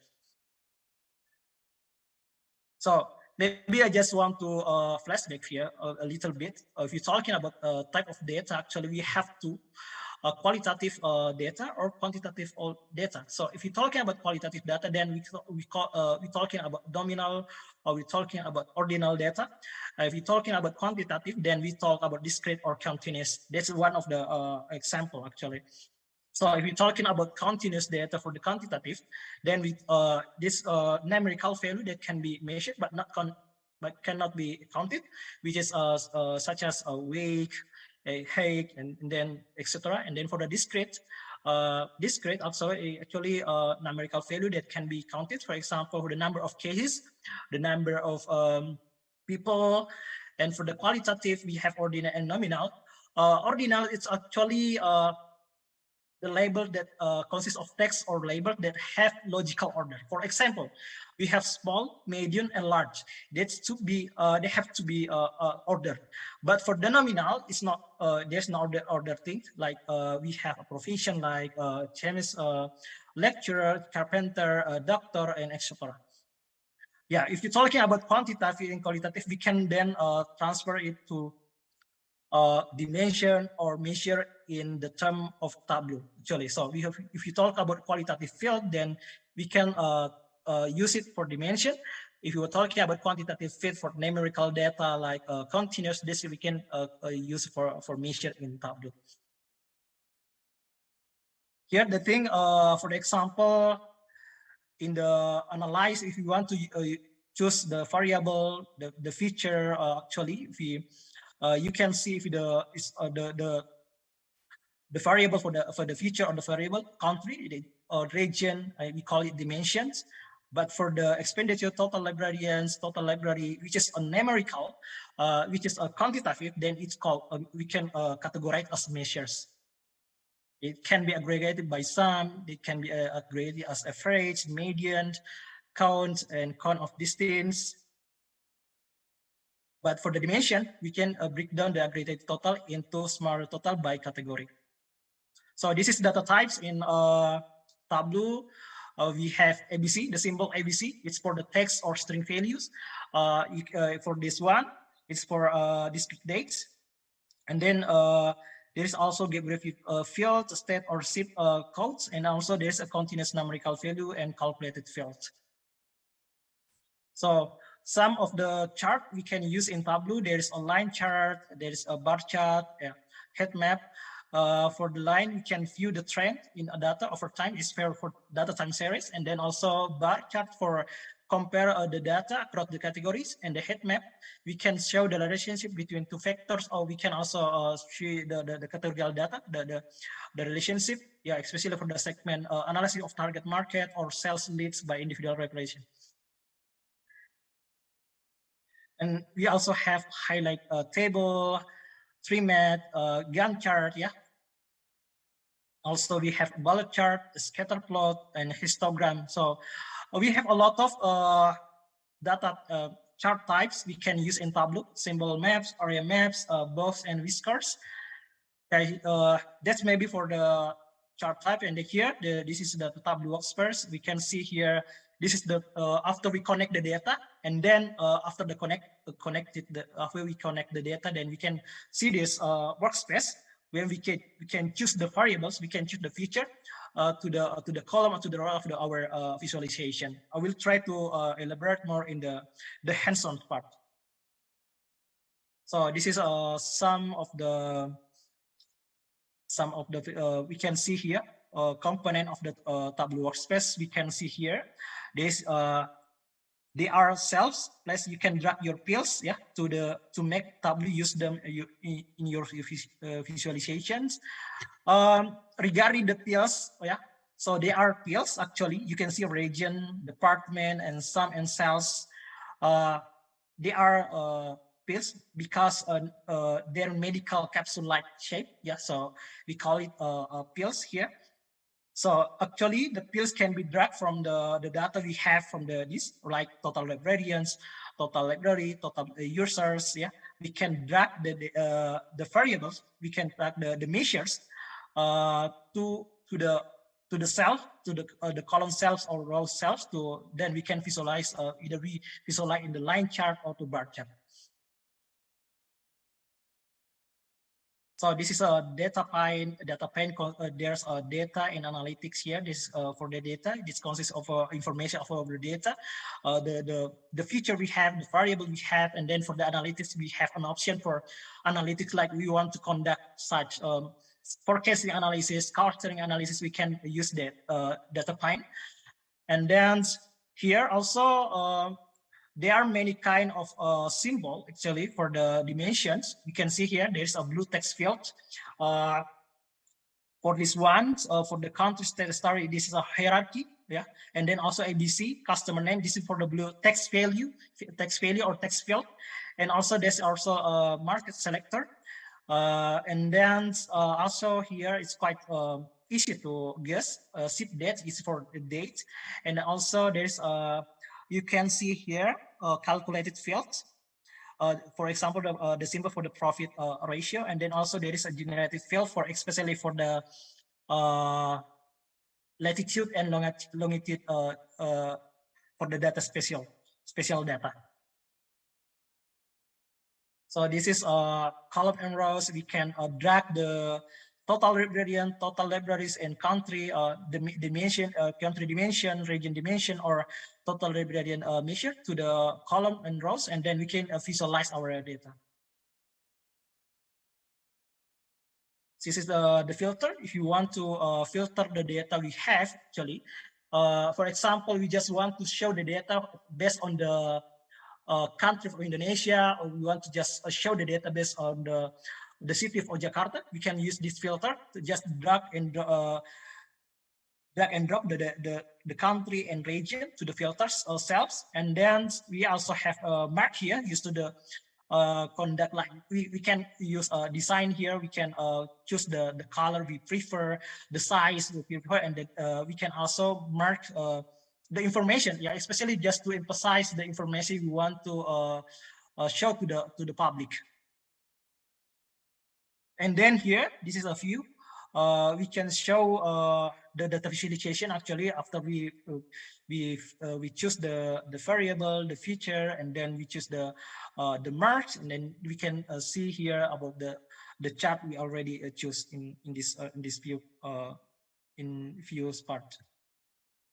Okay, I think it's quite boring to just explain you, but I think it's better to explain, yeah, from the directly using Tableau. But first, I want to share you for the link. Maybe you haven't informed before, but yeah, here I just let me share the. Okay, first I want to share to you about the where you guys can download the Tableau, especially the Tableau versions. Here you can download from here first. So I will try to share you in the chat. But of course, the file is quite big, so around 500 megabytes. So it's not possible to download it right now. So, but after this, maybe you can try to download it. So this is the link. First, you can download it, and then after that, you can install the file, especially for either you use a MacBook or you use Windows.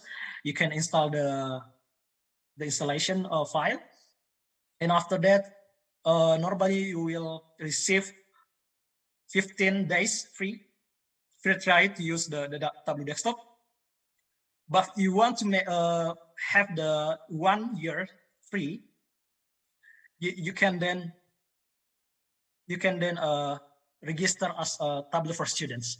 So if you are a student and you have email, especially university email, you can use this facility. You can use this. You just input the country, personal information, then the email. Actually, the the reason of this, you input the email, then they will email you the serial number, the product number, and then you can use product number and serial number to the Tableau, so you can enjoy the Tableau for 1 year. But after that, you can also continue to renew the Tableau again using with the same step here. You can just input again your personal information, your email, and you can receive the product key or product number as long as you have active email, university email. So this is not only for the student, but for also for teaching. So you can later try it by yourself. Okay, this intermezzo, and then I will try to hands-on for using a Tableau here. Let me share screen for the Tableau.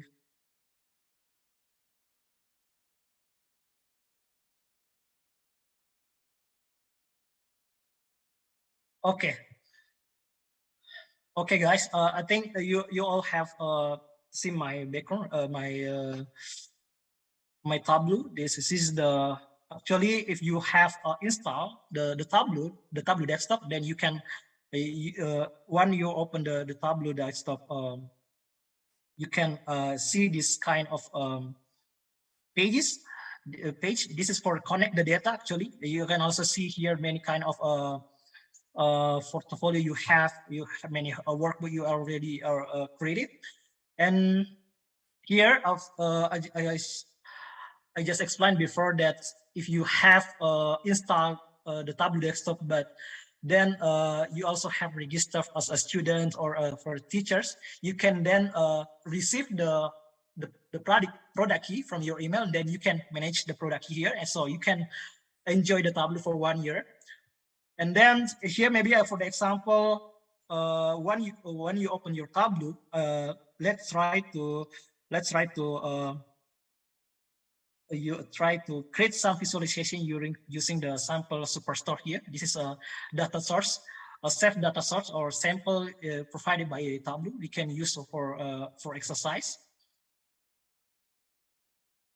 So this is here the data already. The data has been generated. The previous one is the for connect page. After we connect the data, then we can view here the data we have actually. So there's a customer names, there is a segment, but yeah, maybe I will come back to the data source first. Just to review first, yeah. So after we connect the data, we will view the data we have here.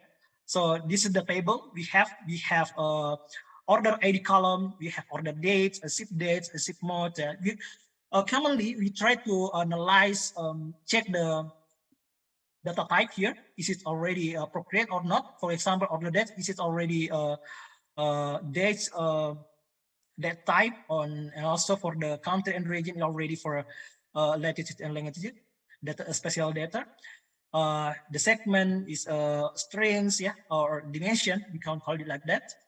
And after we check of the data about the feature, the variable of the data type is already appropriate, we can now go to the worksheet. So here we have data pane here, data and analytics. For data, we have we can see the data we have here, the column we have here, the variable we have here, dimension or the measure we have here. We have a customer name, a segment, or the dates. Yeah, actually, it's talking about the data we have for a superstore in United States. Yeah, it commonly explain about the sales of the product they have. So we can see here about information for the product. We have the category, subcategory, the manufacturer, and product name also, and then the region, yeah, the location. The region, the state, city, and postal code. And also, this is for the dimension or categorical data. And we also have the measure here, or we have numerical data. We have a discount, a profit ratio, the quantity, and sales. And also there is latitude and longitude for the data generated data here. This is for the data we have, the column we have, the feature we have, the variable we have. So, yeah, just for the example, just remember for data type, we have categorical, we have numerical. Every visualization, every chart have a requirement, have a rules, what kind of the data type we need. For example, maybe you can see here in the right side, show me, you can see there are many kind of chart here. For example, this is for the line chart, this is for the bar chart, yeah, and also there is heat map, yeah, there is a heat map and there's a table. If I hover the one of the type of the chart, you can see in the above, the below here, for a gun view, try one date or one more. So this is the requirement we need to have. So in case you want to visualize a chart, line chart, then you need minimum one date, one tape, and then we also need 0 or more dimension, which is categorical data, or 1 or more measures, or which is 1 or more numeric data. So this is the requirement. So this is the requirement that we need to provide. So let's try it for the line chart. So we have a date, and then we also need minimum one measure. So we can see here for the live side, we try to order dates for the we can drag and drop to the pills to the column here, the order dates. And then we also need one measures. So we can choose one measure from this part. So you want to see the line chart. So we're talking about the line chart, then we talk about the trends. So if you want to see the trend of the profits, the number of quantity of sales, we can product have been sold. We can choose a quantity. We can also choose a sale. But here, let me I want to see the trends using line chart, the sales we have. So this is from 2019 until 2016 until 2019. This is for the year. But if you want to, we can see here the sum of the sales from 2016 to 2019. But if you want break down to month, we can set here. We just choose the month year. So this is the trend actually. Simple, very simple. Actually, we can see the trend about the sale for the November 2015 until November 2019. So this is a simple of we can see the trend. This is for the line chart, as simple as that. And then maybe we can try to create a bar chart here. So what I'm doing right before. So for the horizontal bar chart, you can see in here the below parts. So the bar chart, we need no 0 or more dimension and 1 or more measure. So we need one. Maybe we don't need. Actually, we can just need one measure. So maybe we can just click one measure, drag and drop one measure, and then we can see what's pop up. So maybe I will take a profit here to the column, and then this is the one bar chart, just one bar actually, because we haven't choose any dimension. So this is just for the total profit we have for the beginning until 2019. The total is 286, blah, blah, blah. And then if you try to break down into the some dimension, some categories, we can choose dimension we want. We want to, maybe we can see the profit based on the region, based on the cities, or based on the category. We can see, we can just choose one dimension, one dimension as the requirement for visualize the bar chart. Maybe here I will choose categories and then drag and drop here. So we can see the profit based on categories. So we have 3 categories here: furniture, office supplies, and technology. So you can visualize about the profit based on the category, but we can also change that, yeah, of course, as long as that's the dimension. Either you want to base manufacturer, product line, region, city, state, etc. So that's the options. And also you can choose if you want. This is the horizontal, but you can make it this vertical. Just switch the positions. Right.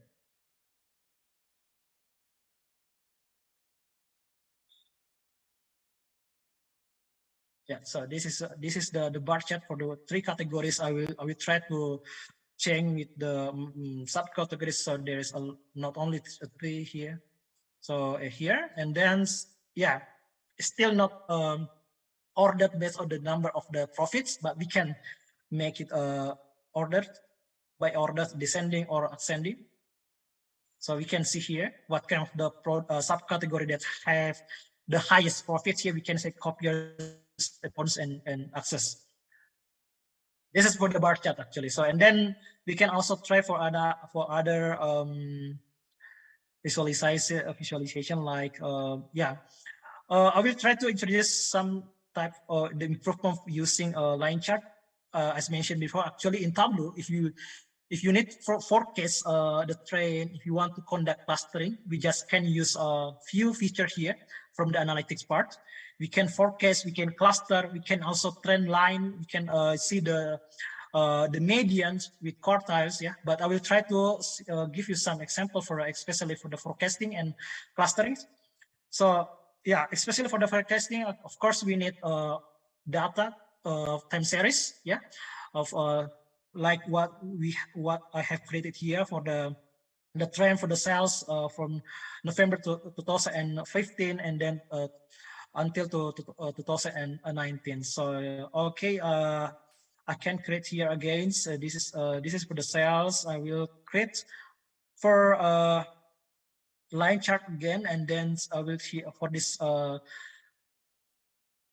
I will try to choose the profit. So I will try. I want to predict. I want to forecast about the profit for the few months ahead. So this is and then I will choose the order dates, the number orders, yeah, the number of ship. Yeah, we can choose between order date or a ship date here,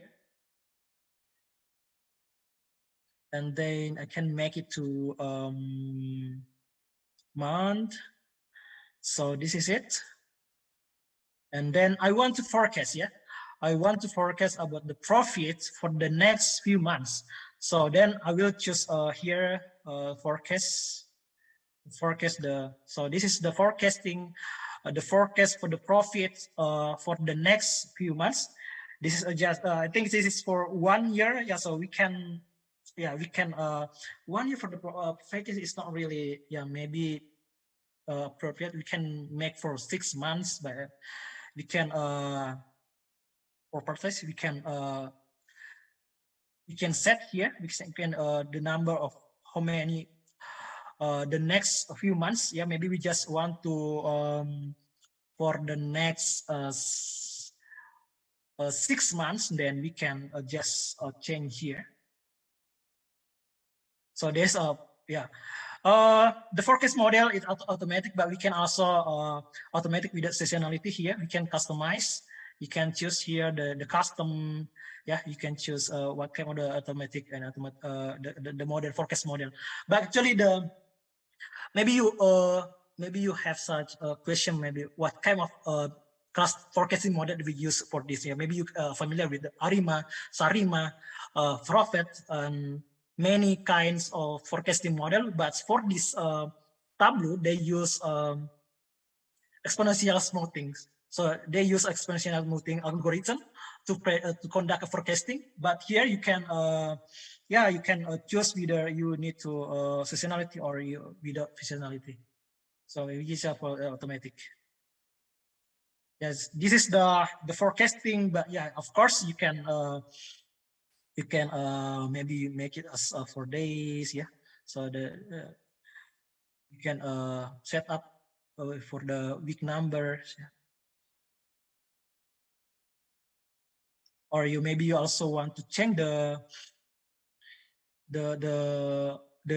measure from profit to sales. We can change for, and then we can change here, and then I want to see the profit, the sales. So this is the comparisons. Yeah, it's also possible to you can drag three about the quantity. So we can see about the trend, about the whole, the forecast, to forecast the profit, the sales and quantity for the next 6 months. You can see about the trends. This is for the forecasting. We can try for the cluster models. Yeah, clustering. Of course, for the clustering, we need scatter plot. Yeah, scatter plots. And here we can see the scatter plot here. Yeah, here. For the scatter plot, we need 0 or more dimension. We don't need categorical data, but we need 2 until 4 measures, which is numerical data. We need numerical data. In this case, maybe we want to see about the relation between the correlation between profit and sales or discount or quantity. We can just choose one measure first to the column, and then we can choose again one measure, sales, for example. Yeah, and then we can choose here into dimensions.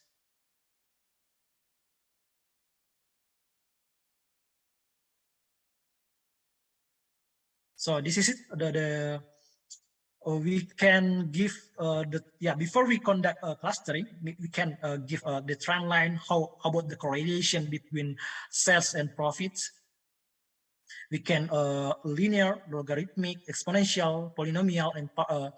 But yeah, usually I haven't used that kind of many trend lines. But yeah, maybe we can use linear, the trend. How about the trend here? We can see how the trend, the linear trend for the between sales and profit. We can see here the p-value and r squared. You can see the informations. That's for the trend. And let's try for the cluster. So for clustering, I will use again for the clustering. We need another for the clustering. We need a scatter plot, like a profit or discount. We want to see profit and sales, yeah, for example. And then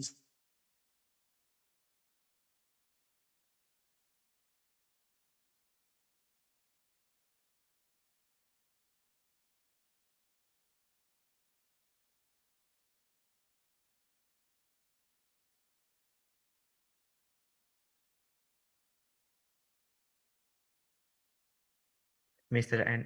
Andy, I think your screen is frozen.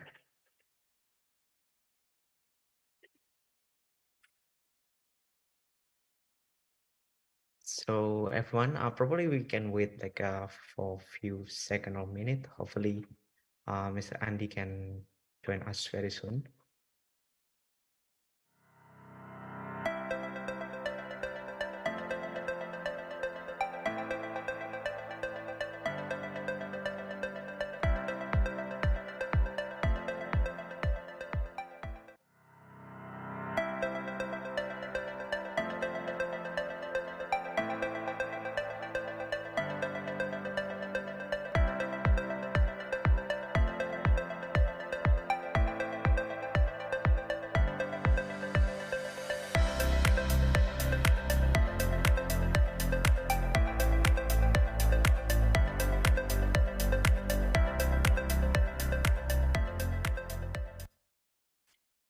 So I think Mr. Andy is back now. Yeah, thank you for joining the room. Yeah, I think you were talking about the plot with regression. Yeah. Okay, so we continue, ladies and gentlemen. So here, so actually after we create the scatter plots, and then we choose the cluster model from the in the analytics pane here.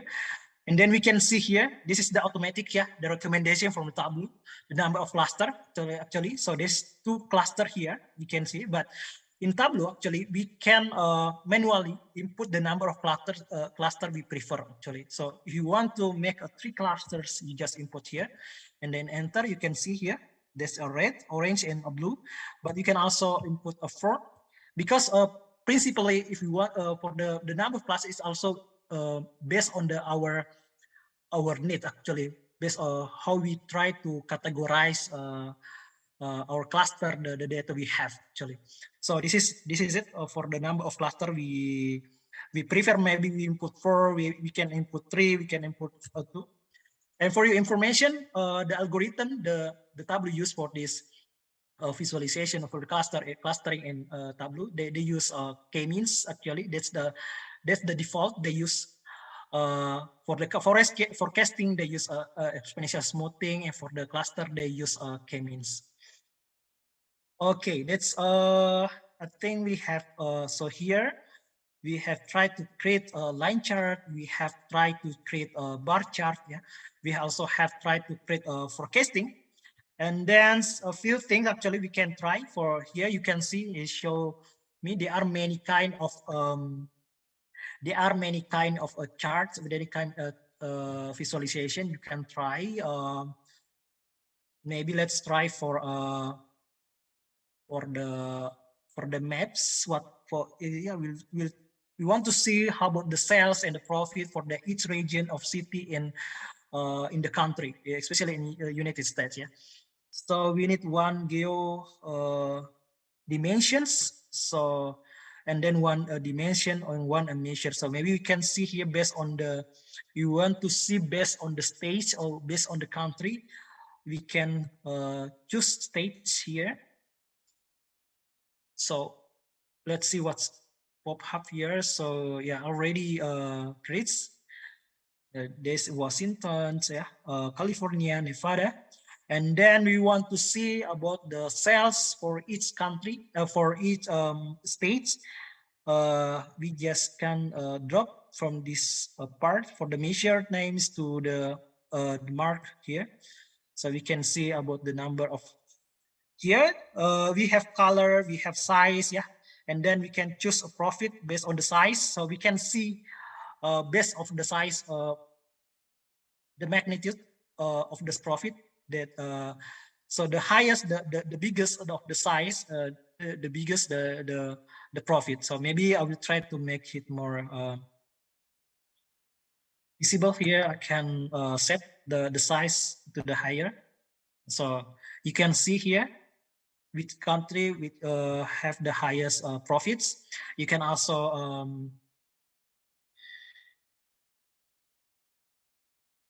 change the colors.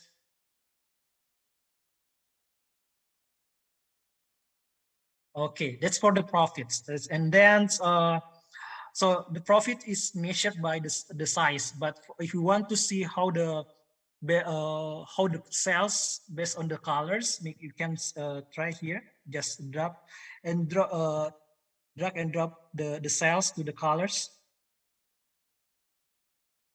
So so if you're talking about colors, actually there's sequential, there is divergent sequential. It's meant for the maybe for the lighter to the darker, or we can see for the sales here, the darker the darker the color, that's mean the higher the sales here. So this is the sale for 157,000 around, and this is just 16. So the color is quite a difference because it's California. They have the higher the big sales and profits. So this based on the color and size. And this also we can see here, Ottawa has the highest, one of the highest for sales. We can change the color here. So it's the opposite. We can, and then the colors could be more.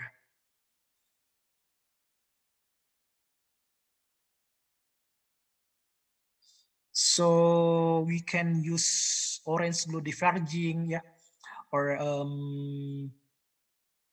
this one. So it's more colorful right now. So we have the information about the color, yeah, and the size, yeah, we can see which city, but we also can change the states here. We can change based to the, we can just break down the city based on the city, and then we can remove these ones. So we can see the based on the city, which country that has the highest sales and the highest profit for the product they have actually. So I will try to edit again the colors.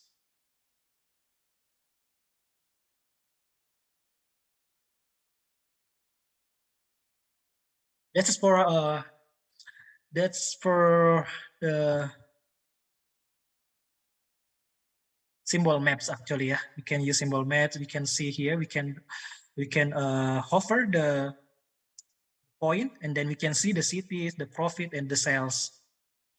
I think it's quite good for students that have been participants for this conference to master the Tableau. So I believe that's one will be very feasible if you try to create a dashboard, yeah. Especially if you want to create portfolio for being a data scientist or data analyst.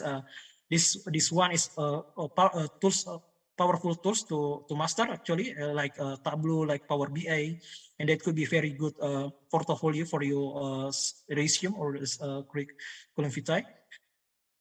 I think you can try a few data source. You can try also data from Jakarta, Open Data Jakarta. You can try COVID or flood in Jakarta, and then you can try using a Tableau to create the visualization, or you can see analyze about what kind of insight that you can generate from the visualization. So that's maybe from me. We have tried to visualize a line chart, yeah. Bar chart, and then also we can forecasting, clustering, and yeah, clustering, and then also we try to visualize using a symbol map. So that's all. Maybe I give it to Mr. Johan for maybe questions. So thank you, Mr. Andy, for very interesting talk about Tableau and providing some helpful guidance to visualize data with this tool. So I will now open the floor for question from the audience. Please feel free to raise your hand if you have any question, or use the Zoom chat if you want. So does anyone here have any questions?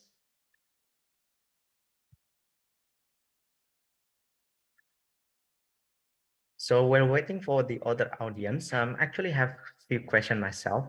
So for someone who have never used any data visualization tools before, like how long do you think it will take for someone to be familiar with Tableau itself, or like, you know, the average learning curve time to use Tableau desktop especially? Actually, this based on my experience and based on mentorship that I have lead actually. I believe that's one of the way that we can learn to master the visualization tools like Tableau, Google Data Studio, Power BI. I believe that you just need to try to use the tools. You just need to try to use the tools for solving problem. Just maybe just by project. So I think if you got the data and then you try to visualize the data using many kind of charts like the line chart, bar chart, scatter plot, yeah. Ideally, for one dashboard, we just need 5 or 4 charts actually. You also can add a scorecard or filter, yeah. That will be enough. But I believe that for 1 week, I believe that's the either you have IT background, you have data background. I believe that in 1 week, if you try to focus for that 1 week, you can. I believe you can create one dashboard that could be make you proud for yourself, satisfied with yourself. Because I think you can have many kind guidance. You can just googling. You can find many kind of tips. You can find many kind of question and answer regarding the tips. Yeah, if you can also try to YouTube. So I believe that 1 week will be very enough, especially for the student that try to master Tableau. That's maybe from me, Mr. Johan. I see. Wow, that's just great. Like you only take like 1 week to master, like especially when you get involved in a project, right? Basically. So we have another question from Rizka Purwanto. Please go ahead with your question. Hi, yeah, thanks for the great talk. So I have some questions on this. So I often use Python and the Seaborn library for visualization, since there are sometimes some custom pre-processing or certain statistical analysis that needs to be done before visualizing the data. And I was just wondering if Tableau have certain Python APIs so that I can integrate the workflow with my Python code, or whether we can implement customized pre-processing scripts on Tableau. Yeah, thank you.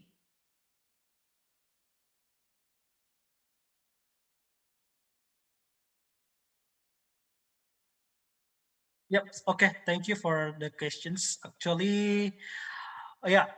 In Tableau we have a tab.py. Yeah. Maybe I will just searching. So you can try. So this is the integration between Python and R. Actually, not only Python. So if you want to conduct advanced analytics, advanced analysis, especially. Yeah, we know that every tool have limitations, and Python R, which is open source, we can create many kind of type of analysis that which cannot be accommodated using Tableau, Power BI. So this is the link that I send you. This you can explore. Yeah, there's a Python integration we call tab.py. So you can conduct. Yeah, if you want to like conduct machine learning modelings, yeah, classifications or regressions, you just can integrate between the Python and Tableau. Maybe that's my answer. Quite quickly answer your questions, Ms. Rizka. Thank you. Okay, so I just answered the question. So we have a question from the Zoom chat. I will read it for everyone. So thank you for the practical presentation, Andy. I'm wondering if it is possible to synchronize and visualize real-time data using Tableau. Yeah, sure. I believe that it's possible to visualize real-time data. It actually we have conducted in the Jakarta Smart City. So we have Google Data Studio in Jakarta Smart City. We use Google Data Studio. We use Tableau, Power BI, and also SAS actually. So we use that visualization tools. Mostly, yeah, actually, it's possible. That's the simple question that I can answer. But yeah, of course, it's depend of the data source we have. Yeah, if we have real-time data that available in our data marts, then it's possible for Tableau. So, but the simple answer for me that it's possible because data source connection for Tableau, it's possible to connect to the cloud data, and also it's possible to the MySQL, to the Oracle. So that kind of many data source. So it's possible. This is maybe the simple answer for the question. Thank you. I see. So it's possible to use like real-time data like directly to the application, right? Okay. So is there any question from other audience?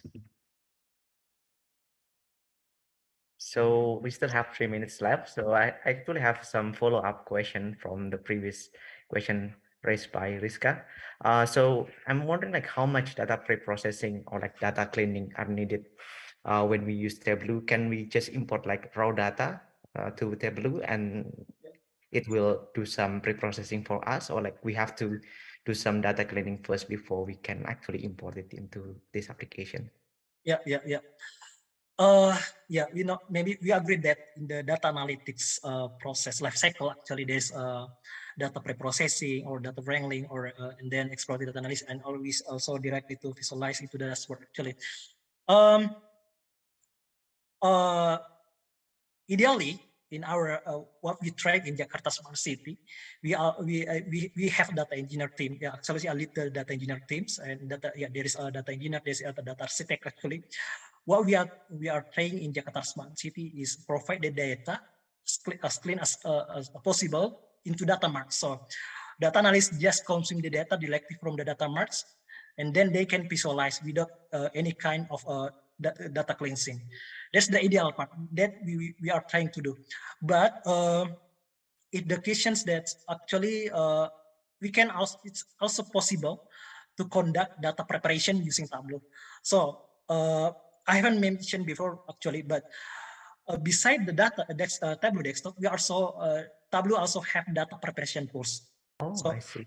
So if you already registered using your university email, you also you can use also the product keys, use the Tableau data preparation to it's very useful to if you have maybe just 1 million rows. I think you don't need to use Python. I don't need I mean you can use something. Maybe that's more the practical thing for me. I can use Python. I can use R. I can use Tableau. I can use SAS. But if I just have 1 hour to proceed and we need to clean data, I just want and the data maybe just no, I just have 1 million rows. I will use Tableau because it's practical to do. So yeah, we can the time more useful. So that's the answer for me, Mr. Johan. Yeah, well, that's nice. It's nice that we have another tool to pre-process data. Okay, so because it's time now, so I would like to thank you again, Mr. Bahrul and Mr. Andi here for the talks, and thank you for everyone who has been joining this session. I learned new tools, especially Tableau and some web scraping tools, and new insight from the amazing speaker here. I hope all of you here find value in this session as well. So this concludes the session. I would like to give the floor back to Ms. Yayan so we can continue with the remaining programs. I hope you enjoy the rest of the program, and wassalamualaikum warahmatullahi wabarakatuh.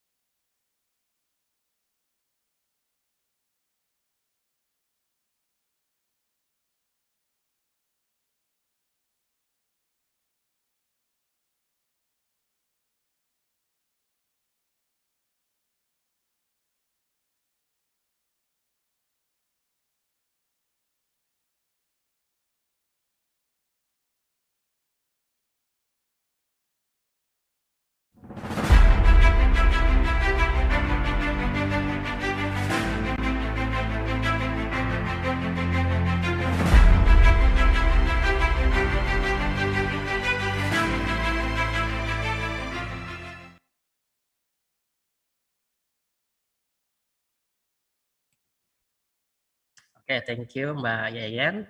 Good afternoon, everyone. Today, thank you for coming to the first conference of ICoSEIT.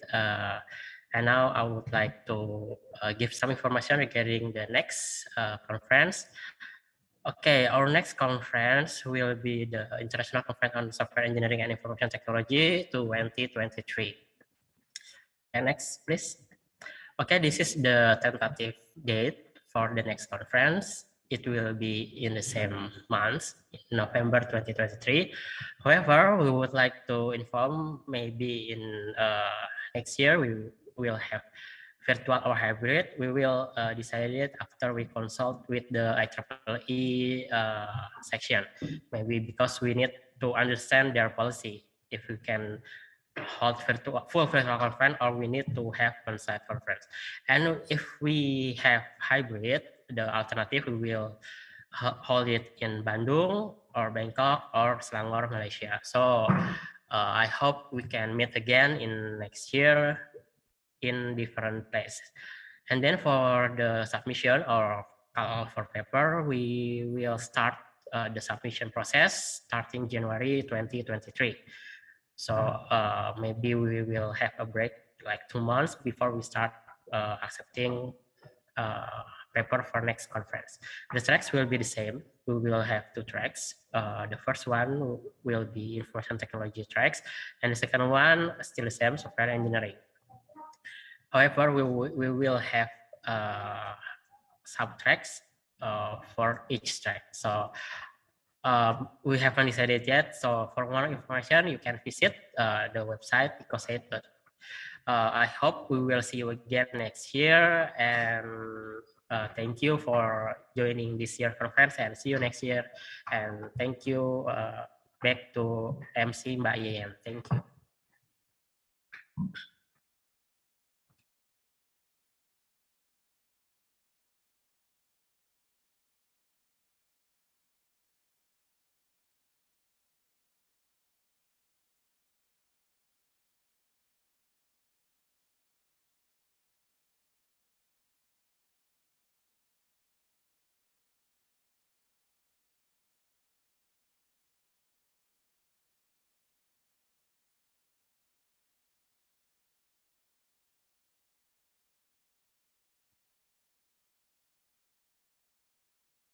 Okay, thank you very much. Assalamualaikum warahmatullahi wabarakatuh.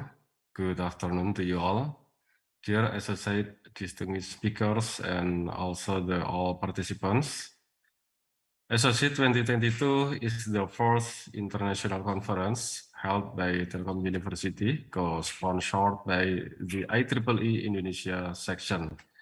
And in the first conference, we held ICoSEIT in a virtual format due to the COVID-19 pandemic.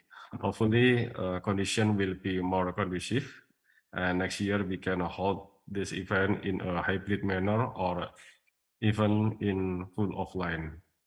ICoSEIT is a scientific activity to gather world-class researchers to share their work in software engineering and information technology areas.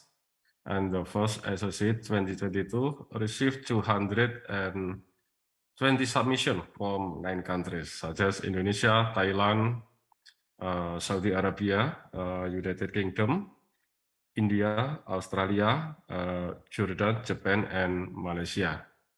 In these 2 days, we are honored to be able to listen to authors who presented their excellent research in many topics of software engineering and information technology areas. This conference event would not be successful without the veterans who have supported our activities. On this occasion, allow us to thank our veterans, IT Cloud House and Telkom Education Foundation. These veterans are always committed to advancing the education and teaching process at Telkom University. And special thanks to associate team, Pak Nungki Selviandro, and also Pak Rio Guntur and all of team who have organized this event successfully. Next year, we are expecting a continuation of this event ICoSEIT 2023, hosted by Pak Rio Guntur from Telkom University.